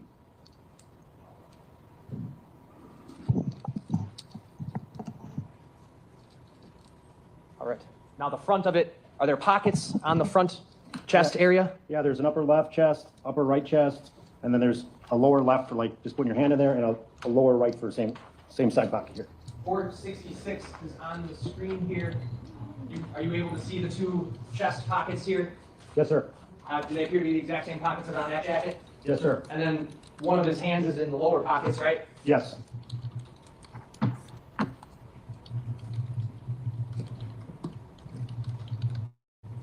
And then it looks like there's an item in the, what would be his lower right pocket? Yes. And on the left sleeve of that, some kind of item? Yeah, it's a black patch. It says deluxe, so there's a little design on there. Is it kind of the shape of a shield? Yes. Oh, it's a fox. It's deluxe with a little face of a fox. I'm going to show you 478 and 479. I'll just hold these up for you. Yes.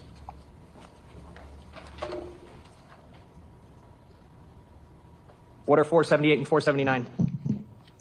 There's still photographs of the defendant on the bus. Move 478, 479 and ask to publish.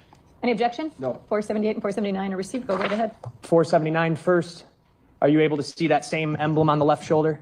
Yes, same shape, same size. And 478, can you see it again? Yes, it's more turned toward his bicep, but I can still see it.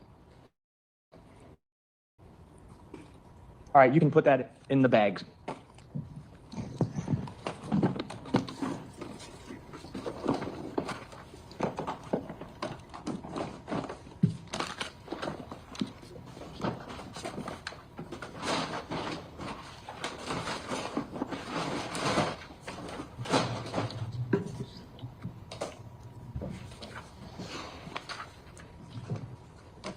I'm going to show you exhibits 389 through 402.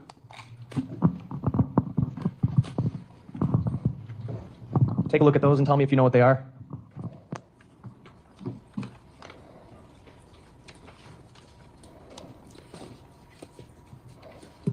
Yes, I'm aware. Are those all photographs from the date of the recovery of the sweatshirt? Yes, sir. I'm going to move each of those exhibits and ask to publish. No objection, Your Honor. Can I have the numbers one more time, please? 389 through 402. Thank you. They're received. Go right ahead. Starting with 389, Detective. What is that? That's a photograph of the front of 3169 South 39th Street, which was the residence where the garbage carts were for. And I'm going to put up 391 here. What's that? This is a view of 3169 to the left, and then it's pointing to the north, so that would show two houses down as 3161 South 39th Street. I don't think there's a 390, just for the record. So the numbers were correct on the exhibit numbers, except 390. There is none in this stack. So 389 to 402, excluding 390. Yes, I Got believe it. so. And if that's wrong, I will correct us. All right. So you found the sweatshirt behind this house? Yes, sir. And two houses over, that would be 3161? Yes. It's fine.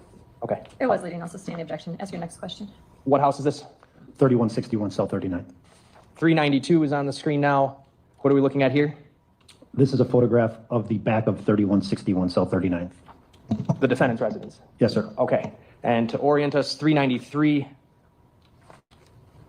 Now where are we looking? We're looking to the south in the direction of where the carts were that I located the sweatshirt. Right up here that my pen is pointing to, what is that? That's going to be 3169 South 39th Street. What's the object I'm pointing to? A basketball hoop. 394. That's just a close-up of getting closer to 3169 South 39th Street. All right, I'm going to skip 395 because it's a repeat. 396 is on the screen right now. What are we looking at? That's a photograph of the garbage cart and the recycling cart behind 3169. Is that, which one of those is the one you looked in? The left one. The green. The green. Okay. 397. This is a photograph with the lid open, showing the sweatshirt at the bottom. 398. And that's a close-up with the camera halfway down there, down the cart, showing the sweatshirt. No other bags of garbage were in there? There was none. Anything else in that garbage cart besides the stuff stuck to the bottom? No, that was it. Was it light? The garbage cart, when you grabbed it yourself, did it feel like anything was in there? No, it did not. 399. This was me recovering the sweatshirt, and Detective Schimmel's taking a photograph of showing it, the whole front of it. Now, and obviously you'd pulled it out of the cart by now, but if you had just done a cursory lift of that garbage cart, would you have even seen that jacket? Objection calls for speculation. No, I'll allow that. He can answer that if he's able to. If you're going to lift it without looking, no, you wouldn't know. It'd just feel the weight of the actual cart itself. Did you look inside the pockets of that hoodie or jacket or whatever you want to call it? When I recovered it, I could feel objects in the pockets. I did not take them out until we got down to our building with the sweatshirt. But as I was putting the sweatshirt into this brown bag, a book of pocket matches came out of the upper left chest pocket. 400? What are we looking at? We are now downtown in our evidence room. We have the sweatshirt laid out, taking an overall photograph of it, somewhat zipped up, and them are the matches that came out of the upper left pocket. 401, what's that? This is a Bic lighter. There was a little smudge toward the bottom of it. This was recovered in the lower right pocket of the sweatshirt. And 402, finally, what is that? This is all the items out of the pocket. The blue and black Swiss Army knife, very small blade, that was in the lower left pocket of the sweatshirt. And then the other two matchbooks and that small keychain lighter, which the light did work, those were all found in the upper left pocket with that box of matches that fell out.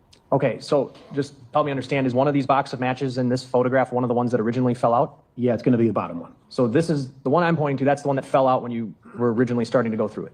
Yes. And then in addition to that, you found how many more boxes of matches? The two on top, so 3 total. And then what is this gray item here? It's a keychain, just a flat light. I might have said lighter, but it's a light. Okay. And just one of those little push button lights, put it on and it gives you a little bit of light, and it worked. It's not a flame? Correct, not a flame. This item here? What is this? That's a Swiss Army knife. It's got the tools like a corkscrew and a little bit of a file on it and a little blade. Were there matches within these matchbooks? Yes.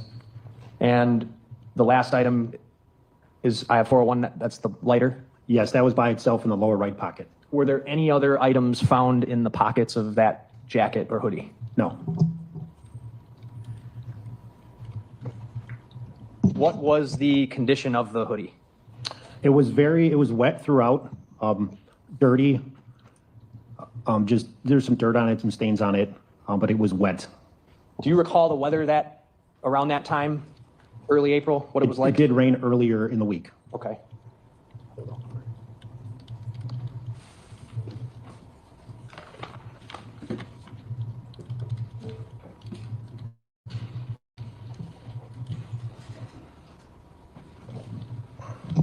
Showing you exhibits 481 through 486. What are those items? These are the items that we just went over on the photograph that I collected out of the pockets. This is my handwriting. It's a Swiss knife, a lighter, the small little keychain light, and then the 3 boxes of matches. Move 481 through 486 into evidence. Any objection? No. They're received. And did you make contact with the resident of, was it 3169? Yes, that's correct. I did. Do you know her name? I think it was LaShonda Harvey.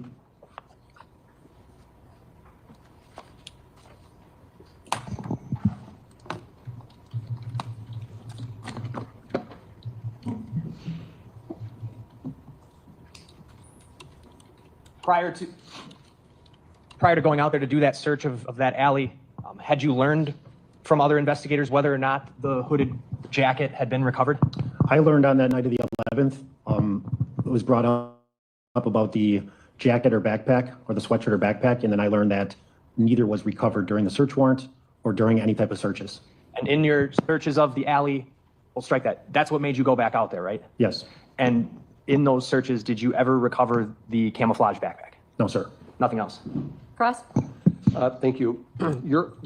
You played a number of roles in this case beyond just looking in trash cans, didn't you? Yes, sir. Including going to 27th and Lisbon to look for witnesses. Would you agree with that? Yes, I did. And actually, you did that on April 8th, didn't you? Yes. You and Mr. Schimmels, you just talked earlier about Thaddeus Schimmels. You and Detective Schimmels drove up and down Lisbon Avenue. That's correct. Because you're familiar with the timeline in this case, I'm sure, right? Yes, sir. That we have April 2nd, that there's a vehicle that is on fire in the days of what happened afterwards, right? Yes, I learned all that on the 8th, correct. Including that Mr. Anderson was arrested on April 4th, right? Yes. Okay, so we know that for sure, arrested on April 4th. Yes, sir. And obviously the arson happening a couple of days before that. That's correct. But the reason why on April 8th you went down Lisbon Avenue is because you did that briefing on that day, and it was decided that you would go out looking for these women who are seen on video pointing in the direction of the car, right? Yes, I saw that video, and the couple females on that video we were trying to locate and identify. And the reason why you wanted to do that was because you could see at least one of the women having some sort of a reaction. And as of April 8th, no law enforcement had spoken with her by that point. That's correct. So for days, almost a week, 6 days after the car has gone up in flames, neither of those women has ever spoken with law enforcement as far as you knew. That's true. And since it had been 6 days or so and this woman hadn't made any statements, you thought maybe if we drive down Lisbon Avenue, we might find her. That's correct. And that's what you did. Yes. And you showed a photo array. Objection. Calls for hearsay. I didn't ask anything about what No, I'm going to overrule that objection as to that question. You can answer that question. Yes, I showed a photo array. And a photo array is what? It's a procedure that we use to show witnesses or victims of potential suspects. It's the target is going to be the suspect and then 5 fillers. So the person goes folder by folder to try to identify the suspect. And the person who you administered that photo array to is a woman named Laura Dyer, correct? Yes, sir. You concluded that Laura Dyer was one of the 2 women who had been near the scene of that car going up in flames. I'm going to object. The answer to that question requires hearsay. Any response? I'm not going to ask about anything she said specifically, but it's to show why he showed, it's to show the effect on him, why he showed a photo array to these individuals. So if you're not offering it for the truth of the matter asserted, you're offering it for the effect on the listener, the information that was garnered. I will allow you to answer that question. Can you repeat it? One of the women, who was the woman that you showed the photo array to? Laura Dyer. Very good. Now, that happened on April 8th, right? Yes, sir. did the photo array. Yes. And you talked to her. Yes. And just to be clear, as far as you know, that's the only time she spoke with law enforcement. Yes, I believe so. Okay. Now, moving forward, and then on that day, there were other things you did too, looking for more videos and things like that nearby. That's correct. You would agree that the amount of videos that you've reviewed is rather extensive, right? Yes. I won't go through all of them with you here on the stand, but in general, you're also aware of the fact that there is video surveillance. When we were looking at them, remember we had the map up of the alley and the trash can area? You remember that? Yes, sir. You're even aware that there was video surveillance of the home across the street from Mr. Anderson's house, right? Yes. Okay, that there's a video camera that may not be the best quality, but allows one to look into essentially down the pathway leading to the alley, right? Yes, sir. And you canvassed that whole area, including the alley area, for videos as well, right? Yes, I know there's initial video canvas done by other shifts, and then we piggybacked off of them to try to get addresses that they had no answers. Okay. Who do you see on video putting that sweatshirt into the trash can? Any video I've seen, I did not see anybody. You cannot see a person put anything in that trash can. The trash can's off camera view. So to be clear, there is no video of Max Anderson putting that sweatshirt in a trash can. That's correct. Okay. Is there a video of Max Anderson, for example, wearing that sweatshirt, walking just off camera by a trash can, and then coming back on camera with no sweatshirt on? Not to my knowledge. Well, we know he had it on the bus because we saw the photo in the video, right? Yes, sir. And then beyond that, what can you say about the sweatshirt? You found it April 12th. Yes, sir. 11 days, 10 days later. That's correct. During which time there had been at least 2 trash pickups, according to your testimony. Right? April 8th, you said there had been a trash pickup. There would have just been on that. He returned on the 2nd later. So yeah, it would have been just on the 8th. There would have been one on April 8th, and you didn't recover that until 4 days after the trash DPW. When you said DPW before, you meant the trash department. Yeah, Department of Public Works, they oversee the garbage collection. Okay. And April 8th, they would have gone through the alley and picked up the trash. Yes, they did. Okay. And we know by April 8th, Mr. Anderson's been arrested, right? That's correct. And then somehow 4 days later, this sweatshirt is found. That's correct. And it's your testimony that you actually went there on April 9th, right? After the afternoon of April 9th, we were over there checking for video, and we did that also. One of the things you did was go up and down the lot and physically jiggle look in the cans and or jiggle them, right? Yes. With respect to the specific can 3169, can you say that on April 9th you looked in that trash can, or is that just one of the ones you jiggled? I looked in it and I saw an object down there, and I just remember that in my memory. So if trash came on April 8th, then the next day is when you would have believed you saw that same sweatshirt. I did see it, yes. You believe it's the same one as you testify? Yes, sir. Okay. And what would be important is obviously take that sweatshirt, test it for DNA and other such things, right? Yes, I packaged it, and that was the plan. And to see if there's any hair follicles in it, for example. Yes. Or blood would be important to look for as well. Very true. And you did all of that, you packaged it and had it processed for all that testing, right? No, I packaged it all, and then some of the items I took to our forensics unit to be swabbed for DNA. All the items, like the Swiss Army knife, the matches, the lighter, the keychain light. And then I physically met Detective Kayla and gave her the property. Right. And when you keep saying lighter, what you mean is actually the flashlight thing. Well, there was the Bic lighter, and then there was the little keychain flashlight. Okay. You're aware, you've seen video of Mr. Anderson smoking, right? Or no? No. Okay. You're not aware if he's a smoker or not a smoker? I have no idea. You would agree that smokers often carry Bic lighters with them? Yes. Or matches? Correct. Okay. Now, you did say that you spoke with the homeowner about her trash behind her house. You did interview that person, right? Yes, sir.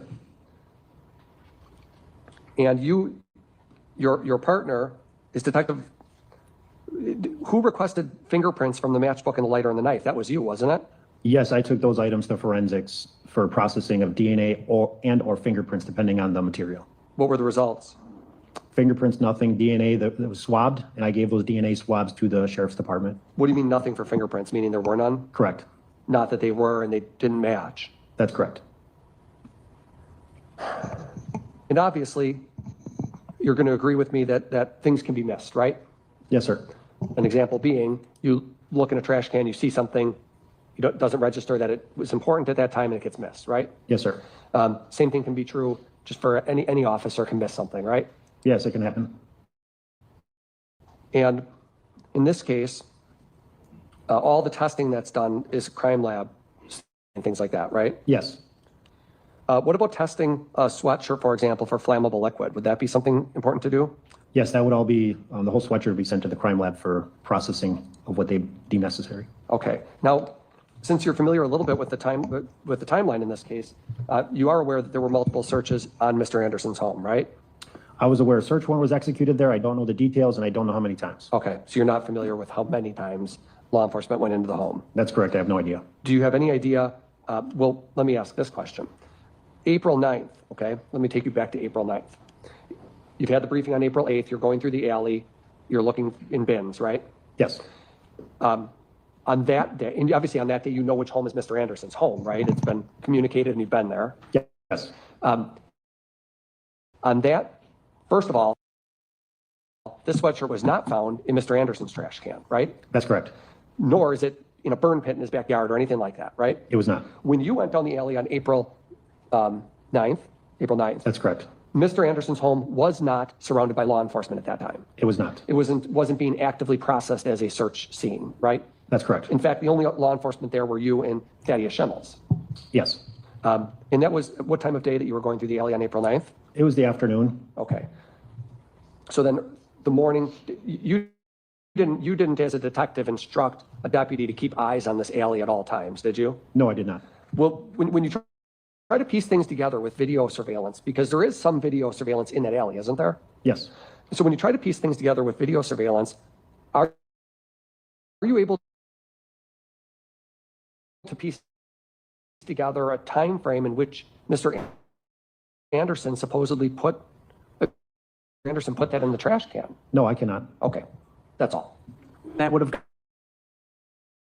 gotten into that trash can? We tried. Did you do that by talking to the woman who lives there? Yes. What'd you learn? I found out that she was in and out on vacation and used very little trash, which is why it was no garbage in there, and there was no article of clothing that she put in that garbage cart. And did you follow up with? Yes. What'd you learn? We learned that for this. No, he opened the door to it. I still need a hearsay exception or reasoning underlying. I'll ask a different question. Go ahead. You talked to the DPW workers about whether or not they picked up the can that day, correct? Yes. And you'd agree there is no video camera that captures that can? There is not. And so are you even aware of whether that can was actually put into a DPW truck? I don't know. Do you know whether their typical practice is to empty every can? Again, that calls for hearsay. I think that could be based on his own experience and knowledge, and I think if it's his opinion as to it, he can answer that. They are supposed to dump every garbage cart. Do they always do that? No. Nothing else? Fence? Yes, on the homeowner, she didn't say she put out no trash, right? She said she had very little trash during this time frame because she was on vacation a few times. Right, during portions of time she was on vacation, but she still had some trash, just less than normal. Yes. Okay, that's all. State? Nothing more. Thank you, Detective Lopez. You're welcome. Okay. State, your next witness. Janelle Vitt-Latchel.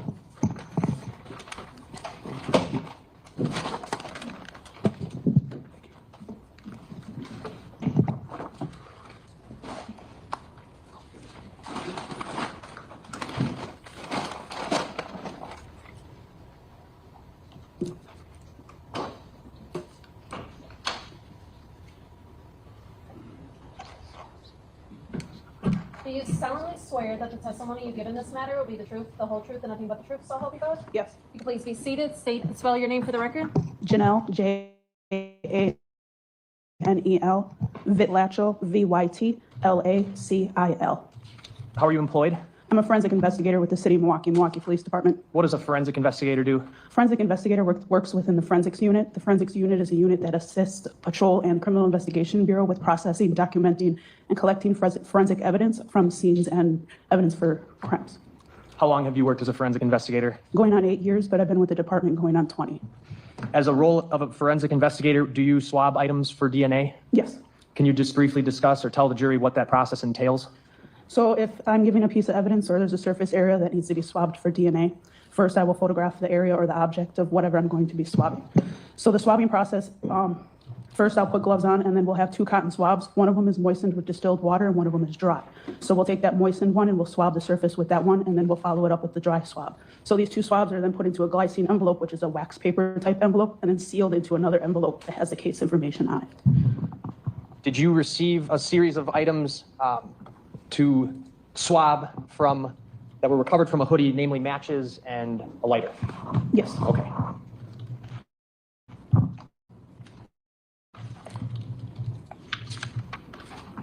And just to be clear, you work in-house, right? Yes, I work within our forensics lab. There are some forensic investigators who like go out to the scene and process items at the scene, right? Correct. You're the type of forensic investigator who the evidence is brought back to you and you're swabbing those things, right? Yes. Okay, I'm going to show you exhibits 470 through 477.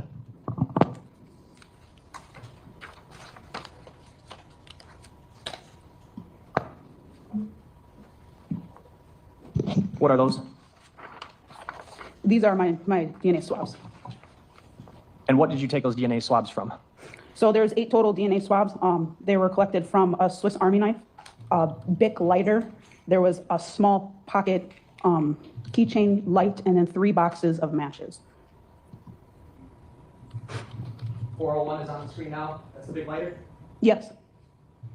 And 402, the matches and what other objects?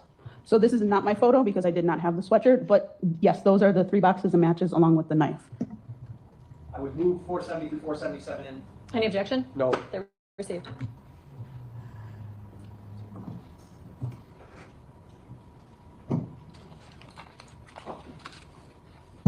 And then the purpose of you doing that is because eventually those swabs would then be sent down to the state crime lab, right?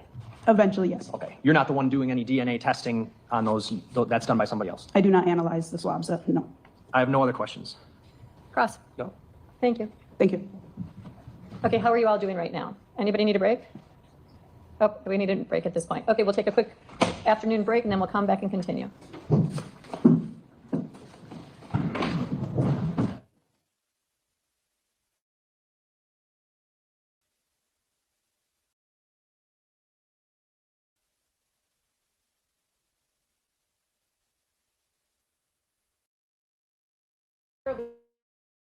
The truth, the whole truth, and nothing but the truth, so help you God? I do. If you could please be seated. Seat and spell your name for the record. Rachel, R-A-C-H-E-L, Smith, S-M-I-T-H. Are you a detective with the City of Milwaukee Police Department? I am, yes. What unit are you assigned to? I'm assigned to the Homicide Division. Through your employment as a detective assigned to the Homicide Division, did you assist in the investigation into the disappearance of Sade Robinson? I did, yes. Was one role of your investigation to look for surveillance video in the neighborhood surrounding Maxwell Anderson's home? Yes, that was one of my assignments, yes. Were you aware that his home was 3161 South 39th Street? Yes. That neighborhood in general is predominantly just residences, correct? That is correct, yes. And the street to the north of the residence would be? To the north is going to be Oklahoma. And to the south? It's going to be Euclid Avenue. Is that location on the map here? It is, yes. All right. I've got my cursor. Here's 40th Street. You see where my cursor is? Yes. All right. And if I zoom in a little, we're talking about this block here, correct? That is correct, yes. This T is the alley that is in that 3100 block of South 39th Street? That is correct, yes. Did you also review bus video from a Milwaukee County Transit bus that travels on South 35th Street? I did, yes. What was the relevance of that video to you? I was made aware that the defendant had traveled on that bus from 35th and Lisbon south all the way up to the area of 35th Street and Lakefield. Can you, using the microphone that is next to you, which I believe you're going to have to turn on, can you get up and tell us from your review of that Milwaukee County Transit video where the defendant exited the bus? Sure. So the bus traveled southbound on 35th Street here. He exited the bus right about here, just south of Lakefield, which is this street here. And then he traveled west on Lakefield, and then it would be south on 38th Street, and then continued west on Euclid until arriving in this area of his residence. All right. So Lakefield here is this angled street on the right side of the screen, but this going across 35th Street would be the most logical route to take from where he got off the bus to get to his residence. That is correct. That is what we believe. So what area, did you search the area of the alley behind the defendant's home for video that might show him arriving back? Yes, we did. And could you point out on this map approximately where you found video? Sure. So the residence is going to be 3174. It's right here, and it is a camera in the rear alley facing towards the address of 3161 South 39th. Does it angle towards either of the north or south streets? Yes, it angles, the camera is on 3174 and it points in a southeast direction towards, it's going to capture like the alley and it captures Euclid and then it just captures South 39th Street in the background. The corner? Correct. Okay.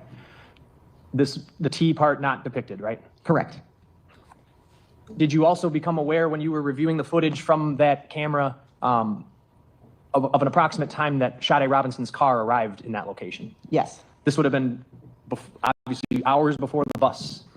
That is correct, yes. Where was that? What did you see?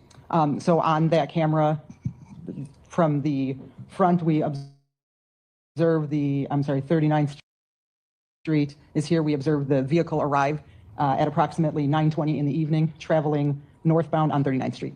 And then how about that alley video? Do you see the car on that video at any point in time? Yes, we see that car leaving the residence at approximately 12:47 p.m. on the 2nd. PM? I'm sorry, a.m. on the 2nd. All right. I apologize. I've got exhibit 206 in my computer here. Is it a disc? It is a disc Thank you. marked as exhibit 206. Thank you.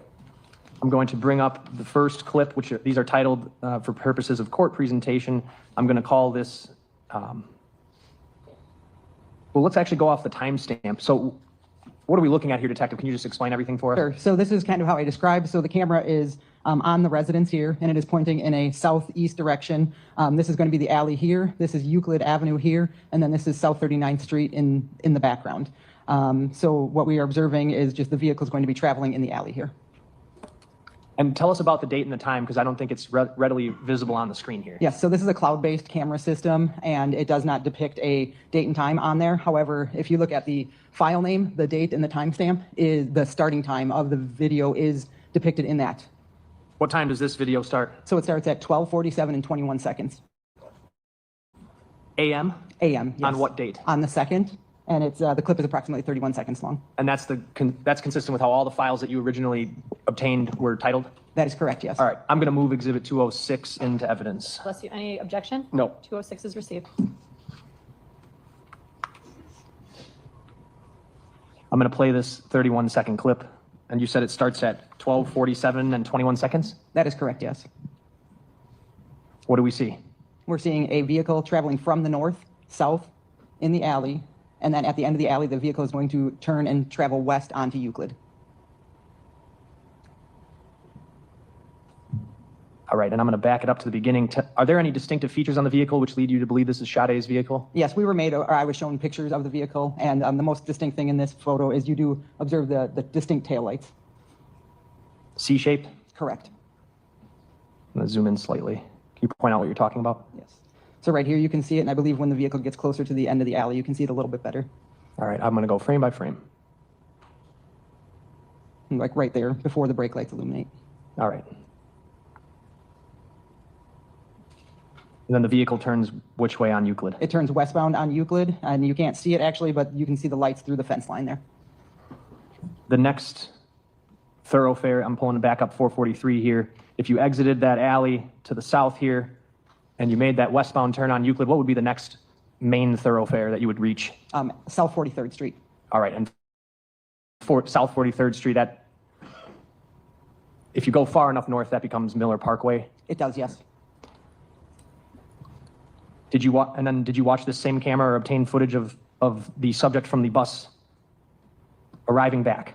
I did, yes. Going to pull up another clip on exhibit 206.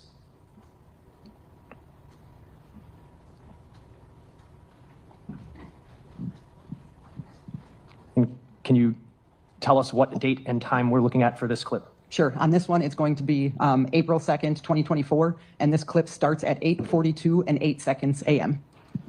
On what date? Sorry. On April 2nd. Okay.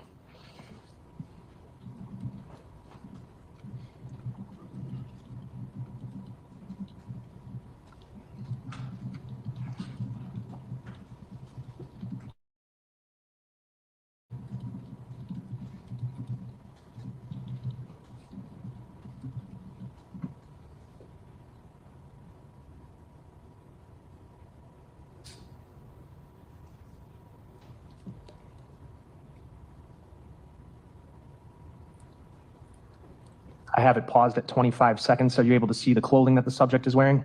Yes. All right, what kind of clothing? The clothing is consistent with the subject that we saw exit the bus. It's a dark colored hooded sweatshirt or jacket, dark pants, dark shoes with a white sole, and then a tan backpack. Hood up? Correct.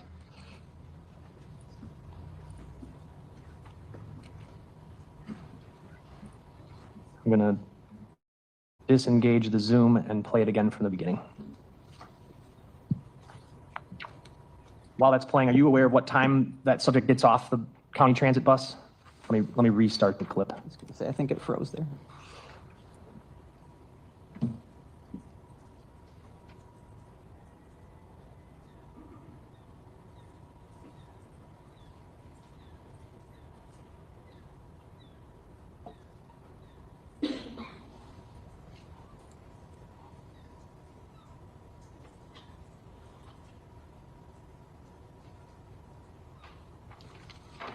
Are you aware of what time that subject exits the county transit bus? Yes, at approximately 8:35 a.m. Are you aware of how long it would take to exit the bus and walk to the point where that person is picked up on camera? I believe we did a Google Maps type thing where it's approximately 0.3 miles and walking distance estimated approximately 7 minutes.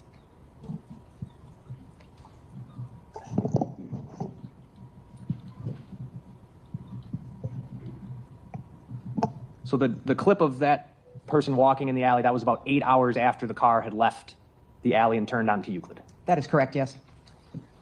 I'm going to now bring up Exhibit 205.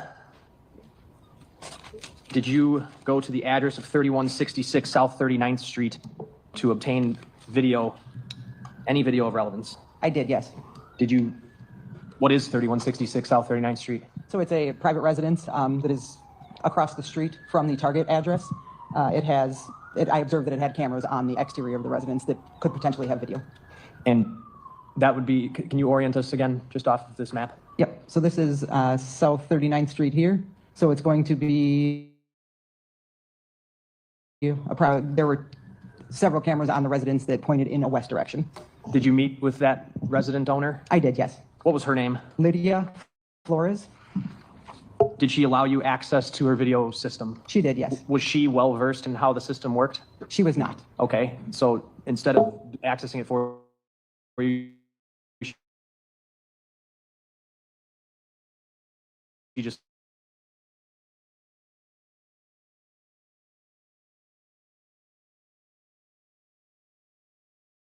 Hold on, y'all. It's buffering. Let me see what it's doing. Hold on. let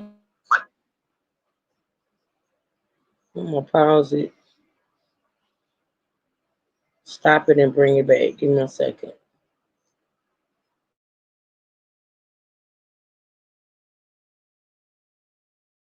you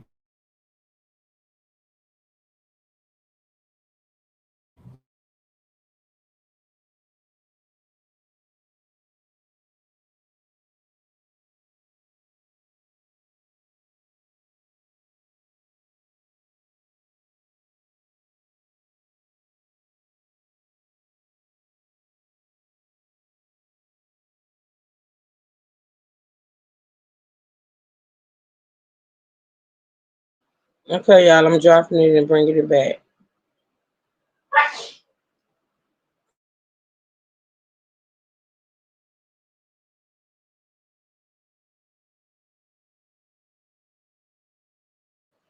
We got about 20 more minutes.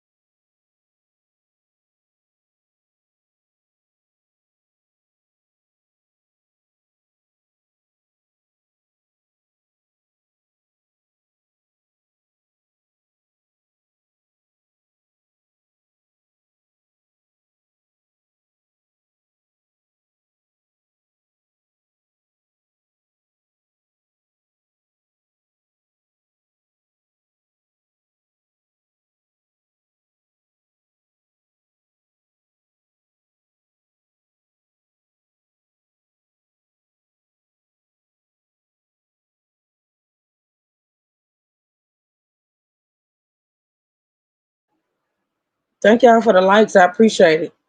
I do. I guess y'all don't have any questions. I hadn't seen any in the chat. It's coming back up now, y'all. I switched browsers.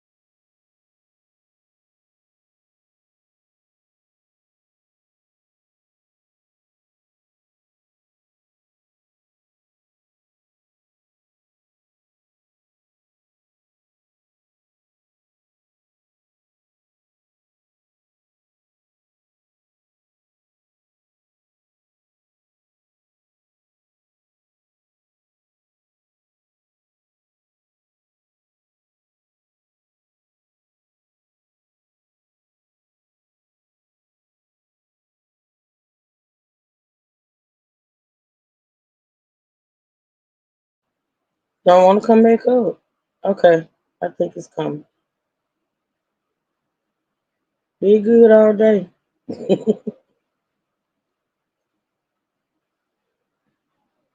All right, there we go.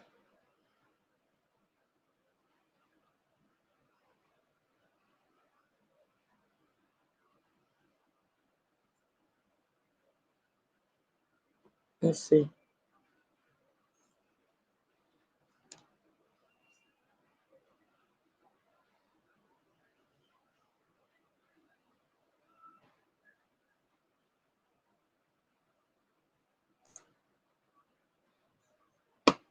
It's showing on my side, but it's not showing on your side.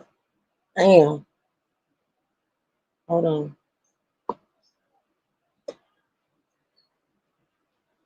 Might have to just because we only got like 15 more minutes. Might have to continue it tomorrow. Yeah. I'm gonna try one more time.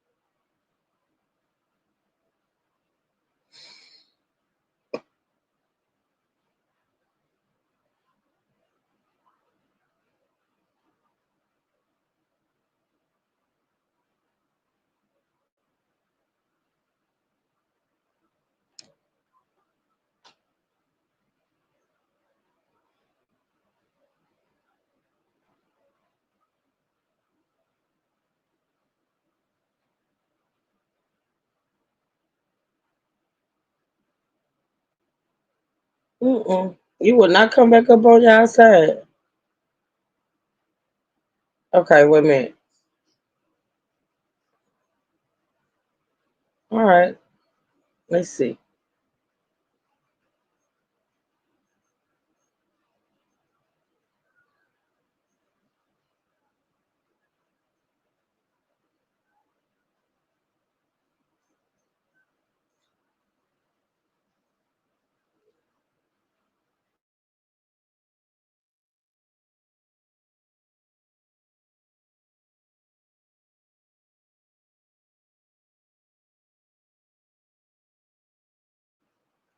Okay, y'all. I might have to Cause it will not come back up on the I know.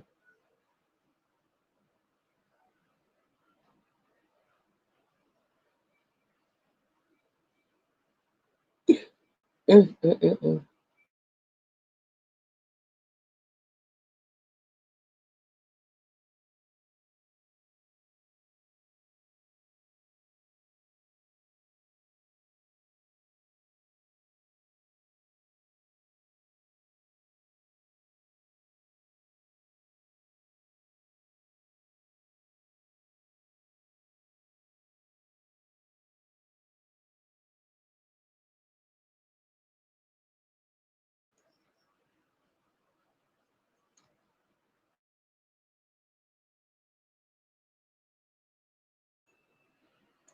Okay, y'all. So it's gonna give me issues right now.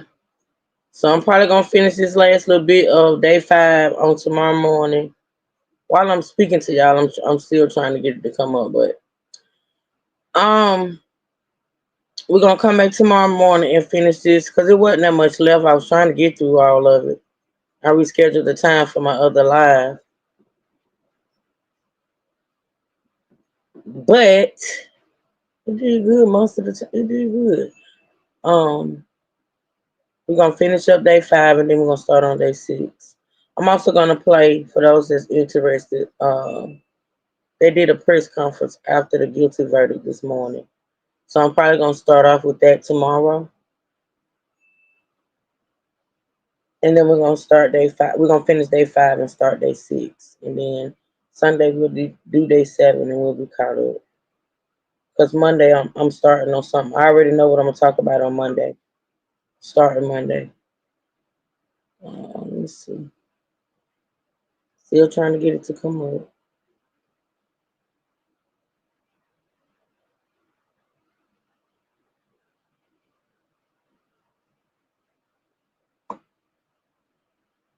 Yeah, I'm gonna be through with this by the end of the weekend. He was found guilty though. And for those that was not in here when I talked about it, he was found guilty this morning. He has a sentencing hearing on August the 10th. August the 10th. That's when he will be sentenced.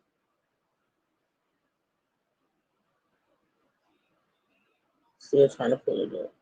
Thank you, Renee. Y'all still hanging in there, huh?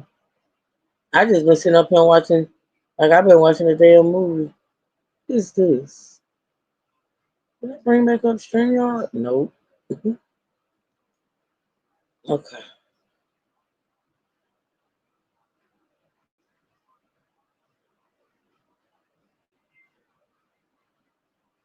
I still want to use my last little time. I rescheduled my live on my T channel. I took for a later time.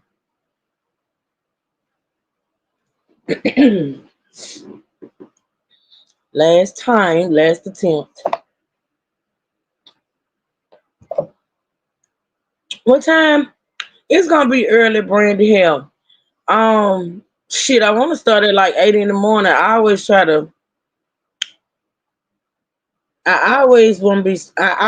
to start early. It don't always end up that way because if I start early, the earlier I start, the more we can get into. But it won't be no later than 10. It won't be no later than 10. I want to start between 8 and 9 tomorrow, to be honest. But it all depends on how my night go. Cause a lot of times I be up all night and then I doze off at like 6 or 7. And so I have to get a couple hours. Trip you need to watch. Yeah, I've been hearing about that. I'll watch it this weekend. I will watch it this weekend. I've been seeing posts and stuff about it. Yeah, I'll be back at 4 on my T channel. I was trying to get this last little bit in before I went over there. Yeah, I'll be over there. Okay. I might have to just give up on this and oh y'all can see it. Okay, let me see. Let me see if it'll play for about 10 more minutes. Okay, I forgot you. Yeah, it's 4 o'clock. It's 4:21 where you are. It's 3 where I am. So actually I'll be over there in about 30 minutes.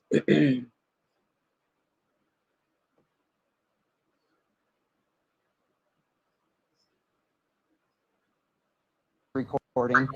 There are All gaps right, we're within gonna the listen for video. about 2 more minutes. Not This week really, you shall watch it today. it's not, Did it's you? set up to be I'm continuous, gonna but watch there it this were definitely weekend. gaps in the video. What time frame did you obtain video from? We had until 11 a.m. on April 2nd. Why that time? Okay, so it dropped, so it's done for today. We're gonna finish this little bit. It's like an hour left. Probably not even on an hour. Probably not even an hour because they may have taken a break or so in between. But we're gonna finish this little bit from day 5 in the morning. Okay, so listen, so in the morning we're gonna finish day 5, we're gonna start day 6, and then Sunday we're gonna do day 7. Now either tomorrow or Sunday, I'm also going to we're gonna get into the press conference. I don't know if I'm gonna do it tomorrow. Since we gotta finish this right here, we probably won't. I'll probably wait till Sunday. We're gonna talk about the press conference and then we're gonna close the case on this one, right? And then on Monday, and I'm gonna actually schedule my live for Monday so y'all can see what we're gonna be talking about. So if anybody wanna go check it out, you know, before Monday you can. But it's something that's in the news. I'm pretty sure y'all heard about it. But until then, I will see y'all over on my T channel in about 30 minutes. Trey Love is going live tonight at 8 Central, 9 p.m. Eastern. So I'm gonna get in a quick live before she goes live, okay? But as far as this channel, I'll see y'all in the morning. I appreciate y'all. I do. I appreciate the support. I appreciate y'all being here. Thanks for the likes. Thanks for the support. Renee, thanks for the support. And we'll be back tomorrow to finish this out. I went back and forth on whether or not I wanted to finish it out because the verdict was read today, but I feel like I should, so I am. So anyway, I'll see y'all in about 30 minutes in Supervision. Thank you, Tanya. Tanya, I'm going to schedule Monday's live like today because I want y'all to, and I'm pretty sure, Tanya, I know you watch this type of stuff like me. So you probably gonna know a little bit about what we're gonna talk about starting Monday. All y'all should. It's in the news right now. So yeah. So I appreciate y'all. I do. I'm gonna see y'all in a minute. I love y'all. Continue to have a blessed day. Thank you for supporting this channel. And until about 30 minutes from now, y'all be good, okay? Y'all stay safe. I'll see y'all in a minute. Love y'all. Thank y'all so much.